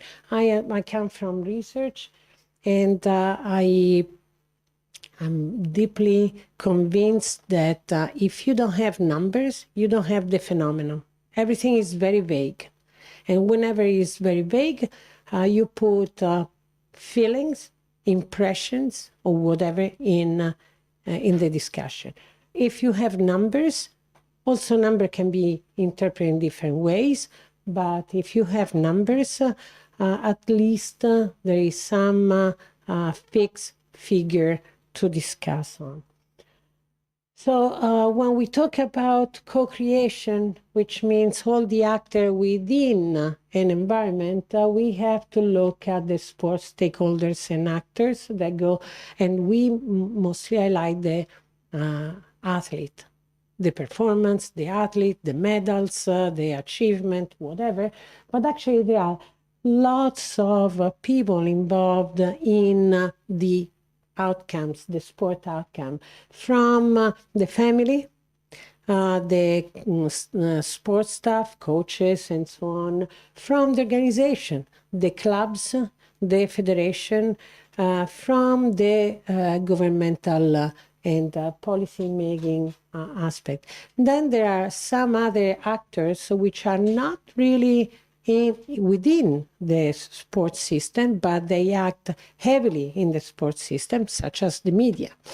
There is another part which is missing here, are the for-profit companies. Because the for-profit companies usually use sport to promote and to associate the outcome of the athlete to their brand values. So the alignment between the companies and sports should be much deeper than this kind of sponsorship. Now, each of all these actors have their own vision, language, objectives, and to have them discussing together the co-creation of sports values and organization, it's very challenging. This is the Babel Tower, so it is very difficult, but we believe in democracy, likely, And, but there are different aspects of democracies. So it's not only representative democracy, but also the participatory democracy and the deliberative democracy. And nowadays, also with the social networking and so on, all of three heavily interact. So we have to consider all these possibilities. And now, yes. I want you to also consider that this year, I mean, after the new charter, there is the new motto. We had Citius, Altius, Fortius, which means stronger, higher, and faster. But usually this motto, if you think about this motto, brings you to the man's capability more than the female capabilities, which is not always the case. But in terms of semantic interpretation, you see a man there as an athlete. Now it's changing, is together. So it is. It seems a small introduction. It's just a word, but it is a whole philosophy changing. I also don't like the thing that there is the man in front and the women on the back, but it's okay, because together is everybody on the same line. Now, okay. So I will talk about two things. One is gender equality in sports and dual career of the sports person. I will talk about the sports person because when I first got engaged in dual career research and also networking, it was dual career of the athlete. Recently, when the work plan consultation, the consultation of the European Parliament for the work plan, I rose my hand. I say, listen, it's not a matter of only educating or employing athletes, but also coaches, also sport managers, also all the actors in the sport environment. So the human rights should be extended, sport and education, to all the actors. And likely the European Parliament resolution has the European Parliament resolution accepted the term sports person. So now dual career is not only for the athlete. So the gender gap in sports, it's on the one who practice sport, the one who coach, manage, report, and the one who cover the disseminate the sport. And if you look at the Olympic disciplines, how they developed through the years, you might say that we had a big improvement. We almost are on reached equality, and this is a good thing. But there are some benchmark, very important. One is the benchmark right after the First World War, when the women started playing a role in society after being involved in working in the labor market due to the fact that during the war, men were on the front line, so they had to be productive. And after that, they asked for voting rights and the right in society, including sport, because sport is a mirror of the society. And sport, for the first time, was included in the Olympic Games. Afterwards, the other benchmark, you see that there is a sort of increment, but then there is a plateau for years, decades. And then there was another benchmark. There was the Title IX. Title IX is a law in the United States United States plays a leading role in sports organization and the Olympic Games and so on. But the Title IX was a law on education. There is no mention to sport. It's a law that says that if you allocate money for scholarship for one gender, you have to allocate the same money for the other gender. Now, most of the American sport is based on scholarships because sport and education are in the same environment. There was a big debate since then until today, because some sports, just a single sport, has lots of players. As an example, we were talking this, American football, the team is out more than 50 players. Gymnastics can have 3, 4, 5.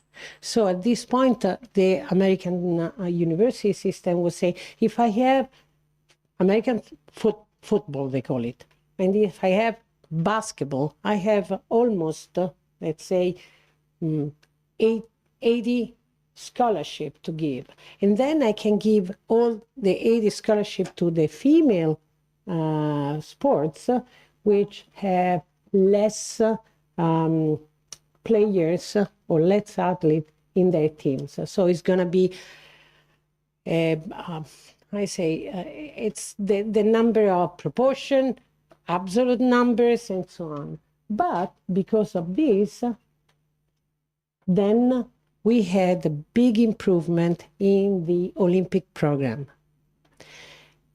How the women and men's sport were located in the program, and also how the women and men share the leadership. In 1981, one decade after this, Title IX, 2 women were co-opted, because IOC co-opt. You don't elect the members. And in 1996, there was the Women in Sport Commission, which now is called the Gender Equality Commission. Mainly because of a woman who is Anita de France, the one who organized the Olympic Games in Los Angeles, one of the few Olympic Games with no debt behind, and she was also the vice president of the IOC. Why I'm telling you this? Because sometimes people who like sport think that sport is an opportunity for any individual to express his or her talent independently on the sport. Okay? But society thinks that sport can be gendered. As an example, my country in Italy, soccer is a men's sport, basketball is a men's sport. If you go to the United States, soccer is a female sport more than a men's sport. I think this is ridiculous. But this is something we have to take into consideration if you want to improve. And I want just to give you another example of a gender stereotype. Those are the athletes enrolled in the different sport federations. So you see gymnastics, men have less opportunities to be involved, also because of cultural values. And if you go towards team sports, especially the invasion sports, soccer, handball, basketball, and so on, those are more men's. This is the Italian reality. I would like to see all countries' realities and check the difference and why and when things are changing. Now, we all know that some sports disciplines were not in the Olympic program, and then now many of them are included. And another thing I would like you to consider is that artistic swimming is the mixed duet for what we knew as synchronized swimming. They changed the name because the men entered the program. And we think that we are heading toward equality in discipline. But this is not true because there is still a segregated sport, which is rhythmic gymnastics, only for women. Talking about integrity, these days, the Italian Rhythm Gymnastics Federation is facing a very hard time because a big issue came out on psychological harassment to leanness for the athlete. The athlete were coming out with this big problem and practices. And in 1980, in my university, we had segregated classes for women and men. Then we had combined classes. But what was the curriculum? Women had rhythmic gymnastics, men had fencing. Even though Italian fencing, women fencing is very high, we never had fencing, and they never had rhythmic gymnastics till 1980, when we introduced two things. First, rhythmic gymnastics for men. Secondly, we introduced mixed classes, not segregated anymore. And in 2000 something, we started rhythmic gymnastic mixed couple. Can you just show the first, just few minutes? This is the official national championship.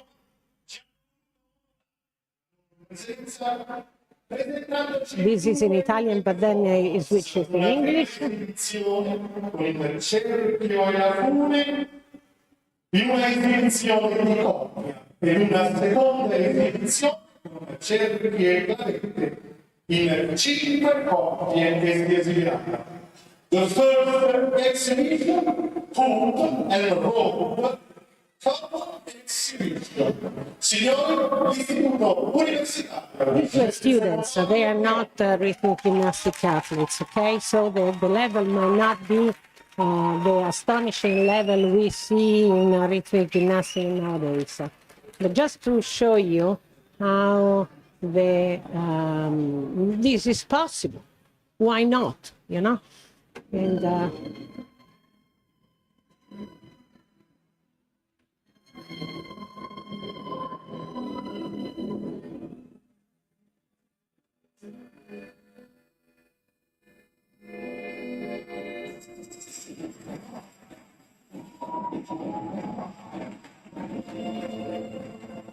this was just an example. Can you move to the second? And the other one is for team. Rhythmic gymnastic team. Mixed.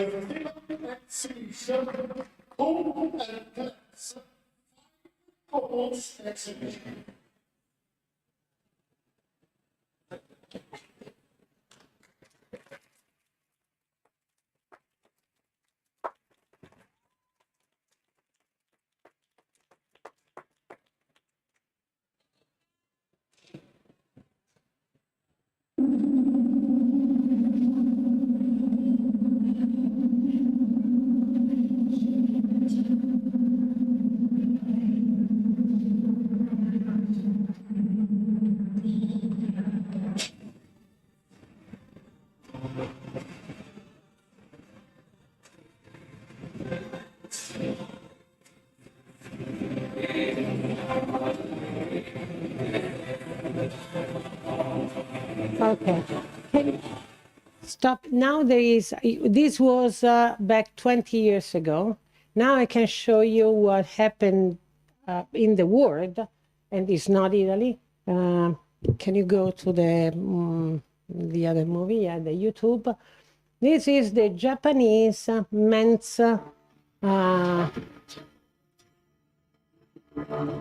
team.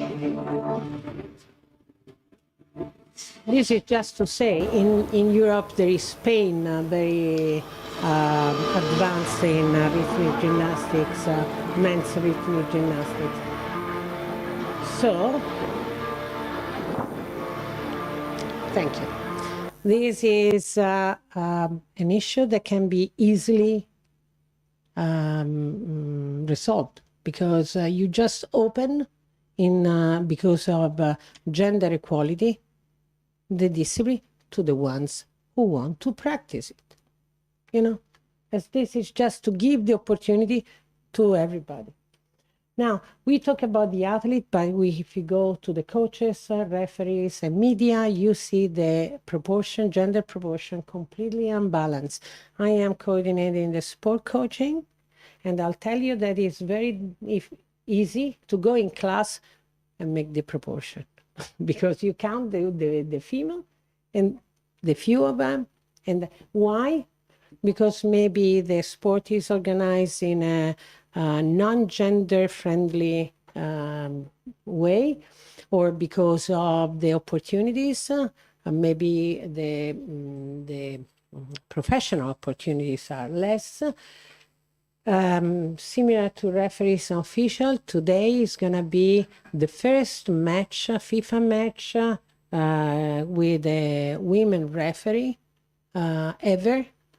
And the media is not only unbalanced the way the proportion, the gender proportion, but also the way the athletes are portrayed according to their gender. So one gender is portrayed as, in terms of aesthetic, in terms of family role, the other gender is portrayed as performing. So this is something that we should change. If you go to the United States or to Canada and you look at the newspaper and so on, they are very advanced in portraying the athlete gender friendly. So it's very interesting. So there are good practices around. But women usually are more educated and they are less employed or less paid. This is society. This is Europe, European data, not my country or your country. And there is a glass ceiling index, and you see we are all in the many countries are on the lower side. I was posing the question today on women representation, and I know that the Baltic and the Scandinavian countries have more best practice than the Mediterranean or southern country in general. This is one thing, is that the women on the board are very are less represented in general. But this is not true. For example, in my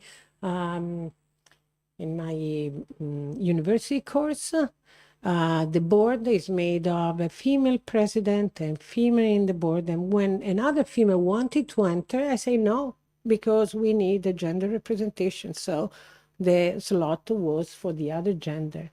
But there are some barriers to general hiring, but especially in sport. So lack of work-life balance, because depends on the responsibilities, on the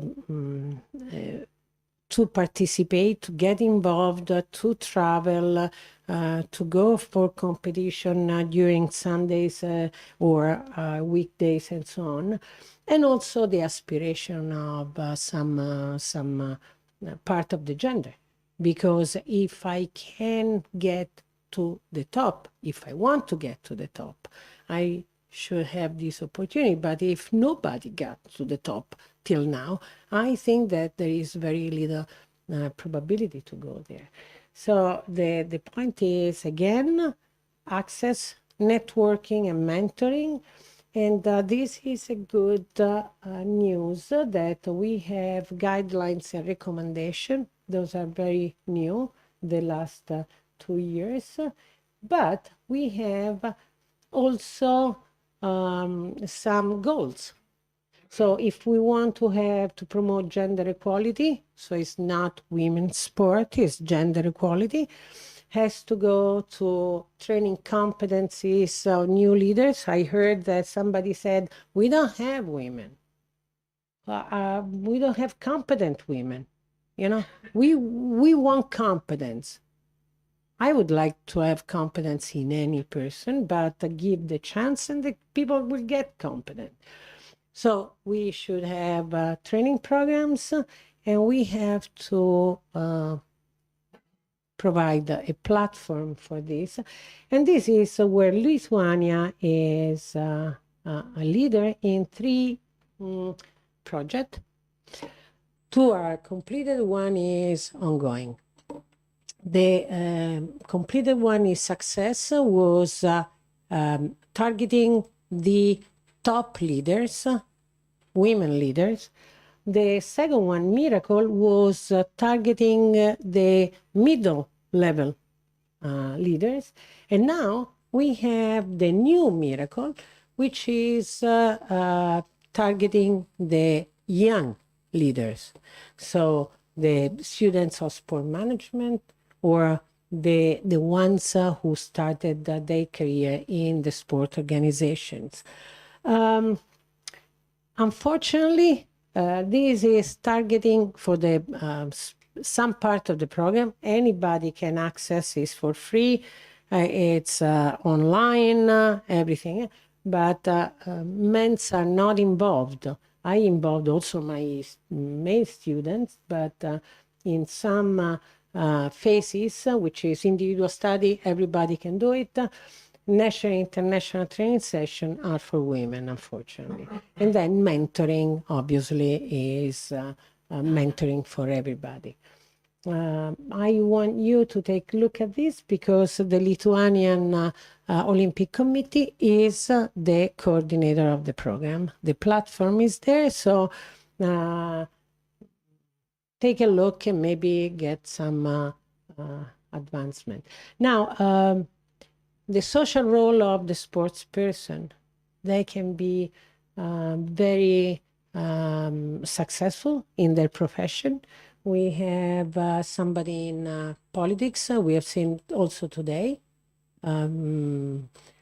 politician with and policymaker with important palmarès.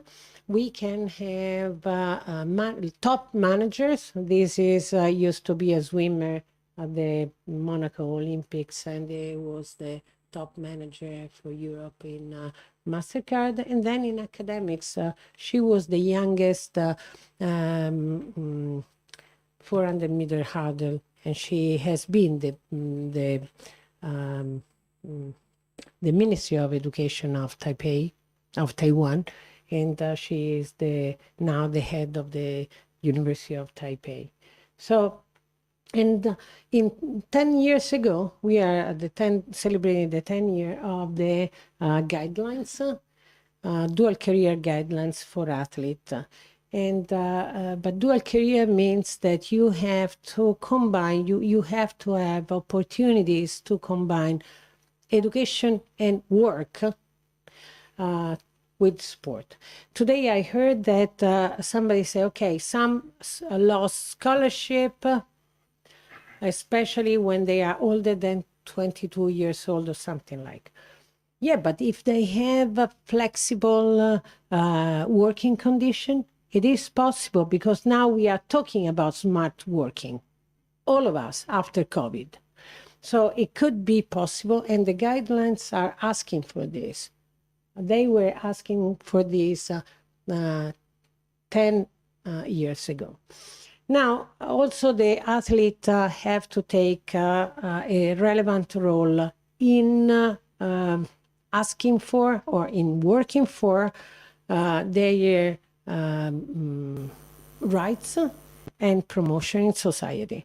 This is the Italian Athlete Committee at the Olympic Committee, and they are working now and their motto is "Stronger Together, Stronger," which is and they are working on their rights on dual career, representation, and so on and so forth. So what I'm telling you is that I did not know that many of the federation do not have an athlete committee.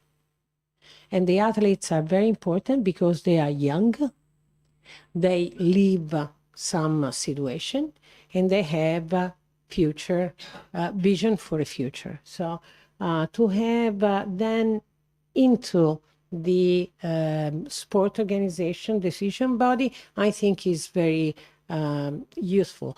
Another thing that I would suggest you, because you are so open in this, is to include also a parents committee. Because the parents of elite sport face lots of problems in sustaining the development of their child throughout their career. And in one survey of international students, athletes participating at the universities, they declared that the parents were the most important supporter. So the parents can help the sport organization not losing talent athlete because of raising some issues and also providing some solution. One of the Erasmus Plus project is called Empatia, and Empatia provides an educational platform for parents of elite athletes. It has been developed with the contribution of 500 parents of elite European athletes. So I hope that the Sport Federation would use, because who puts the money in?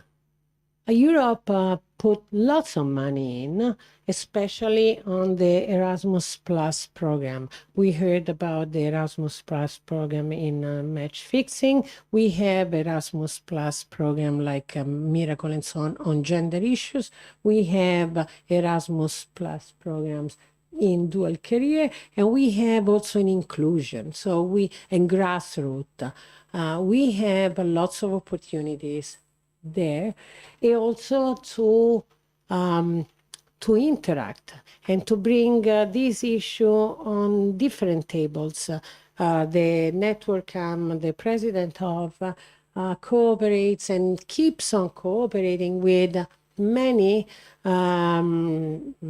political bodies, but also organizations. So it is very important to project yourself on different environment and start working together, because the co-construction is built on networking and hearing and cooperating. Now, this is the new frontier. If everything you have seen had been in place more or less, even though at the very beginning, even though needing to move forward, we need to monitor. Now we have these guidelines, we have recommendations on. We have to put in place a monitoring system which has to be systematic, which has to be standardized, and at the end we could provide quality certification. I heard this morning somebody say, okay, now if you do this, we can provide you with this money, so you can improve, even further improve what it is needed.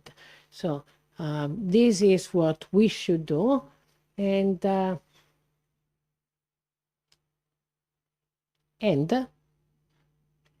this is the end, but I would like to invite you to an online meeting that we have every 2 months from November to June. We have a conference in September, so from November to June, we provide with a 2-month break, a cafe online, where we invite organization, athletes, policymakers to discuss an issue. And December 5th, we will have a cafe on the dual career athlete and organization for entrepreneurship. So you are more than welcome to write me and to get the link. It's a Zoom link, it's 1 hour, and I will not talk. So the expert will talk. And I think that the cafe, which started during the COVID, is a good opportunity that anybody could use within their organization to raise the awareness on some topics and also providing some best practice and probable solutions to the problem. Thank you a lot.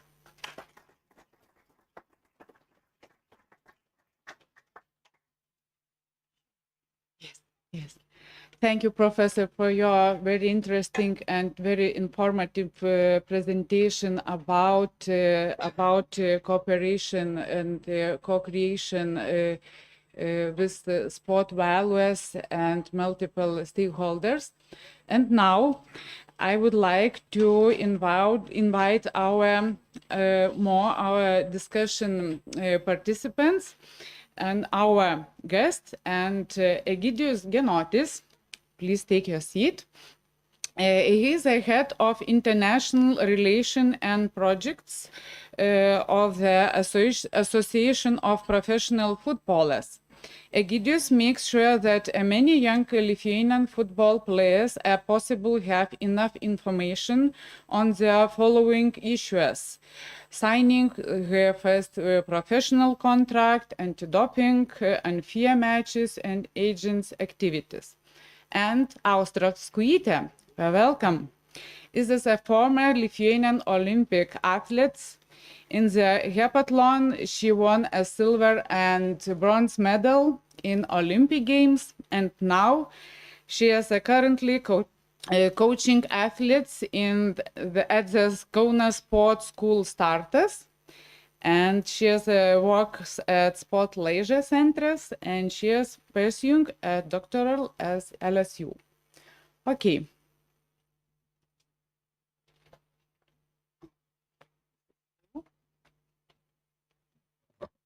And I prepare for you some questions. And I would like to start from first questions about from your presentation, Professor. And as we saw in your presentation, the sport is inclusive, evaluated and monitored on a regular basis, and is important for peace and development. We still face exclusion of females in sport. And I would like to ask you, what, in your opinion, of the current situation in Lithuania at this time? What would like to go first? In terms of innovation, you know that sport is in DG innovation, education, innovation, and so on. It's a very long name. I think about youth sport. When, in Italy at least, when basketball players start playing, they play together. Female and men, female and male young basketball player, till a certain age, play together. Also in soccer, they play together. So I'm thinking, if we introduce 3 versus 3 basketball in the Olympics, why don't we think also mixed basketball? Maybe could be an opportunity, or mixed soccer, or mixed anything, because could be an opportunity to be inclusive. The other thing is, we talk about inclusive of differently able players. sport is made of rules. Okay, we can make up rules the way we would like to have these rules ruling the play. So let's try to be innovative in this respect. Okay, maybe you have some point of view? Hello, everyone. I just wanted to mention that, for example, in Lithuania, when you look at the youth sport, of course, boys, they want to be basketball players, football players, and there's less female athletes in these sports. But, for example, in athletics, I coach in athletics. Sometimes we have competition for children. There was like maybe 18 boys jumping long jump and 56 girls in the long jump. So we get those girls who are not very interested in basketball, football, they're coming in athletics. So I think if the athlete is active and wants to participate in some sport, they find their way. Either way, but they find their way. Hello, everyone.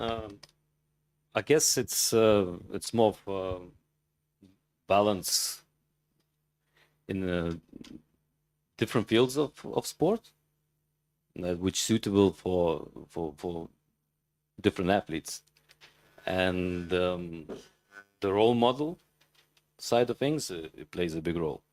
So this achievement in certain sport from females, like Austria, I guess, attracts the youth to participate. Even it's mostly the same gender.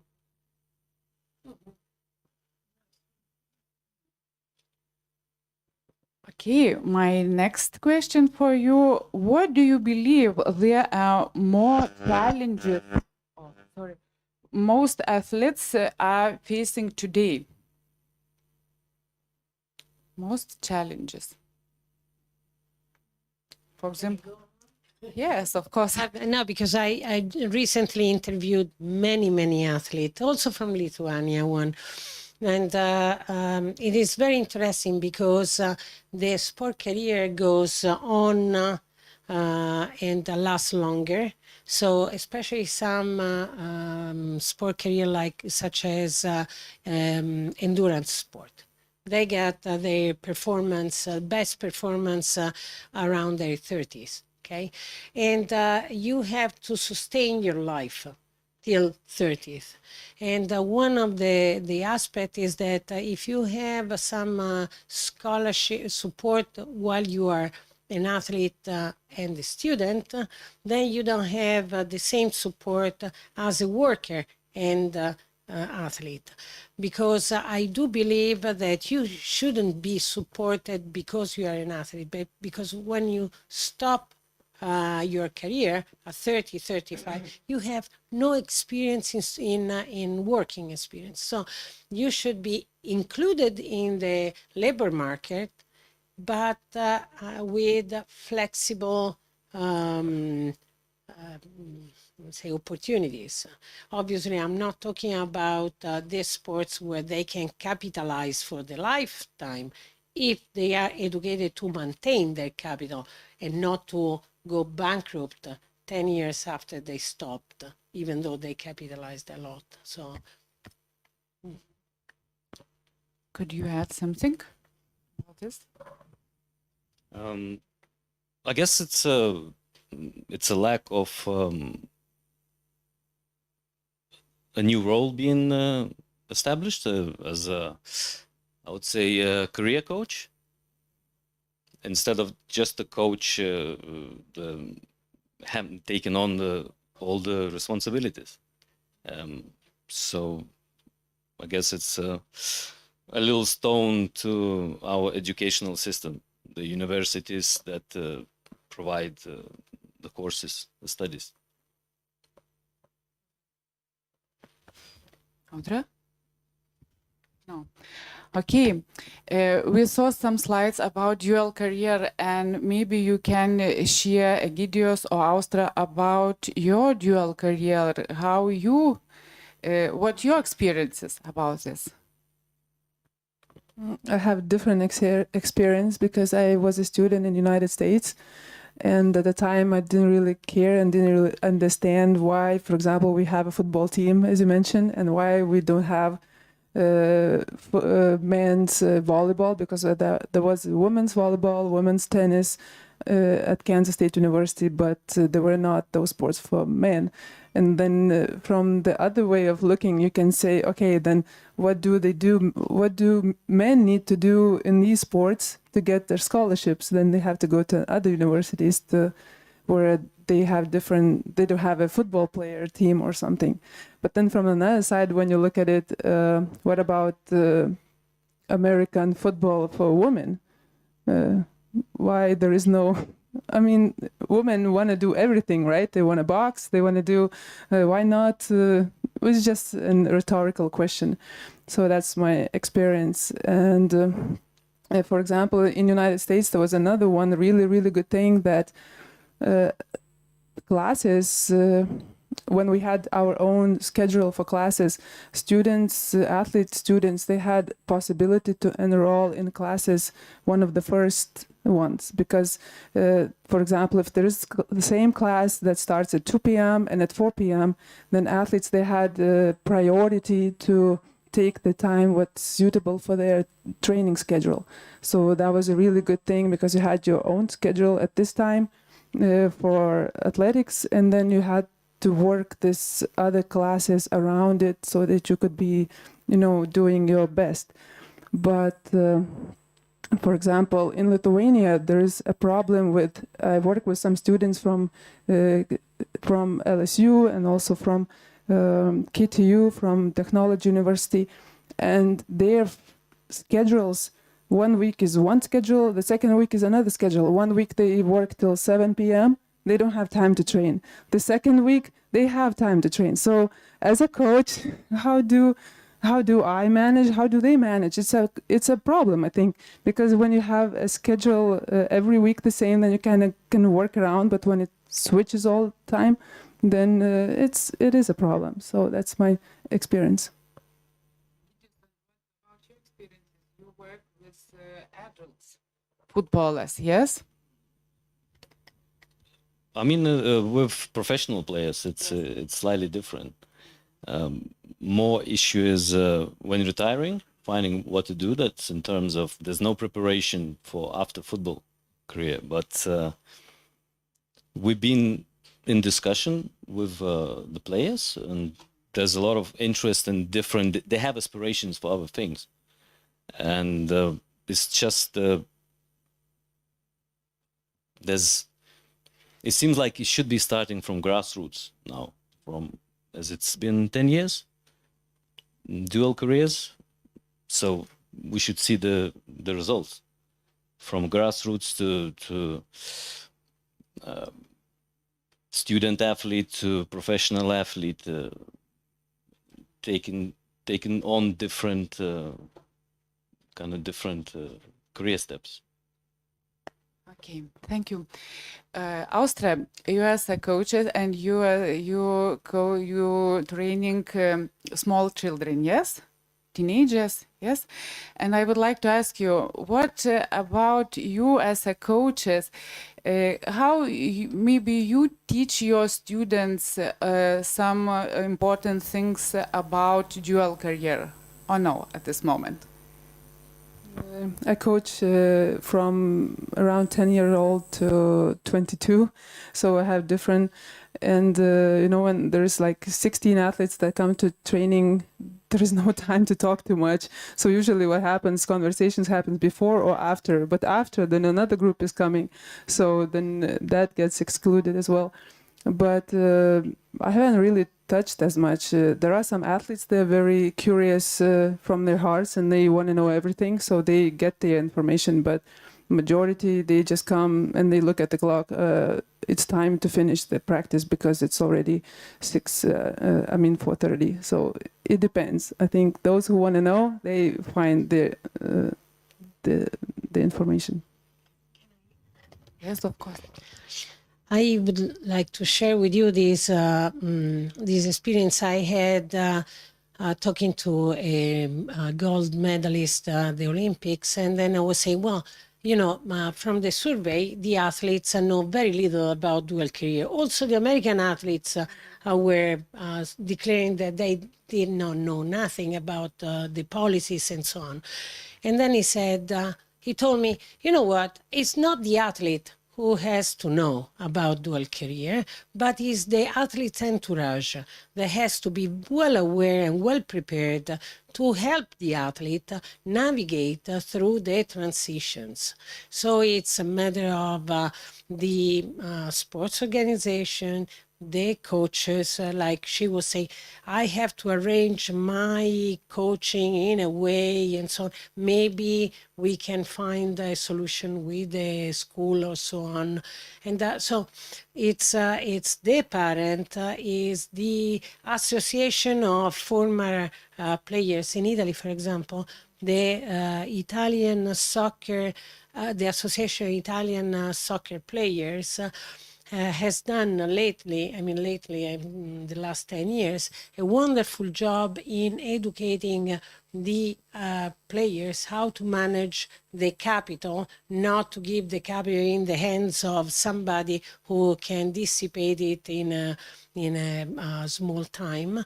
And they now associated with the basketball, Professional Basketball Association of Players in this regard. So now there are different solutions. We have just to look for the most suitable in that context, because the context of track and field is completely different from a team sport, from other sports. So we have to be creative, informed, we have to be knowledgeable, and to try to to fix the things in that specific context. But we can do it only if the sport federation start educating coaches and sport management in dual career, and I would say also in match fixing, integrity, and so on. There should be, let's say, a core educational business in the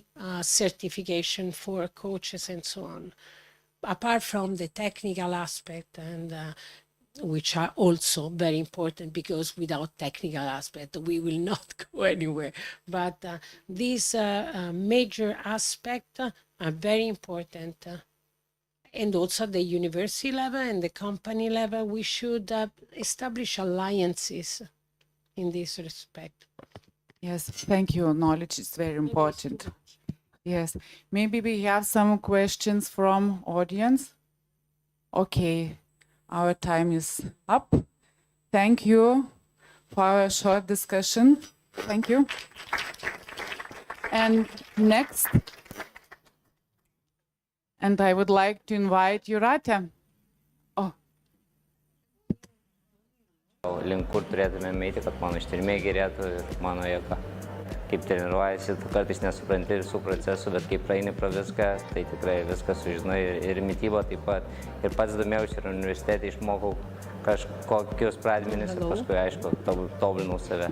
So, hello, I know that you are a little bit tired. Maybe we can do small exercise just to stand up, to look to our neighbors, to say hello, and then sit down again. Just maybe some because it's already a long time to sit.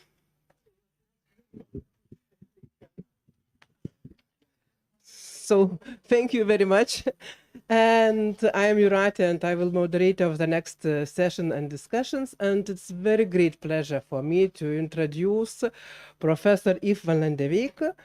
He is professor in rehabilitation science at the Department of Rehabilitation Science at the University of Leuven in Belgium, and also professor at the Department of Physiology, Nutrition and Biomechanics at School of Sports and Health Science. And we have long story with collaboration with professor, and we're very pleased to have you again in our university after 23 years. So the floor is yours. Please, Yves.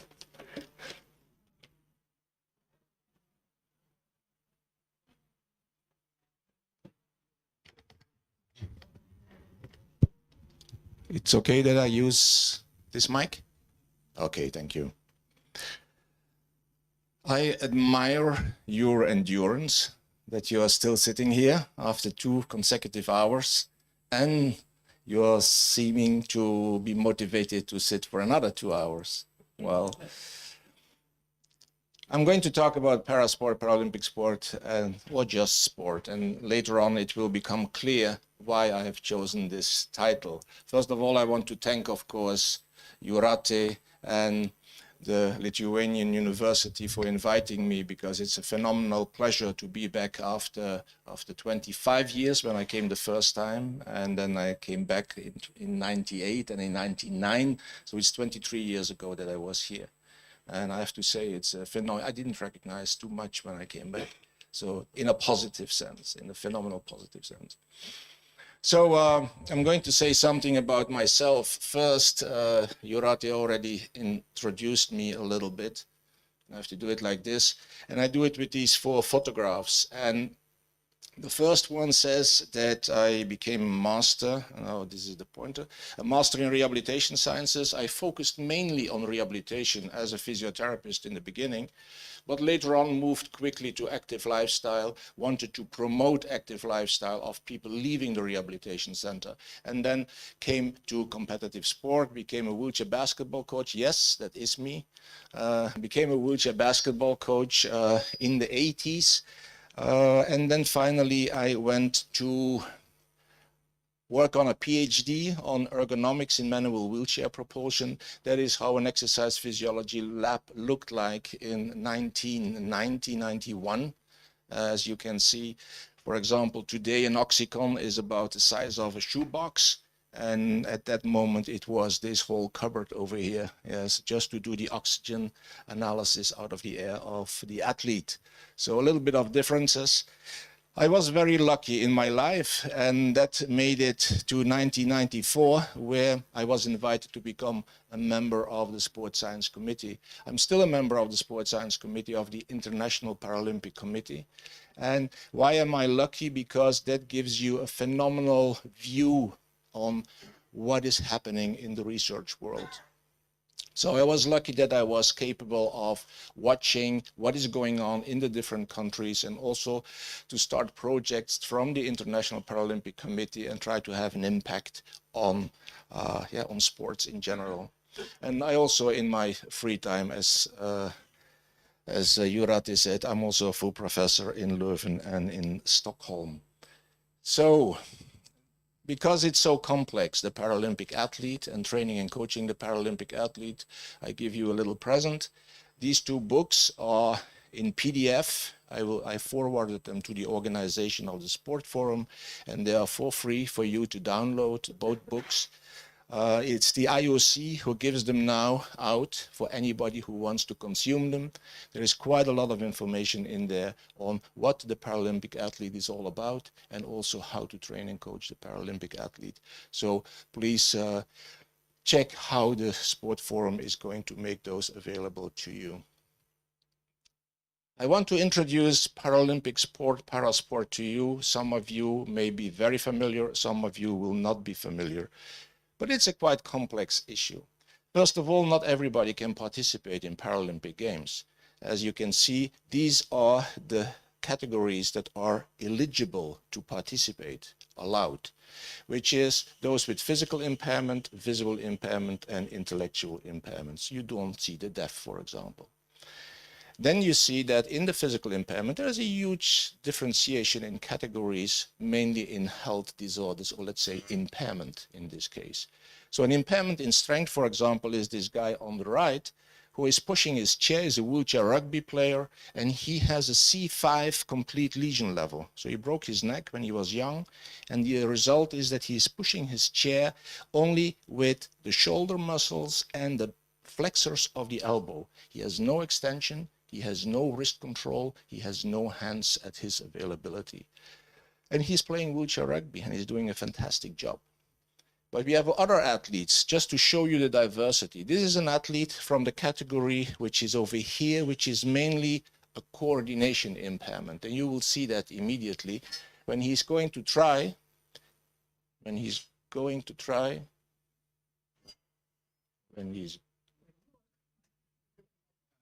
is trying. So he has to throw this red ball as close as possible to the white ball. He's asking his coach, could you please hold my chair, because all these movements that I cannot control make it very wobbly to shoot. So hold my chair, fix it. Now he's concentrating, he's visualizing the shot, and now he's going to try to get that ball as close as possible, even though he has problems coordinating his limbs. Bang, that is what he can do. So phenomenal shot. Well, now he goes again. And we have other athletes, for example, in the category here of amputation. And this is what you are going to see is not the regular wheelchair basketball athlete. This is the best wheelchair basketball athlete in the world. It's Patrick Anderson from Canada. And he's showing some skills that I never saw another person do. And this is just one of the video clips that he makes available. So he's now bouncing, he's doing this on one wheel in the back. Now he's taking off one wheel, he's throwing it away. Yes. And then he's waiting for it. And there it comes back. He's grasping it again, and he's plugging it in again. So this is extraordinary skill. Of course, that's not what you're going to use in wheelchair basketball, but you can, when you see him play wheelchair basketball, you see it all. It's fantastic. And as Lithuania is synonym of basketball, I can imagine that that is triggering your interest. Okay, so we have a huge complexity of individuals we are looking at. That's one thing. And we have a huge complexity of sports. These are only the seated sports. Yes. We also have a whole standing category. And that's a huge group of sports such as ice sledge hockey, for example, and Nordic skiing, but also badminton and rowing and so on and so on. So you can imagine that I cannot concentrate on all of this. But I am going to make a selection for you, and the selection is that I first will concentrate on spinal cord injury and the impact on sports, and then I will concentrate on the person who is using a prosthesis, and throw some questions in the audience that might trigger your imagination and also your criticism to what we are doing. Even though I am already 30 years working for the IPC themselves, they say that I'm the most critical person towards the IPC, within the IPC. So you will hear that, by the way, once in a while, that I'm not always agreeing with what is happening in that international federation. Spinal cord injury, an impact on your spinal cord, with quite a lot of impact here, musculoskeletal impact, autonomic impact, we will talk about that. Medication has an impact, and also autonomic dysreflexia. What is that? So let's start with neuromusculoskeletal impact. And now I just want to ask you to just click on the first video and click on the second, and then they will start running. Thank you. So, and as you can see, this guy here we already saw. He is a C5 tetraplegic, and he's a C6, C7 tetraplegic. So that is 2 centimeters lower in the neck. So that is really minimal. Now look what the impact is. This guy has no triceps. He cannot hit in extension the rims, and he can, just because of the innovation. What is the result when it comes to sport? In a maximal sprint, this guy goes to 8.5 kilometers an hour, and this guy goes to 15.5 kilometers an hour. You can imagine, we are talking about 2 centimeters difference anatomically. What an immense impact that is. Hemodynamics are crucial. Hemodynamics, let's compare later on this person here and this person here. Try to follow this, yes? In the graph here at the top, you see the cardiac output. How much blood is your heart capable of pumping into the system? That, of course, is important with respect to what you can do, with respect to performance. So here you see this is the level of exercise. Less, more, increasing level of exercise. Let's look at the level 1.1. You see at this level, a paraplegic, this here, is capable of having the same cardiac output as an able-bodied, us. Yes? But they stop a little bit earlier here when they do maximal exercise. How is that possible that they do the same exercise cardiac output? It is at 1.1 you can clearly see that the paraplegic has a problem in bringing blood into the bloodstream. Why? The person has no muscles in the legs available, no muscles in the abdomen available to put the blood back towards the heart after taking the oxygen for whatever he's doing. So the blood is not returning as fast as in our body. End result is that he has a stroke volume. The heart has just not enough blood available to pump back into the system. Result is the stroke volume is much lower at this 1.1 level, and he compensates with a higher heart frequency. And that, multiplied with that, when I push a few times on this button here, gives you the cardiac output. Cardiac output is your stroke volume multiplied by your heart rate. But this guy here is a paraplegic. He follows what is here on the screen. He is Joachim Girard. He's from Belgium. He won 3 times the Masters in wheelchair tennis. Fantastic athlete. This guy, he has a tetraplegia. He has a high lesion level. And you can see his racket is taped to his wrist. Because of the high lesion level, he also has a reduced heart frequency. And the heart frequency of this guy is maximum, even when he would be 20 years old. Then normally he has a maximum of 200 approximately. He would have 125 to 130 beats per minute. Can you imagine this? From 200, he drops to 130. Multiplied by a lowered stroke volume gives, of course, a phenomenally low cardiac output. So comparing this athlete with this athlete, musculoskeletal, not comparable. Hemodynamic, not comparable. Completely two different kinds of individuals. Thermoregulation. We had people in Tokyo 2020 who had to compete at 35 degrees Celsius with a humidity of 70%. If you do that, if you prepare an athlete to such conditions, that is perhaps reasonable for us as able-bodied.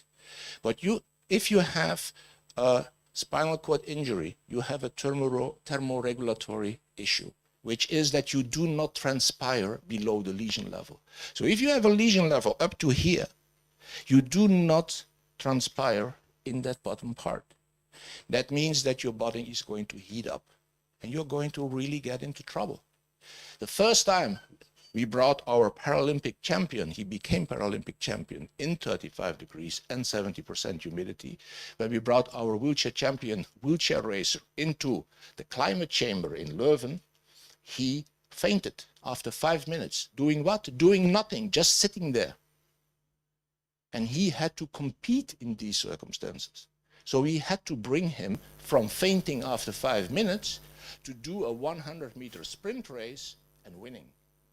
That's a huge gap that you have to close. This is one that people always think it's funny because it's about sildenafil citrate. What is sildenafil citrate? People don't know that name, but people know the name Viagra. Yes? And then always you hear a little gniffle when you hear Viagra. Why? Because Viagra is used by people with tetraplegia, for example. Sometimes, they tell me many times, for sexual intercourse. Yes. So at a certain moment in 2009, one of our wheelchair rugby players comes to me and says, "Coach, I have a problem. I take Viagra, and WADA, the World Anti-Doping Agency, is planning to put that medication on the list of forbidden products. I am an elite athlete, and as an elite athlete, I can be tested anytime. If I just took it, I can be banned for 2 years. I can, after a second violation, I can be banned for life eventually. What to do?" With the hemodynamics I just told you, perhaps somebody already is less worried about the outcome. Because the hemodynamics tell you that the blood that is there does not come back to the heart to participate in the work that you do with your upper extremities. And if you're going to vasodilate at the bottom here, you're even going to put more blood in a spinal cord injury down there, and even less blood coming back, and perhaps that is going to result in worse performance. So there where an able-bodied could have a better performance, in a spinal cord injured person could be a worse performance. That was what I was thinking. So I wrote a letter to WADA and I said, could you support me in studying this? Because I did a review of all the literature, and when I look at randomized placebo-controlled trials with respect to the impact of sildenafil on exercise capacity, couldn't find anything except for able-bodied, nothing on spinal cord injury. And I had some worrying results because there were two studies, here they are, one here that says, yes, there is an impact. And another study says, yes, there is an impact if you use sildenafil in able-bodied on performance. So what we did was, well, WADA was very friendly to me. They not only said yes, they also gave me $100,000 to perform the study. So I had a partner in Nottwil in Switzerland, one of the biggest rehabilitation centers, as you know, in Europe. And we did this together in a multi-center study. We had 27 people with spinal cord injury going through this schedule here. Sea level, with and without sildenafil, and then exercise at higher altitude with and without sildenafil. And the outcome was indeed that people were having a negative impact with spinal cord injury getting sildenafil. That was fantastic because WADA decided, based on that report, to not put it on the list of forbidden products. And I got a big box of chocolate from the wheelchair rugby team as a present. So that is not too bad. There is more to come. Autonomic dysreflexia. What is autonomic dysreflexia? It's something that you cannot do, and they can. And now we are talking about doping, but a very special case of doping. Is it in fact doping? The thing is that when you have a spinal cord injury, you could, but certain lesion levels, you have to have a thoracic 6 and higher. You can evoke a pain stimulus somewhere below the lesion level. You don't feel it, but the nociceptors will register that there is a pain stimulus. Your body is going to react with a massive vasoconstriction, and I go very fast. The vasoconstriction is captured by the baroreceptors, and the baroreceptors are going to trigger a signal back to the system, alarm, you have to go in vasodilation. But that trigger is not passing the lesion level. And what is the impact? The impact is that the vasoconstriction below the lesion level sustains, and above the lesion level goes in vasodilation. Yay! Why yay? Because that was the problem. We didn't get blood from down there to the upper trunk and the arms to do the exercise. So now the system physiologically is helping me. And does it help with respect to performance? 10% improvement in race time. 10%. That costs you, for a 2-hour marathon, 12 minutes faster. You win a marathon sometimes with half a minute difference. Perhaps sometimes in a sprint, we are talking 12 minutes. This is huge. Can you do this? Yes, some athletes unfortunately did this by inducing, for example, a pain stimulus by clamping the catheter that came out of the bladder, drinking. The bladder becomes bigger and bigger, urine cannot go away, creates a pain stimulus, you get the boosting effect, you get faster and faster and better, then the pressure becomes too high, you get really severe high blood pressure in the brain, you're going to see blurry, dizzy, you release a little bit of water, of urine, you clam again, you feel good again, you start drinking again. And that's what you're doing. Bang and bang and bang. You know, we have 7 cases reported in the literature in 2014. I didn't follow up, I have to admit. But until 2014, 7 cases of people dying because of autonomic dysreflexia. 5 of them with respect to bleeding in the brain because of the high pressure. And that is what we allow athletes to do. We should not. This is dangerous. And athletes are not aware, or certainly in Beijing 2008 and London 2012, we're not really aware of this. So that is a major issue. Let's go to the last part, which is classification. I just drop it into the auditorium and you take it with you. What do you think about this? In wheelchair rugby, this is the spine. They decided that for classification, to make a fair competition, We need 7 classes to make a difference between all these tetraplegics. Because in wheelchair rugby, only the tetraplegics can participate. There are exceptions, of course, also amputees and so, but okay. But 7 classes for those tetraplegics. In wheelchair basketball, I have to do this. In wheelchair basketball, you can see that they have 8 classes from up here to there. Because in wheelchair basketball, from here on, you have full capability of your arms. Yes, you can use your arms. So, and that's what you need for basketball. So from here on, you can start playing basketball, and then you go down. And the more you go down, the more you get control over your trunk, and so on and so on.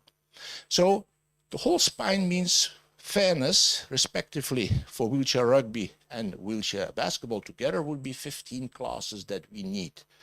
Well, nice. In tennis, we have 1 class for up and 1 class for down this level here. How is that possible? And for athletics, they do it a little bit different. They have 4 classes. I can tell you one thing. If you are a T5 paraplegic, which means you do not have trunk control, you do not have control over your legs, but you have 2 strong, very strong arms. I had one of my students was like this, and he came to me and he said, Professor, I was a fantastic tennis player. I had an accident. I'm in a wheelchair now. I have a T5 lesion level, but I'm a very, very good tennis player. How could I make it in the world of wheelchair tennis? I said, what do you want to do? I want to go to Paralympic Games. And what do you want to achieve in Paralympic Games? I want to go for the medals. I said, forget it. He said, why forget it? You can train as hard as you want. You will never be able to win a medal in wheelchair tennis, because you are in this category from here to here where you have to play against people who have a full trunk control, and you do not have full trunk control. They are in the same class. Why is that? In summary for this spinal cord here, what can I say? First of all, we need more studies with respect to the neuromusculoskeletal level on the impact of impairment on performance, that is for sure. We need more studies, randomized controlled trials for training interventions. We need to have a better understanding of autonomic nervous system and performance. We also need more view on cooling strategies that we can use to compensate for thermoregulatory issues. We need to understand the impact of supplements, which can be different in people with spinal cord injury compared to the able-bodied. And we also have, of course, to look into causalities of injuries. We can optimize performance in our athletes, but not at the cost of major shoulder injuries in the long term, because those shoulders you will use at the end your whole career and also your whole life. This thing is really not very... Okay, let's move on to the person with prosthesis. This one we know, that is Oscar Pistorius. There is a good story and a bad story. I'm talking about the good story today, not about the bad story. And we have also Markus Rehm from Germany. He is jumping today 8 meters 62 far in long jump. 8.62, he would have taken with this jump the gold medal in Rio in the Olympic Games, because that winning jump was 8 meters 40-41. So he jumps 8.62. Interesting. I think you're blocking my beam.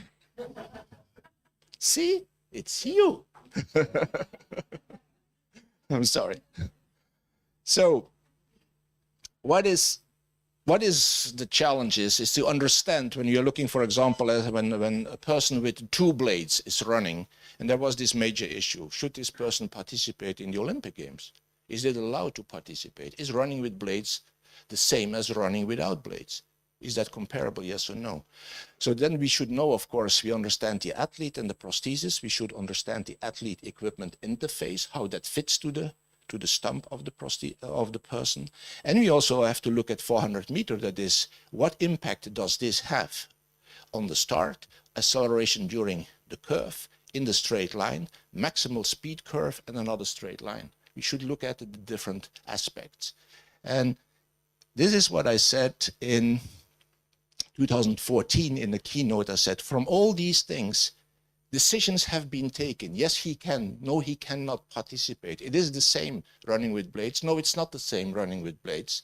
And we only studied the athlete and the prosthesis and running on a straight line. That was the only thing that was done in 2014. And all these decisions were already taken. Very interesting how they do that.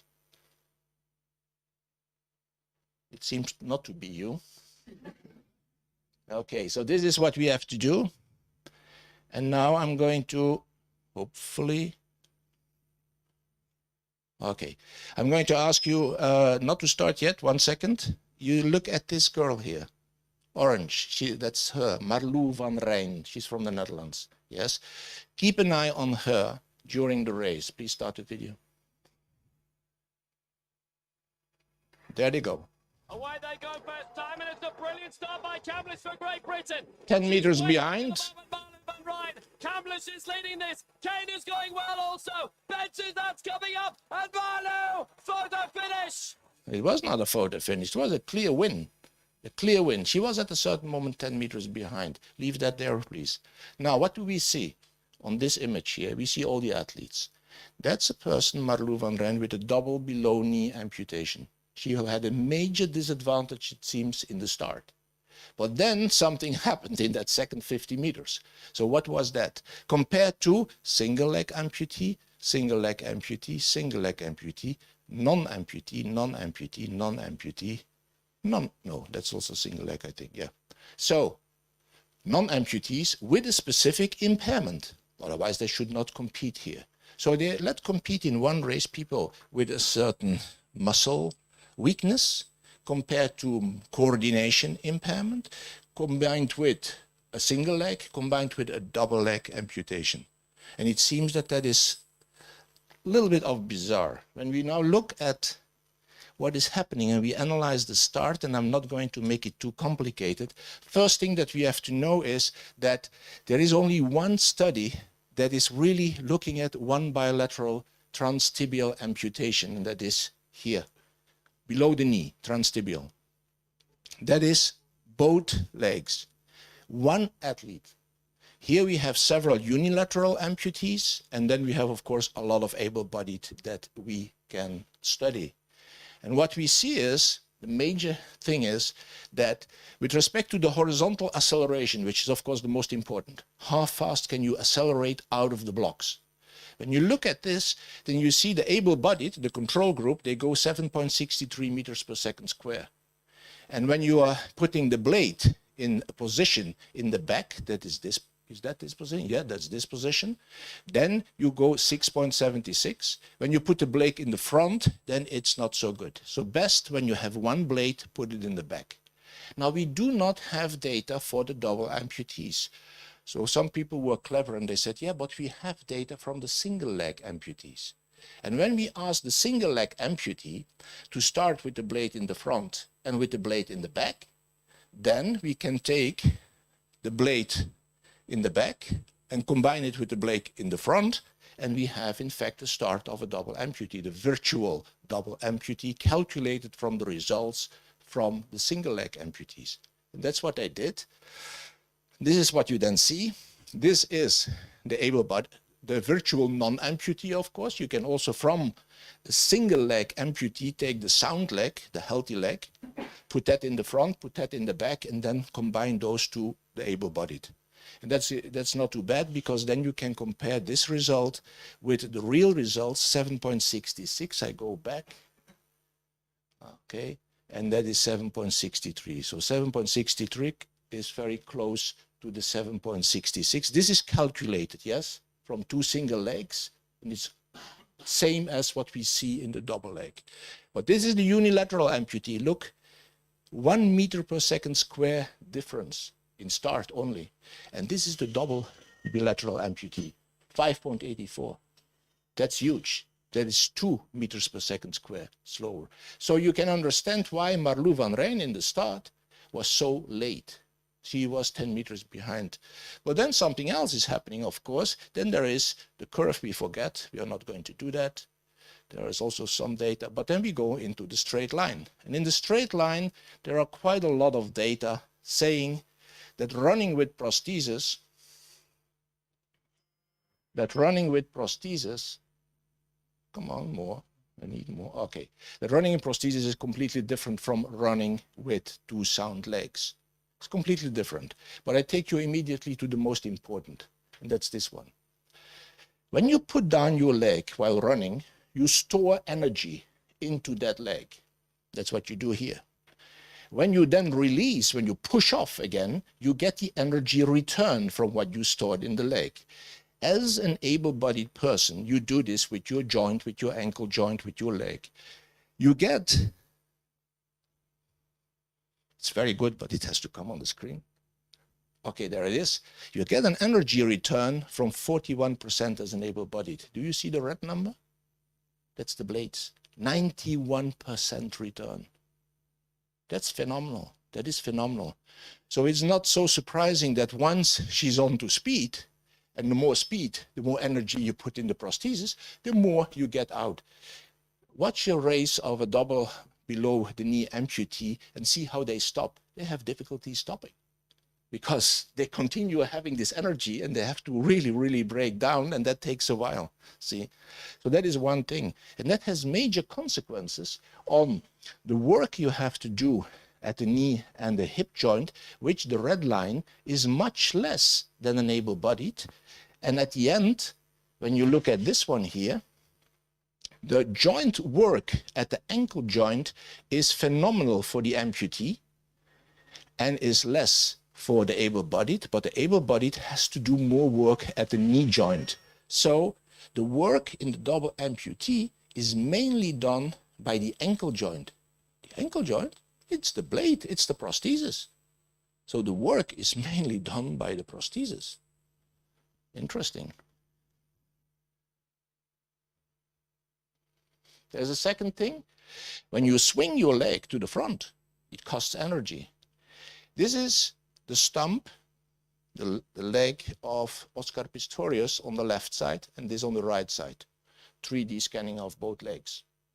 And as you can see, the mass is 1.6 kilograms, 1.4 kilograms. Normally it would be 4.350 plus this. So that would be about 5.7 kilograms from the knee down. Yes, 5.7 kilograms. The weight of the tibia, fibula, and the foot.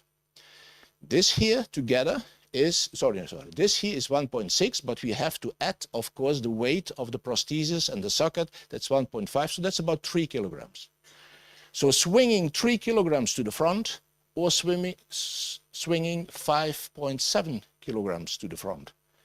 Every swing, left leg and right leg. Plus, another thing is that you have, where is your center of gravity of this system? That is here. This is about 20 centimeters under the knee joint, while with the prosthesis, your center of gravity is about 10 centimeters under the knee joint.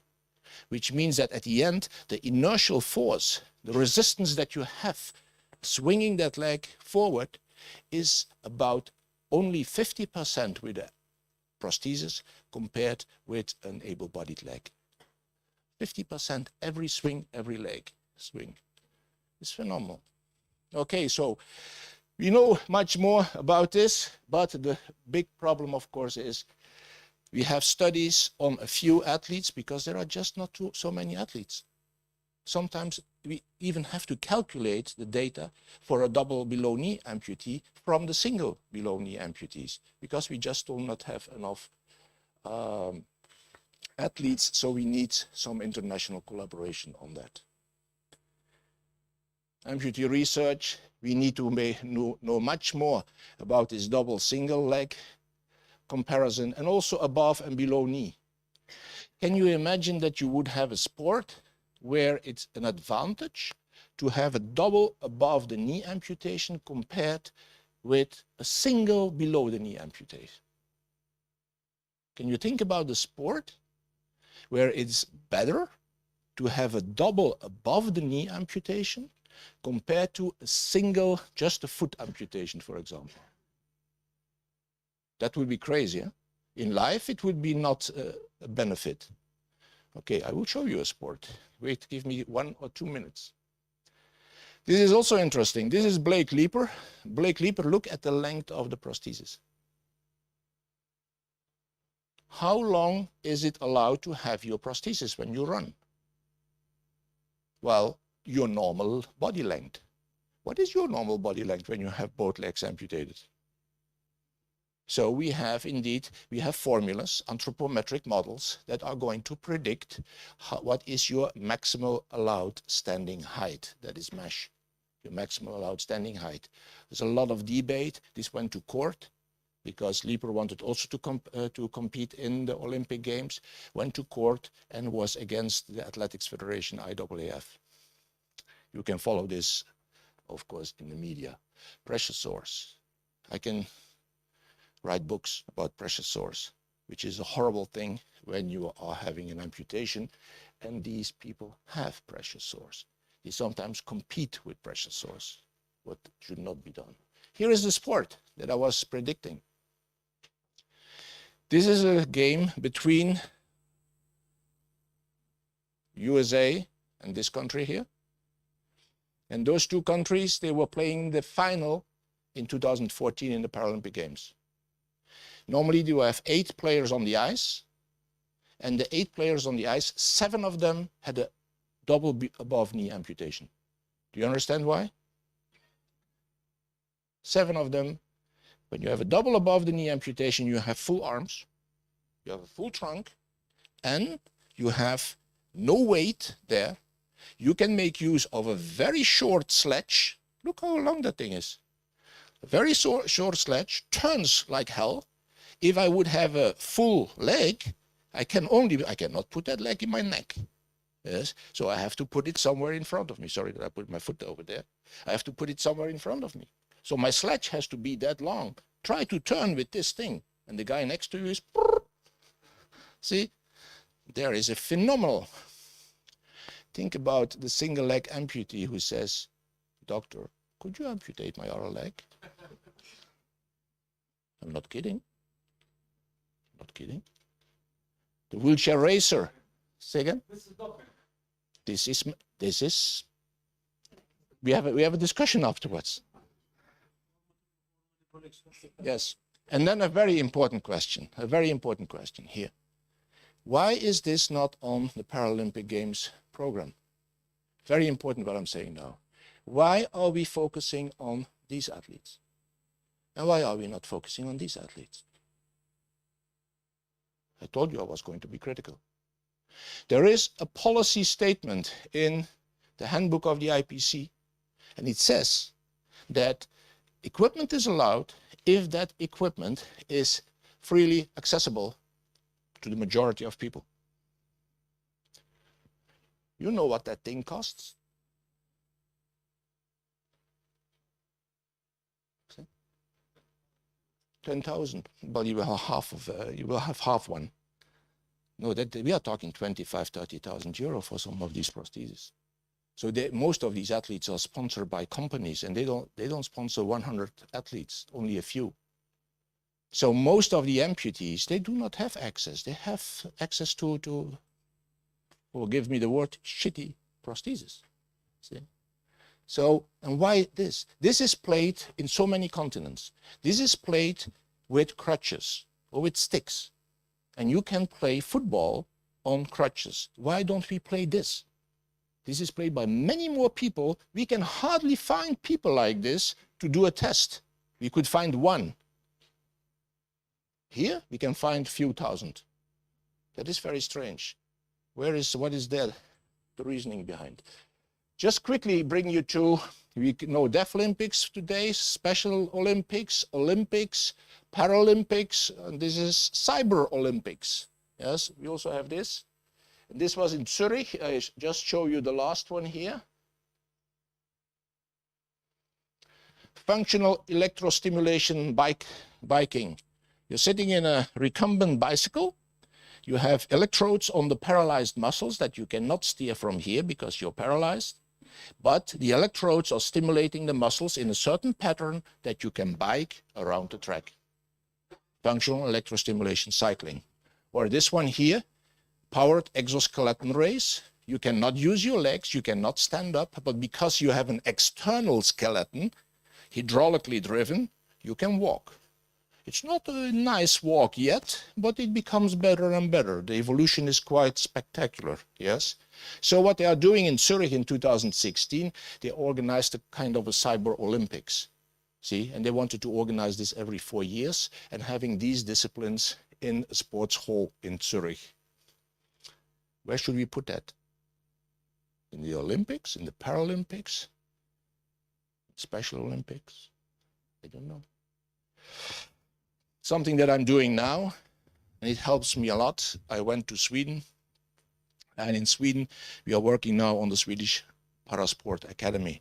And it brings together a lot of things that we already discussed today. And what we are doing, in fact, is we are trying to solve questions. And here it's the question of how does neuromusculoskeletal impairment impacts on activity that can be in rehabilitation, activity of daily life, leisure time physical activity, sport, competitive sport, taking into consideration that there is an interface, a wheelchair, a prosthesis, or whatever that has to be accommodated.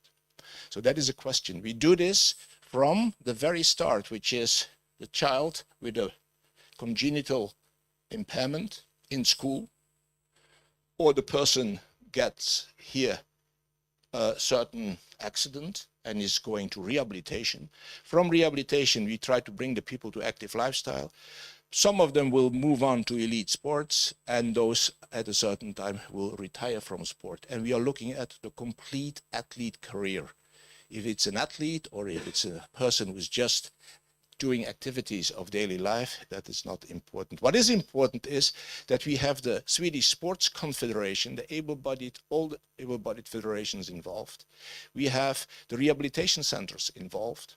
We have also the Recreational Sports Federation. We have the Paralympic Committee of Sweden involved. So everybody that has somewhere a line to sports in Sweden is involved in our system.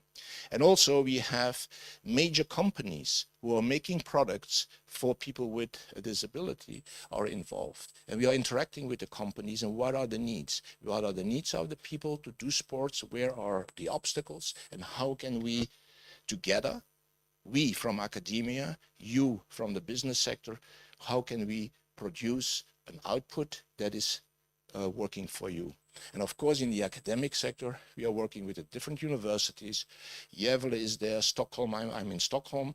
Gävle is there, Östersund is there, Mid Sweden University is there, Lund University. So we have a network of the different universities collaborating and bringing all the knowledge and all the initiatives, which are fantastic, but are all isolated. And all these initiatives are pieces of the puzzle. When you bring them all together on the table, you can solve the puzzle, hopefully. That's what we are trying to do in interaction with everybody. And the most important is the outer, and there I stop. And that is that this information that we are going to gain from this extraordinary collaboration, that we are going to bring that into our education systems in Sweden. That is, those who will become physical educators, those who will become sport scientists, sport coaches. This information will go immediately into these study programs. And at the end, we will make a difference, I think, in one generation, which is that the people who are leaving the university now, they are going to have a huge impact on society with the information that is needed and are going to be ready for an inclusive society. And that is the big thing. When a government says, from today on, we are going to be inclusive, then you're in trouble, because nobody is prepared for inclusion. That's what happened in the US. So don't do that. Prepare for inclusion and then announce that we are going for inclusion. And that is what we are doing here. We are going for this inclusive setting, and we are going to prepare the people, bring the knowledge from the different universities in interaction with the different stakeholders, with the partners, to our youngsters. And if you want to change the future, you should educate your children. That's what we are doing. We educate our students, and hopefully we have an impact on the future. I'm out of breath, my good Lord. Okay, thank you. That was it for me.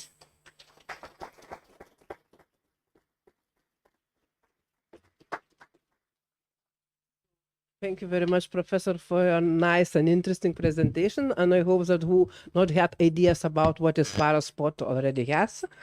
And I would like to invite to panel discussion also our friends of our university, Edvinas Kriūnas. He is president of the Lithuanian Deaf Sports Committee. Also, our teacher Kęstutis Skučas, he is head of the Lithuanian Sport Federations for the Disabled. And Vaida Pokvitytė, she is head of sport of Kaunas Recreation and Sports Club for the Disabled.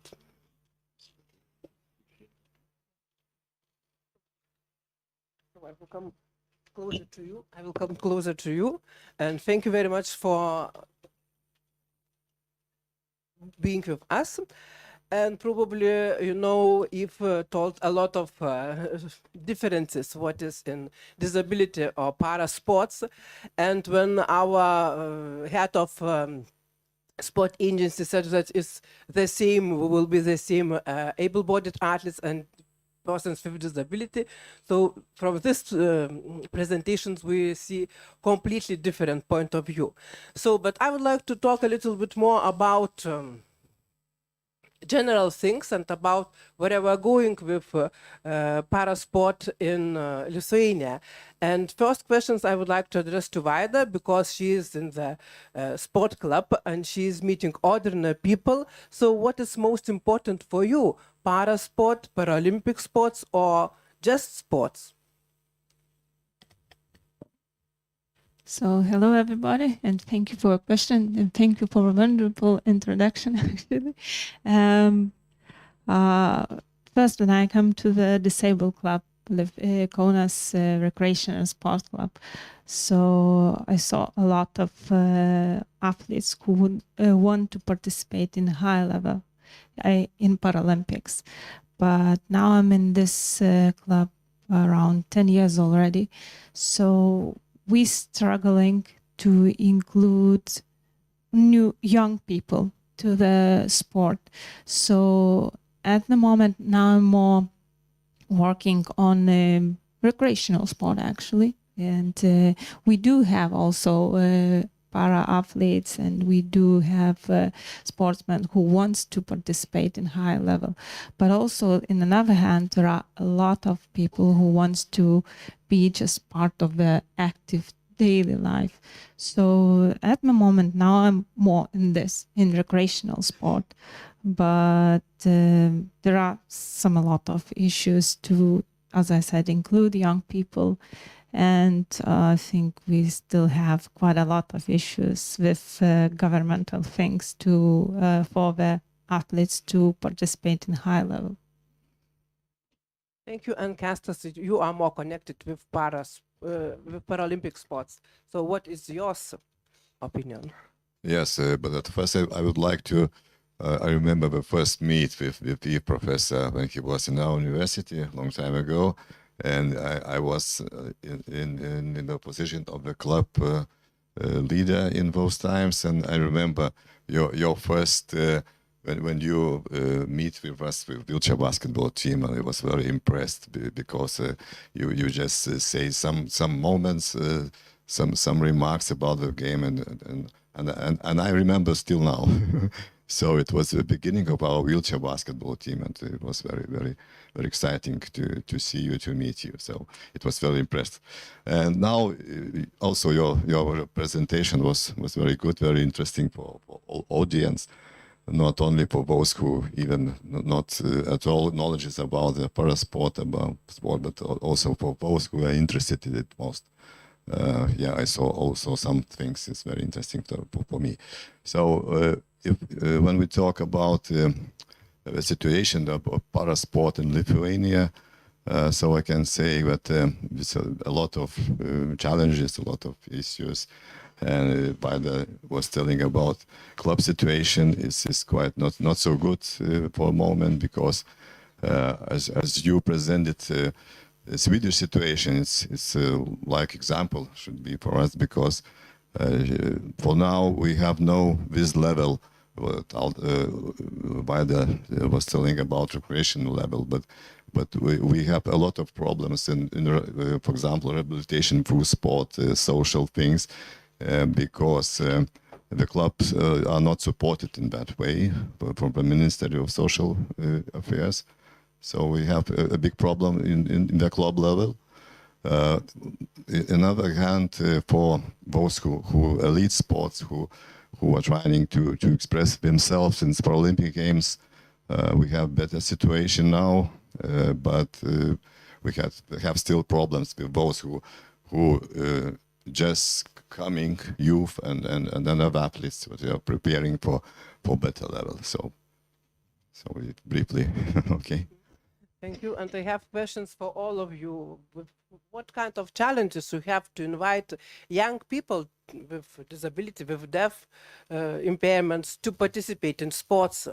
Because usually even young people without disabilities, they are using to sit down at home to play games on computers and so on. So what kind of challenges you met?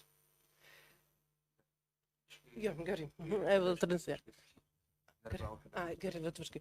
Su kokiais sunkumais susitinkate, kad įtraukti jaunus žmonės turinčius negalią į sportą, nes vis tiek dauguma sėdi prie kompiuterių, žaidžia kompiuterinius žaidimus ir tą tokį gyvenimą. Tai sveiki visi, galau. Sunkumai yra pagrindė kurčiųjų sportai, tai visų pirmiausia, tai yra komunikacija. Komunikacija tai reiškia, kad ryšys tarp trenerio ir sportininko arba mokytojo ir vaiko ir taip toliau. Ir nėra komunikacijos, nėra išaiškinimo, sunku tam vaikui suvokti, ką reikia daryti, kaip reikia daryti, nes vaizdo vien neužtenka. Ir tas turi tikrai labai didelės įtakos. Juolab, kad negirdinčiam, kurčiam vaikui sunku integruotis į girdinčių visuomenę, dėl to, kad taip pat trūksta specialistų, kurie mokėtų gestų kalbą. O Lietuvoje šiuo metu ypatingai to nėra. Aišku, ir kitose Europos šalyse. Tai aš manau, kad pagrindinė problema yra komunikacija, nuo kurios reikėtų pradėti. Okay, thank you. I will try to translate and forgive me if I will do some not mistakes. So probably the most important thing is communication between children with deaf disabilities or deaf impairment and teachers. And also there is a lot of misunderstanding when you need to teach how to perform, how to perform one or other exercise, because sometimes there is not enough to look through the video and then they need to try. Also another maybe problem is that we still need guest language interpreters, and not all of coaches are able to talk in deaf language or in guest language, as well as also there is some misunderstandings that everybody thinks that deaf people, it is very easy for them to be inclusive and integrated in able-bodied, but that is not true, and they have a lot of difficulties with it. And Vaida, what your challenge? So then I saw your presentation. There was cyber Olympics. So I was sitting and thinking, maybe it is what the young generation wants, maybe cyber things, exoskeletons, and so on. Because the challenge is, I think, maybe we are not so interesting anymore with the classic, I don't know, games like wheelchair basketball, like swimming and so on. Maybe we want something new, so it might be the answer, the Cyber Olympics. I don't know. That's my opinion now after this presentation. As Eve mentioned, there are a huge of differences of people with disabilities, a huge amount of different sports.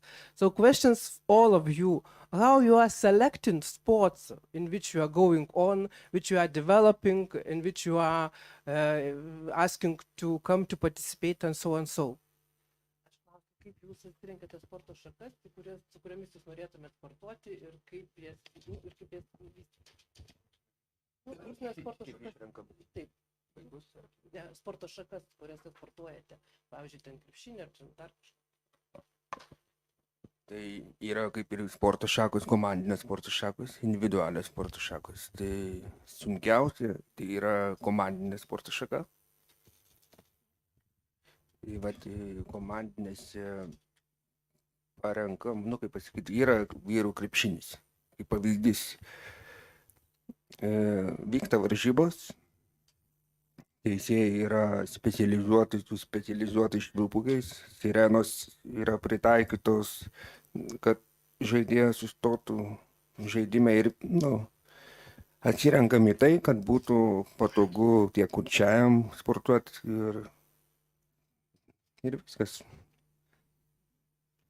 I will translate. So we have individual sports and team sports, and more difficult it is with team sports because there are a lot of things which is necessary to do for people with deaf impairments, such as to adopt some rules and some signs for stop games and so on. And that's all. So, how we selecting the sports? We are not selecting the sports. We just suggesting the sports what we have in the clubs. So, for example, in our club in Kaunas, we have wheelchair basketball, so we can suggest wheelchair basketball. We have swimming trainings and we have swimming coaches, so we can select for the swimming. So we have just few of them, and we have equipment for these sports. For example, for athletics, we have now wheelchair racing and so. But we don't have, for example, wheelchair tennis. Maybe someone is interested in it, but we just don't have this. We don't have coaches, we don't have equipment, and it's quite expensive equipment again. So we have just few sports, and club by club, they do have just few sports which can suggest for the young people. And it's not very big selection of the sports. So I think this is the main issue, even include the young people, because we don't have very wide range of different sports. But of course, in one hand, this situation is improving because we have some funding from the Lithuanian government, so we can write the projects and we can ask for the funding for different sports. So that's how the able-bodied clubs now are trying to do, to suggest some new sports for disabled people also to include. So that's how we start the new sport. But it doesn't mean that all of these suggestions comes to the high athlete sportsmen. They sometimes just stays just with a small knowledge about that sport, and after the project, everything stops. That's the issue. Can I say? Okay, after you go. I would like to ask some thoughts about all Lithuanian sport for disabled, physically disabled people. So we have some groups of athletes, sportsmen who do some sports in some areas. But first of all, we have just a few sports which are very popular in Lithuania.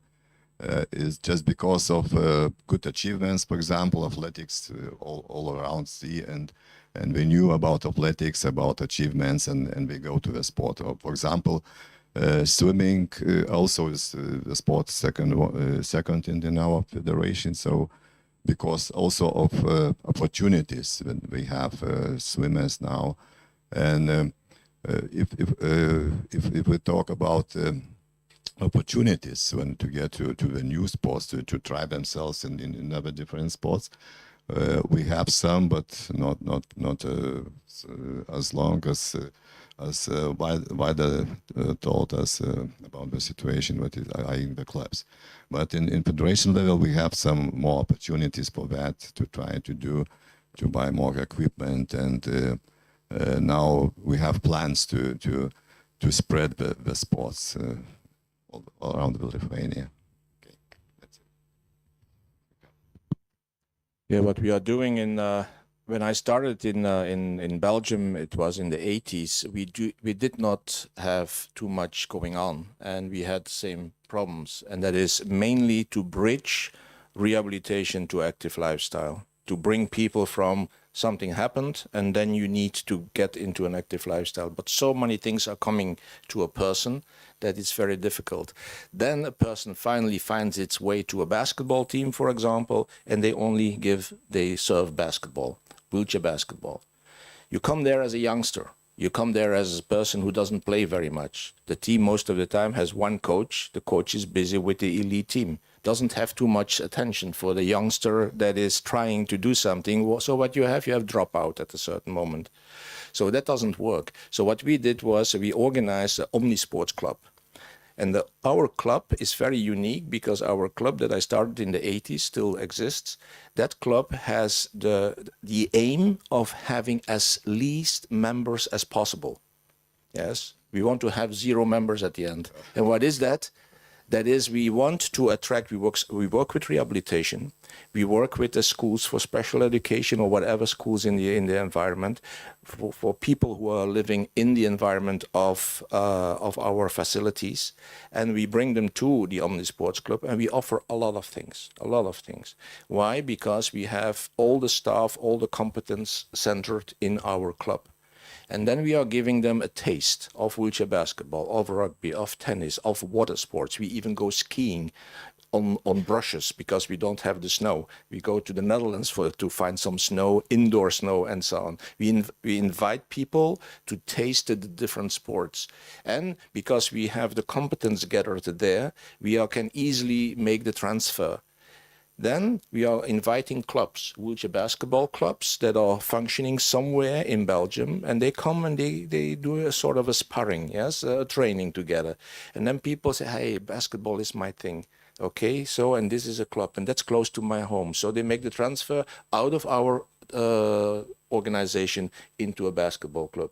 Some people started to do scuba diving after Guillain-Barré, yes, or quite impacting a disease on your neuromusculoskeletal system. So when they started doing scuba diving and they found their thing in it.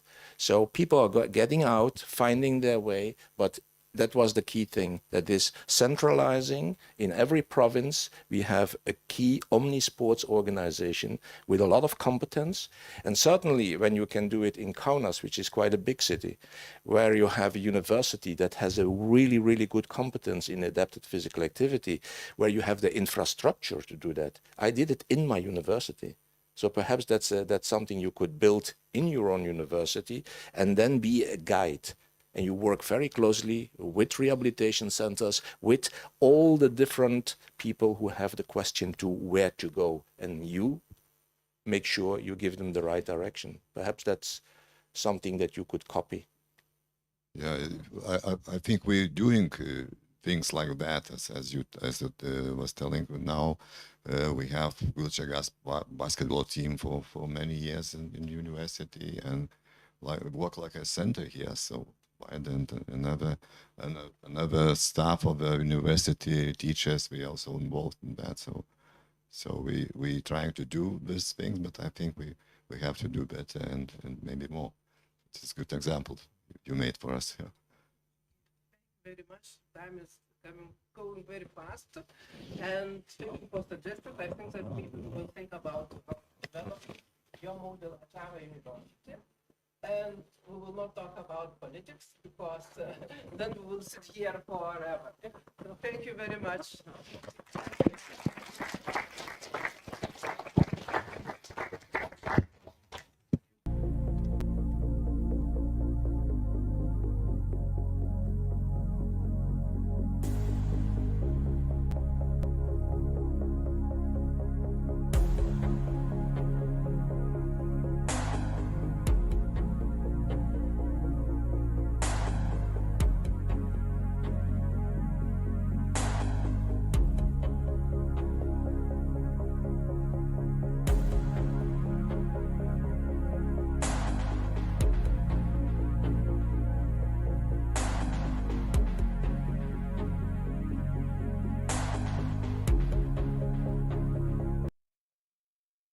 finalize our plenary session and with very interesting and relevant topic. Karin Buk is a senior lecturer and associate professor in sports science, holding a doctoral degree in human geography. Her research mainly focuses on spatial issues, accessibility and sustainability in relation to sport and physical activity. Buk is the head of sports management program at Malmö University and the vice president of the European Association for Sports Management. So thank you, and the floor is yours.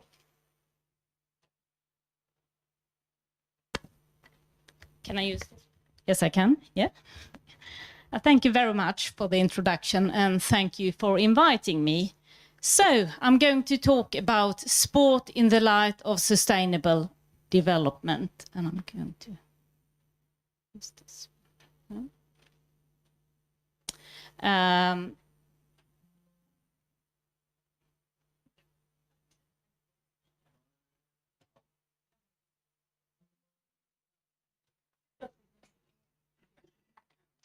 I not using the right?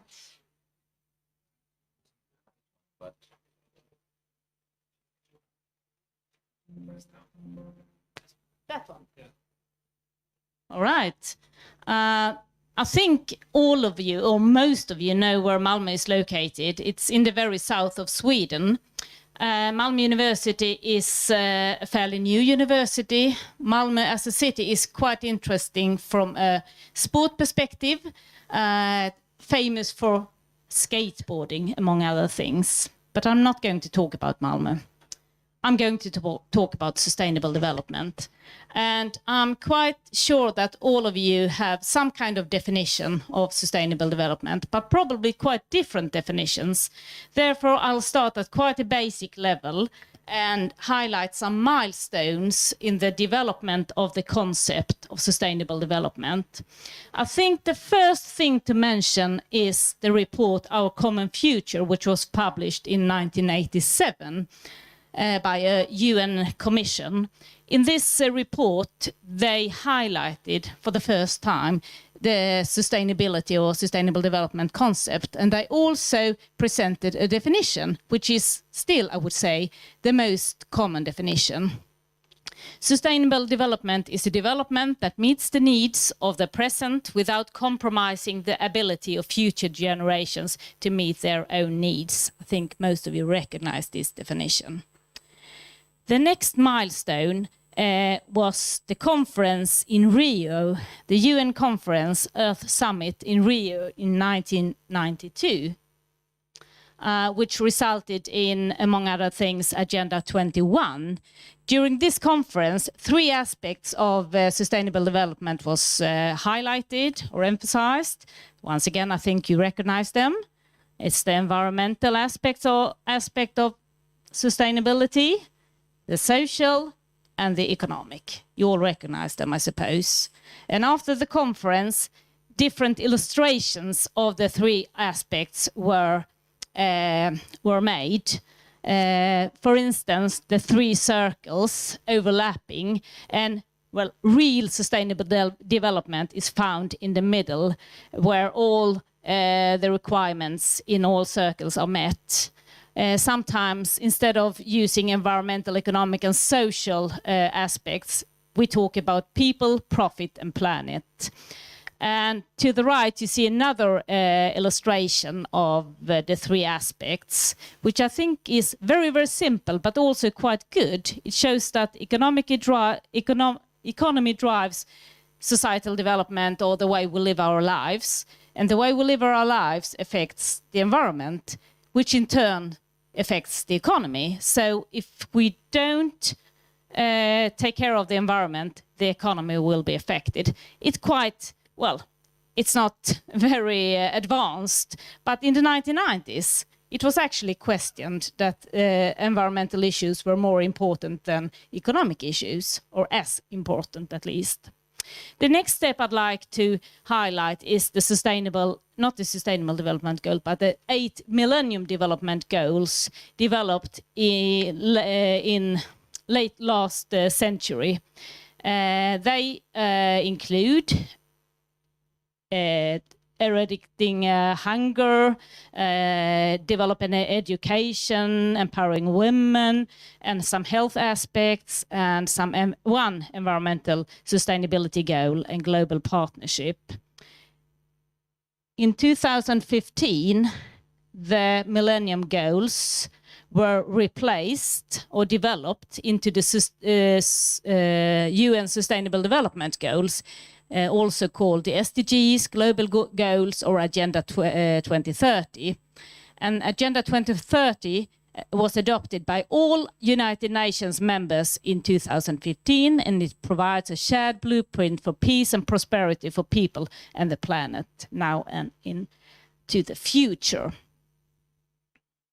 And I think this slide shows the development from the Millennium Development Goals towards the Sustainable Development Goals. As you can see, the MDGs was about reducing poverty in poor countries, while the SDGs are about sustainable development in all countries. And I think that's quite important because it means that no country could ignore the goals. The MDGs could be ignored by large parts of the world, actually. And also, as you know, as you recognize the goals, I think all of you, is that there are now 17 goals covering wider aspects than the MDGs. We still have no poverty and hunger, good health and well-being, education, gender equality. We have several goals about economic factors, reduced inequalities, but we also have several goals regarding environmental and climate issues.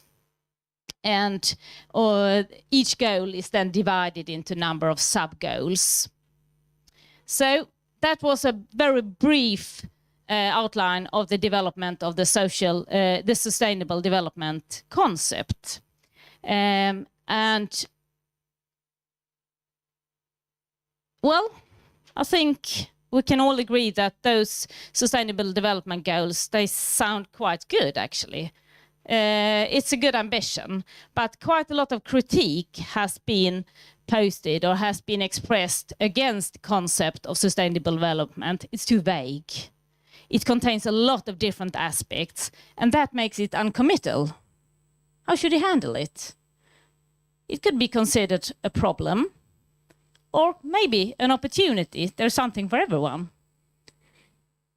And as it's quite vague, how could you then develop efficient and measurable strategies and measures? And how do you know if you're moving in the right direction? How should it be monitored? How should it be evaluated? And are there some criteria a little bit more important than others? Is the environment more important than social aspects?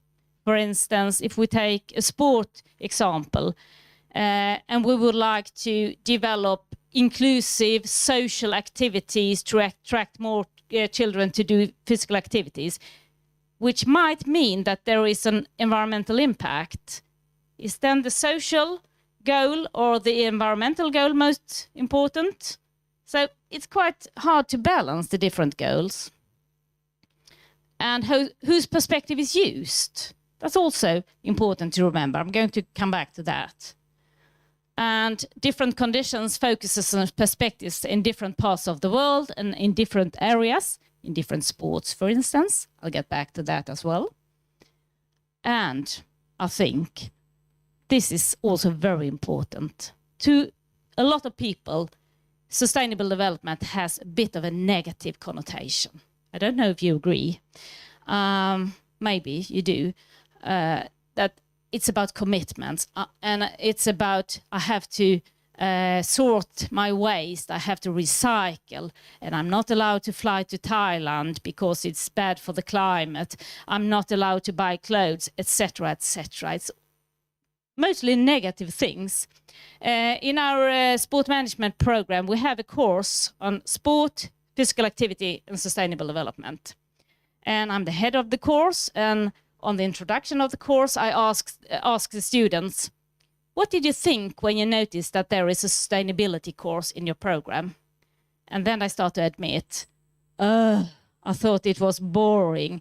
I thought, what's the use of that course? I'm going to be a sport manager. I'm going to do this and that. I'm not going to deal with sustainable development. Luckily, after the course, most of them are quite happy, or they can see the meaning of the course. So I think there is actually a perception that sustainability is something negative. It's boring. And it's complicated, and it's difficult to grasp. And I think this is actually highlighted in this quote. There are different interpretations of what is to be sustained, such as nature, life support, or the community. What is to be developed, people, the economy, or society, and the time and measurement aspect of it. So it is a tricky concept. But I would also like to state that sustainable development gives opportunities. It is an opportunity to make something different, to actually step out of the ordinary activities, to develop your club or your organization or your operations, to actually make some improvements. It's not only about restrictions, it is about improvements, development, which of course requires innovative solutions. And I think most people would agree that creativity and innovative solutions, that's not boring. For those who make it in a good way, it's also marketing opportunities. To work with sustainable development requires a holistic perspective. And I'm a geographer. I think to have the big picture, to see the whole picture, that's interesting. And sustainable development requires the whole picture. It also requires cooperation or co-creation, which was a word that was used earlier, to make things more innovative and better. And it is a necessity. It's not optional any longer. It's actually a necessity to deal with sustainability issues. So even if you think it's boring, I'm sorry, you have to deal with it.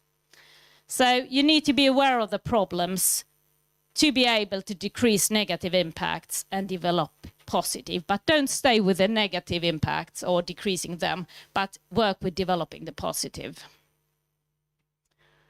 I said earlier that it's a tricky thing that there could be different perspectives when you talk about, oh, I jumped. I think I passed one. I think it says sport and sustainable development. We're going to add sport. So before adding sport, or when adding sport, we need to consider what we actually mean. Whose perspective is in focus when we talk about sport and sustainable development? Is it the sport perspective, a club or a specific sport, for instance? Is it society's perspective, or is it Mother Nature's perspective? I think that you need to consider that when you develop strategies.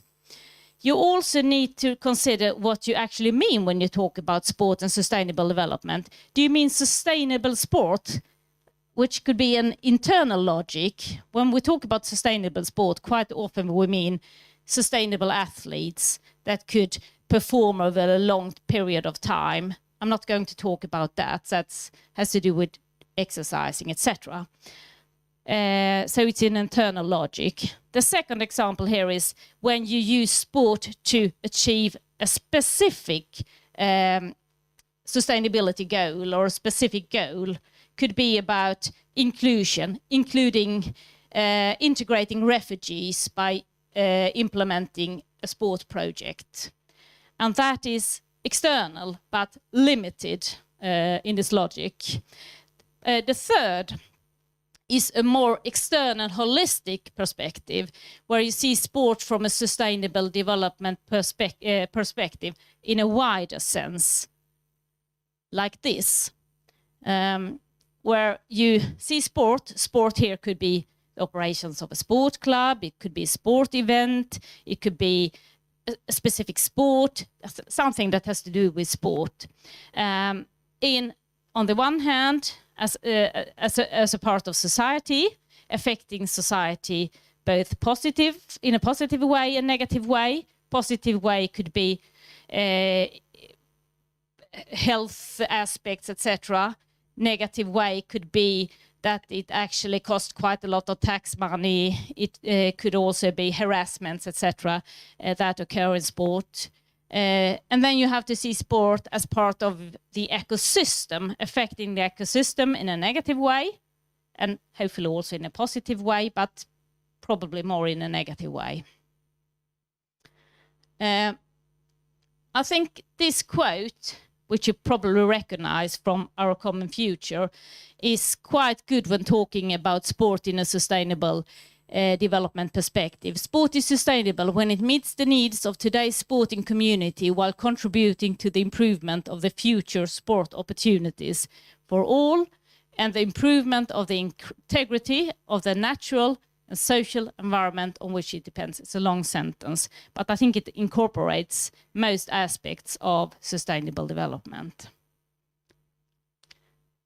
So the interesting thing about sport is that it could be a problem as well as a solution when it comes to sustainable development. On the one hand, quite a lot of sport activities are in one way or the other dependent on the environment. It takes place somewhere. It's dependent on a good environment. And it might even be dependent on natural settings, like skiing and canoeing, etc. And sport could have, as I said earlier, a negative impact from an environmental, social, and economic perspective, where we could use skiing once again. It's dependent on the natural environment, but at the same time affecting the natural environment in quite a negative way, actually.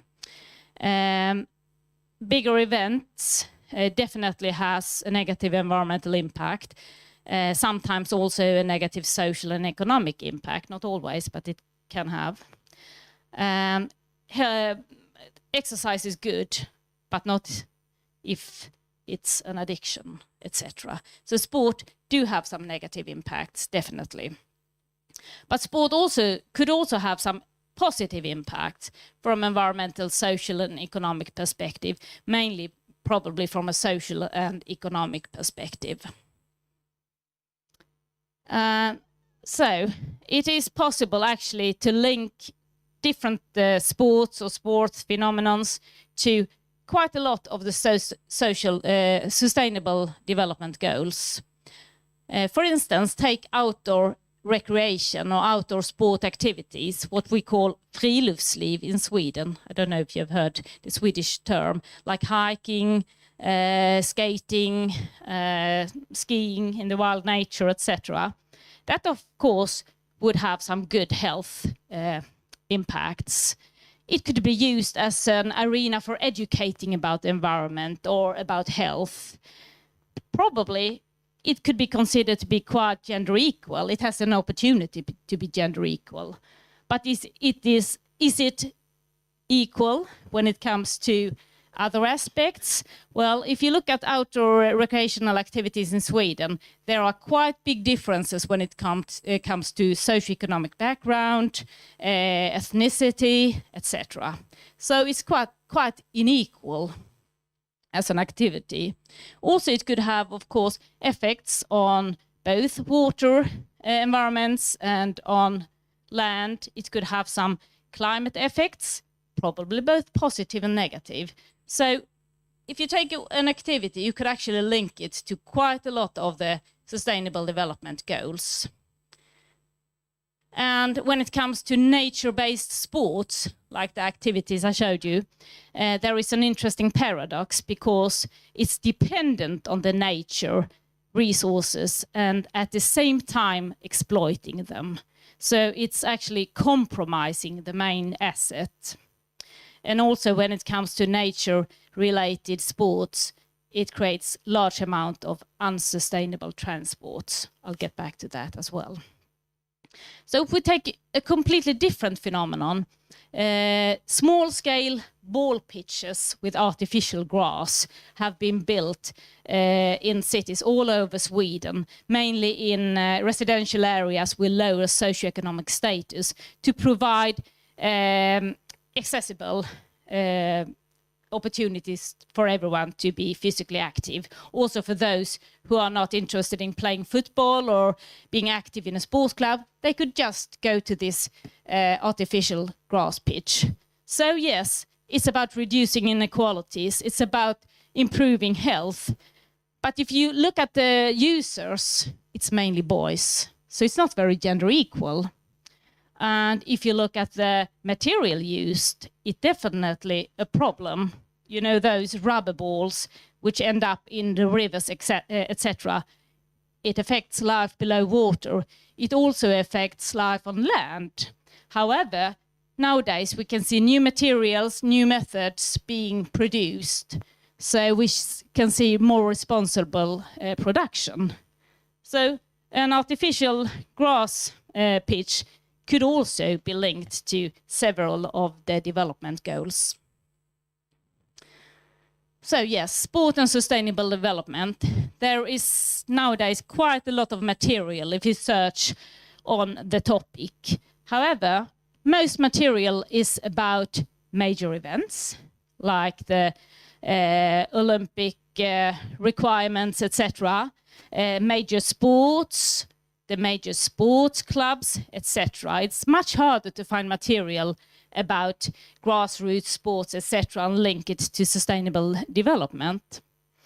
However, if you look at sport activities, most sport activities are actually carried out in other settings than the Olympic Games or the commercial big football clubs. It's carried out in the grassroots club, in the clubs out there in the municipalities.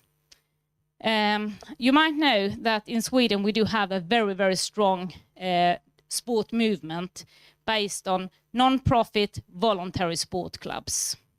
They are all linked to or handled by the Swedish Sports Confederation, mentioned earlier here. And of course we have a number of federations, special sports federations, and then we have a large amount of non-profit sports clubs out there. I think you recognize that model from a lot of countries, but it's extremely big and strong in Sweden.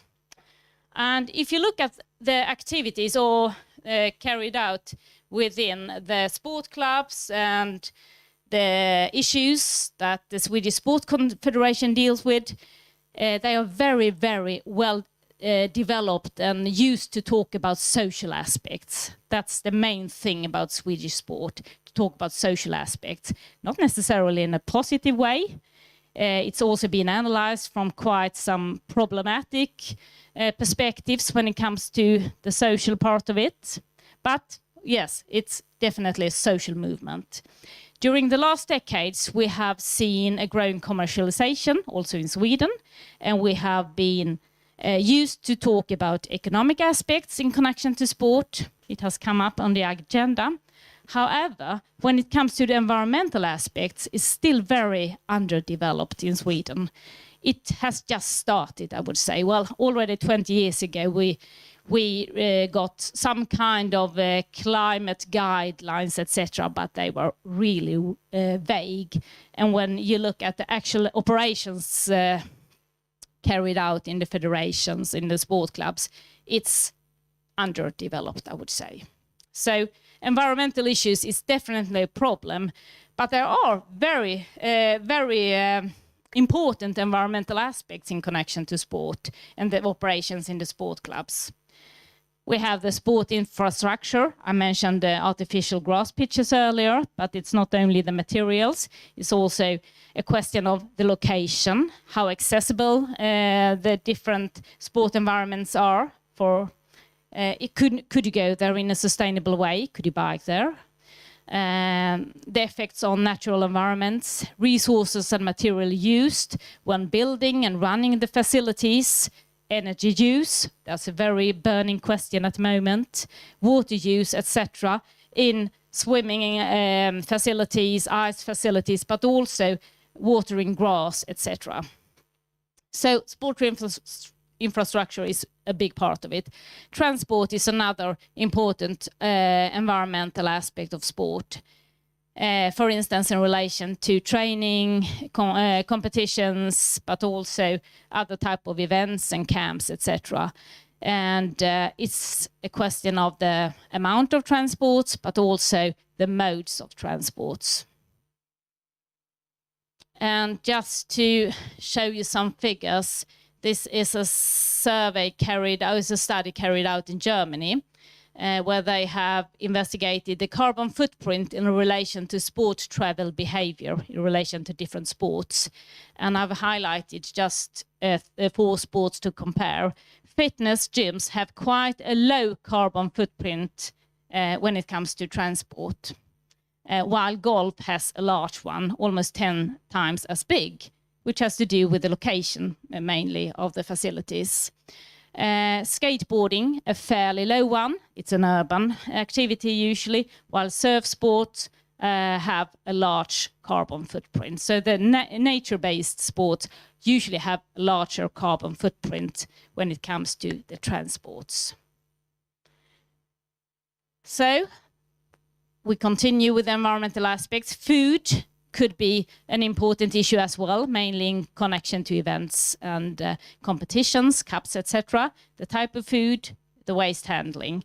And then we have another important issue, and that has to do with equipment, clothes and material used within a club or within a sport, the type, amount and opportunities for recycling.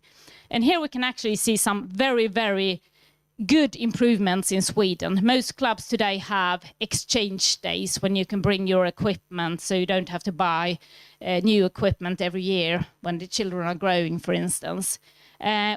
Several municipalities also have fritidsbanken, meaning the leisure bank or the leisure library, where you can borrow equipment for free, so you don't have to buy a skateboard or a helmet or whatever it is yourself, but you can borrow it. And that, of course, has a positive social, economic and environmental impact.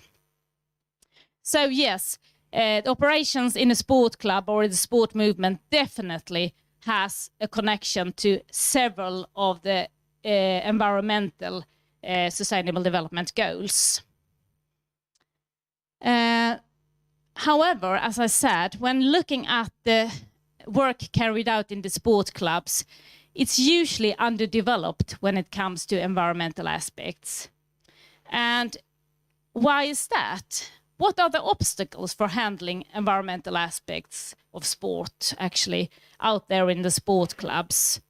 I have interviewed quite a lot of representatives for sport clubs in Sweden and asked about the handling of sustainability issues, and also where environmental issues is a part. And some of my colleagues have interviewed sport federations in Sweden to talk about how they handle environmental issues. And I've tried to summarize some of the obstacles, because there are a number of obstacles occurring in the interviews. The first obstacle has to do with the organizational structure and responsibilities. Goals and policies are usually formulated at the national level, while the practical work is carried out at the local grassroots level. And as I said earlier, we have not had many recommendations or documents and policies in Sweden. Just last year, we got a real improved policy about sustainable Swedish, a sustainable Swedish sports movement, but it's quite vague, I must say, when I read it. And the vague, and that is the next problem, the vague formulations in the policies. How to make them concrete and adopted to the organization in question. I think that's one of the main obstacles, to make it concrete. And then, if you look at the Swedish sport movement, most people dealing with operations in the sport clubs are voluntary workers. They are unpaid. They are there because they're interested in coaching football or something else. What could we require of those persons? Well, we have to deal with sustainable development issues, but could we require it from the voluntary workers? That's a question. The next type of obstacles has to do with the different contexts and relevance.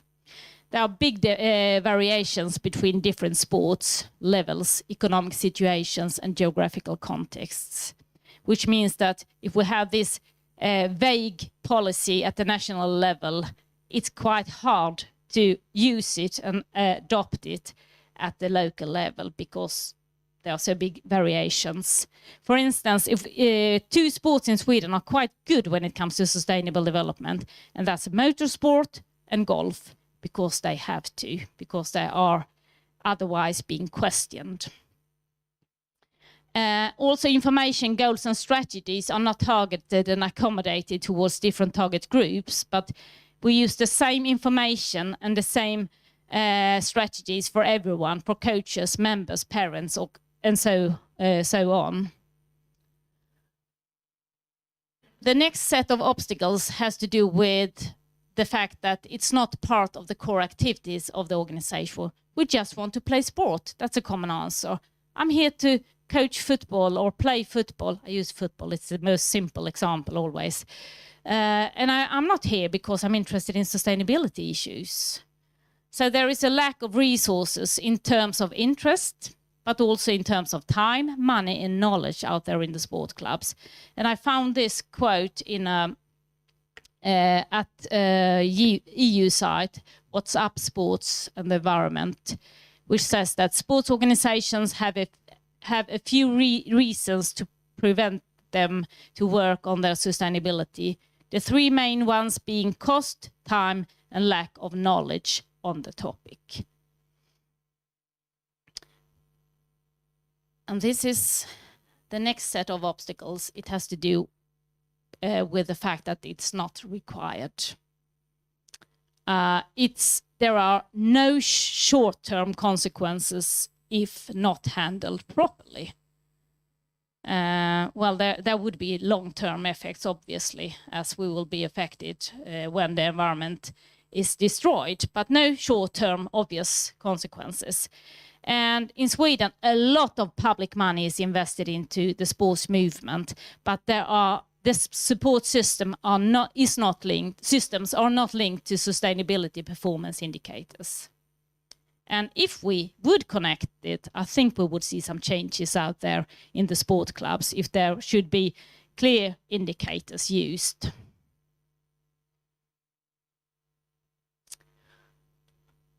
And the next thing I think is quite important, and it actually links quite well to what Laura talked about earlier, the traditional structure and norms within organized sport. There is a resistance against changes within sport, I would say. Sport is a very traditional arena. And there is a clear male dominance in leading positions.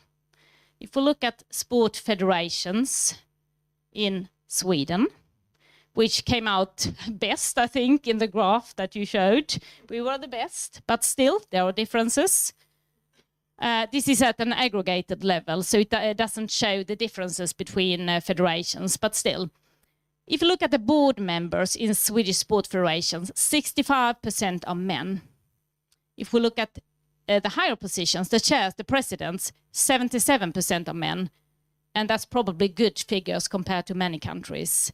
But it might be a problem when it comes to adopting environmental strategies, because I think there is quite a lot of evidence showing that usually women are more interested in environmental issues. And as I said, the eco-gender gap, why is saving the planet seen as a women's work? So the male dominance might affect the interest in dealing with environmental issues. And then we have the age structure within sport federations, sport clubs. Young people are less represented in the boards of clubs, federations, etc. And young people are usually much more interested in climate change issues, for instance. So I think more women and younger people in the boards would actually change the operations of the sport clubs a little bit, at least. And if we look at the athletes, which usually represent, not always, but usually represent a younger population, I found this quote. According to a recent survey of athletes from 89 countries, 77% of them are very or extremely concerned about climate change, with 76 willing to change their lifestyle. So let the athletes into the boards and let them be part of developing strategies. I think this is the last one. Lack of cooperation, knowledge transfer, support, and good example. That's at least the case in Sweden, that every sport club is inventing the wheel based on very bad knowledge or lack of time, lack of knowledge, etc. There is very little knowledge transfer from one club to the other, or between sports, etc. And there are few good examples presented.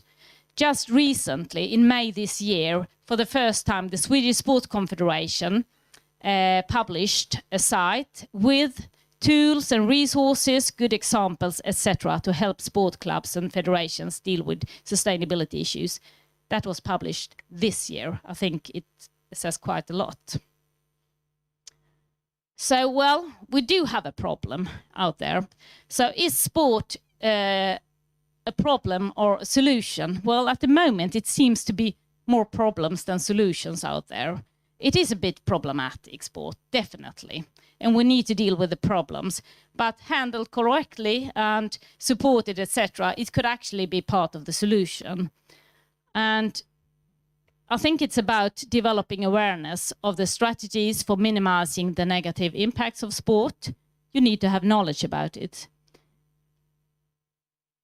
And to use sport as a tool and as a facilitator for positive change to create positive effects on the individual, society and ecosystem, because sport has a great outreach.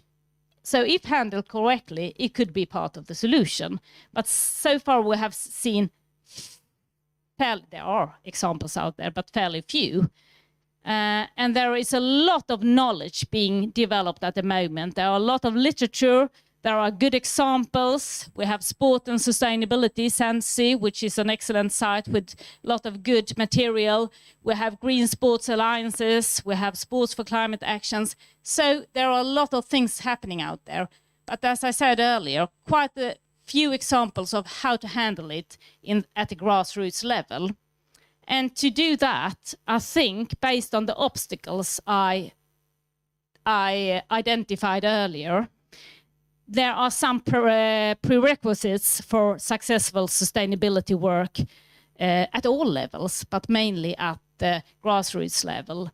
And that is comprehensibility. You need to understand what is going on. You need to have the right type of resources and knowledge. And it needs to be manageable in terms of time and resources, etc. And it needs to be meaningful. You need to feel that it's actually part of the operations, it's part of the things that you are supposed to do. Otherwise, it won't be successful. That was my last slide. Thank you for listening.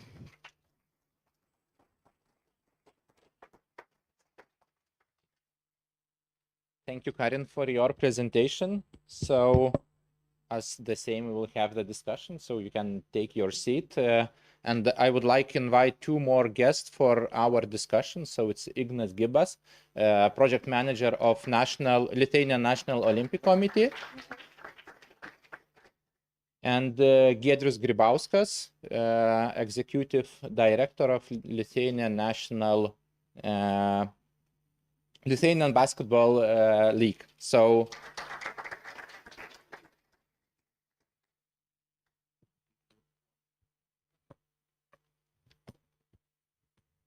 Okay, so maybe the first question I would ask Ignas. We have different sustainability initiatives worldwide, like Formula One, 100% sustainable fuel till 2026, EuroLeague, NBA, different UEFA and FIFA initiatives. How does sustainability finds place in your organization, as it's a leading organization in sports in Lithuania? First of all, hello and thank you for invitation. So, National Olympic Committee in Lithuania, we are just doing our first steps. We are just creating our sustainability program, but we do a lot before, but it was, you know, like picking berries, and we do a lot for human rights, a lot of for healthy care, and so on and so on. But now we want to put it on the plan. And International Olympic Committee, as I guess you know, do a lot. And Paris 2024, it should be a carbon negative games. So I guess you know about Olympic House in Lausanne in Switzerland. So Olympic movement do a lot in this topic, and we are just a national committee just trying to get everything in one page for a moment. Okay, thank you for your answer. I do have a question for Giedrius. The sustainability is also the cooperation between different stakeholders at different levels. Do you think the cooperation in Lithuania is enough here to achieve some sustainable development goals in future? Hello, so everybody. First of all, I want to congratulate Clara for a very good presentation. Very good view of all our future, I think. The question was about the cooperation. The cooperation is never enough because it's very flexible. If we're talking about sensibility in sport, I think we can have a very good example of Estonia. Sorry, Sweden, you are the leader, but in the political way, and the vision of the country was to have 15% of physical activity events and physical activity to have outside. In 2015, the vision of the country was to have half of the all physical activity and sport outside. That's a very good message for all the people who became kids, who for the politicals, who planning to build some big sport halls. It's very, very good message to calculate resources and to send a message to the young parents to have a choice.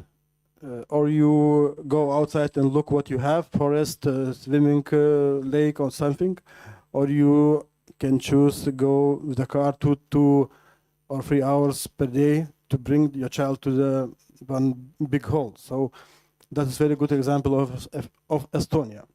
Second good example is of the cooperation with the government is Switzerland.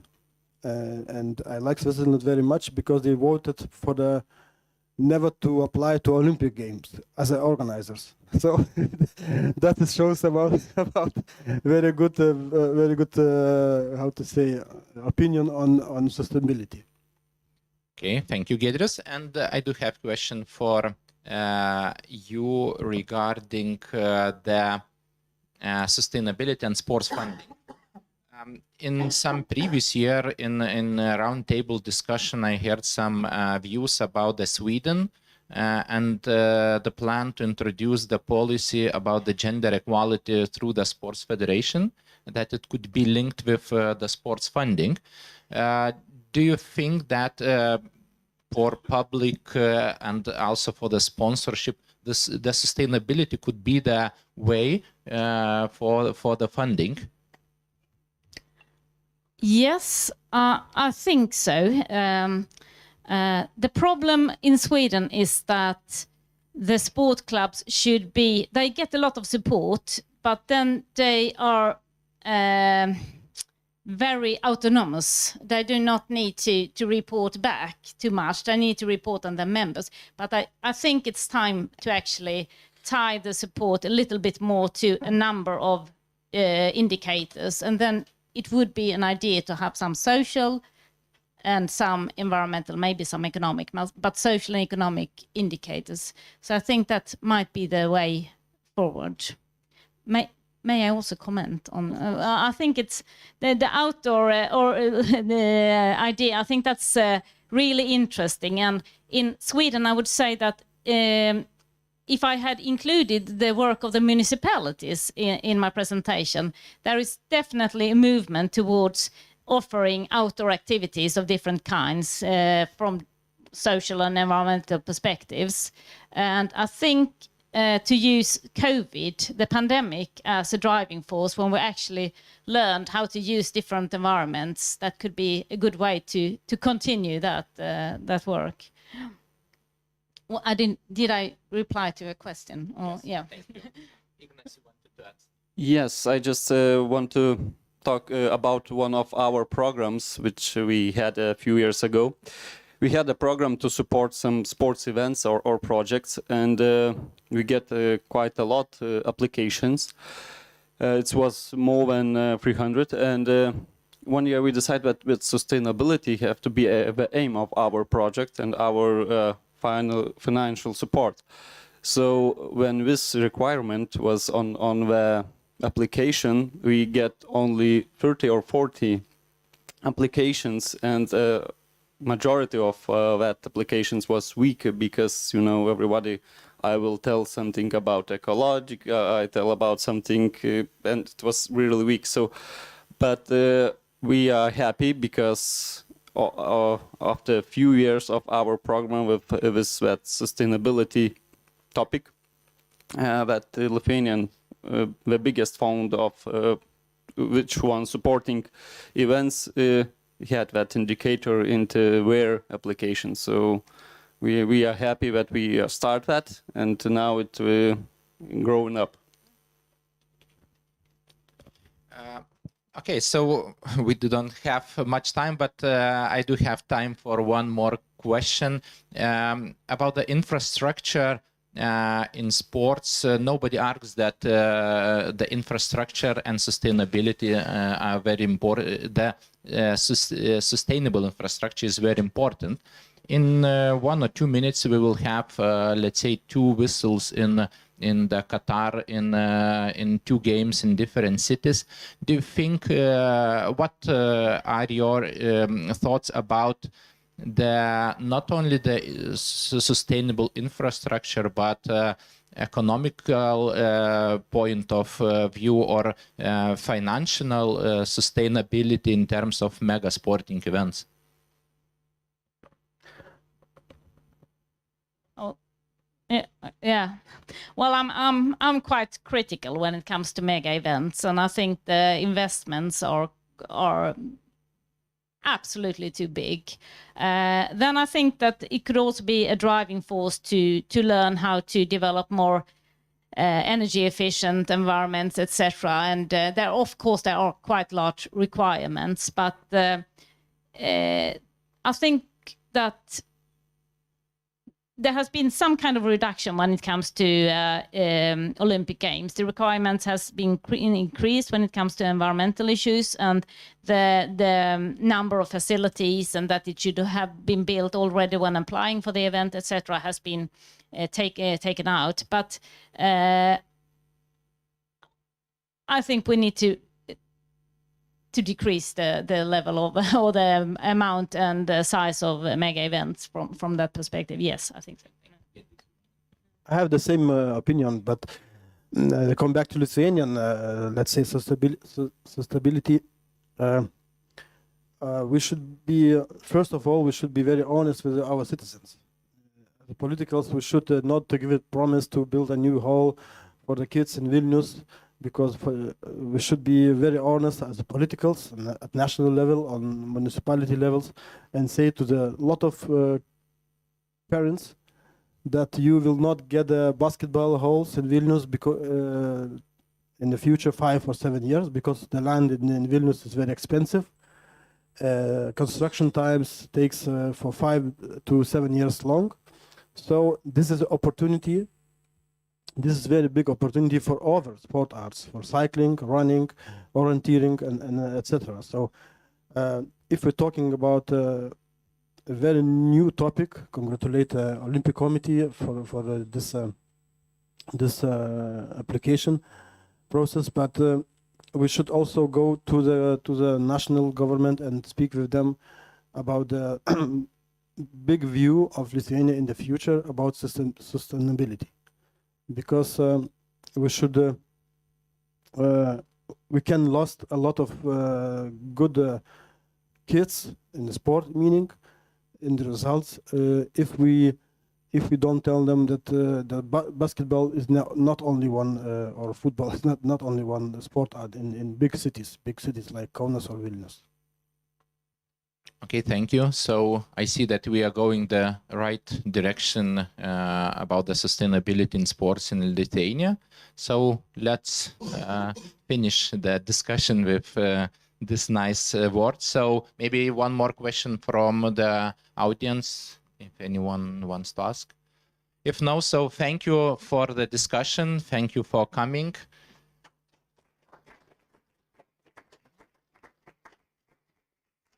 Sveikiau, jie dažniausiai saikingai vartoja alkoholio arba jo nevartoja apskritai, jie dažniausiai nerūko ir jie patiria mažą psichologinį distresą.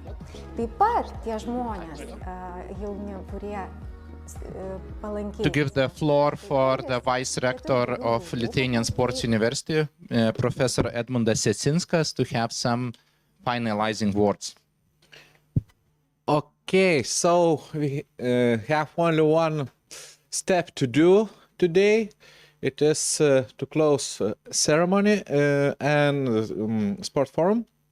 And first of all, in closing stage, I want to say that big thanks for all our speakers. They make incredible job, incredible presentation. So thanks Mindaugas, Steve, Laura, Ives and Karen. The topic was quite different, but all topics have some common thing.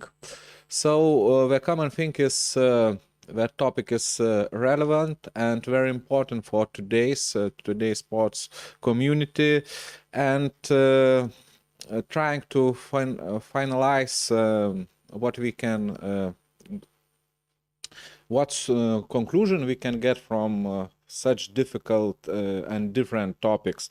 I think that we can agree that we should develop 4 system in the sport. It is a system for elite sportsmen.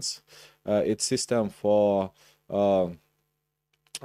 sport for all, infrastructure, and of course good governance. And in good governance we can see that it can be covered such big topic as match fixing and money laundering.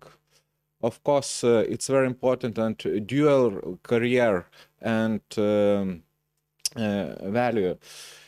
And for me, yes, it was a very interesting topic, para sports, and we can see that yes, if we're talking about dual career and equal gender, of course we are different by size. Maybe we are higher, maybe we are having more weight, but still we need that the government treat us the same, equal.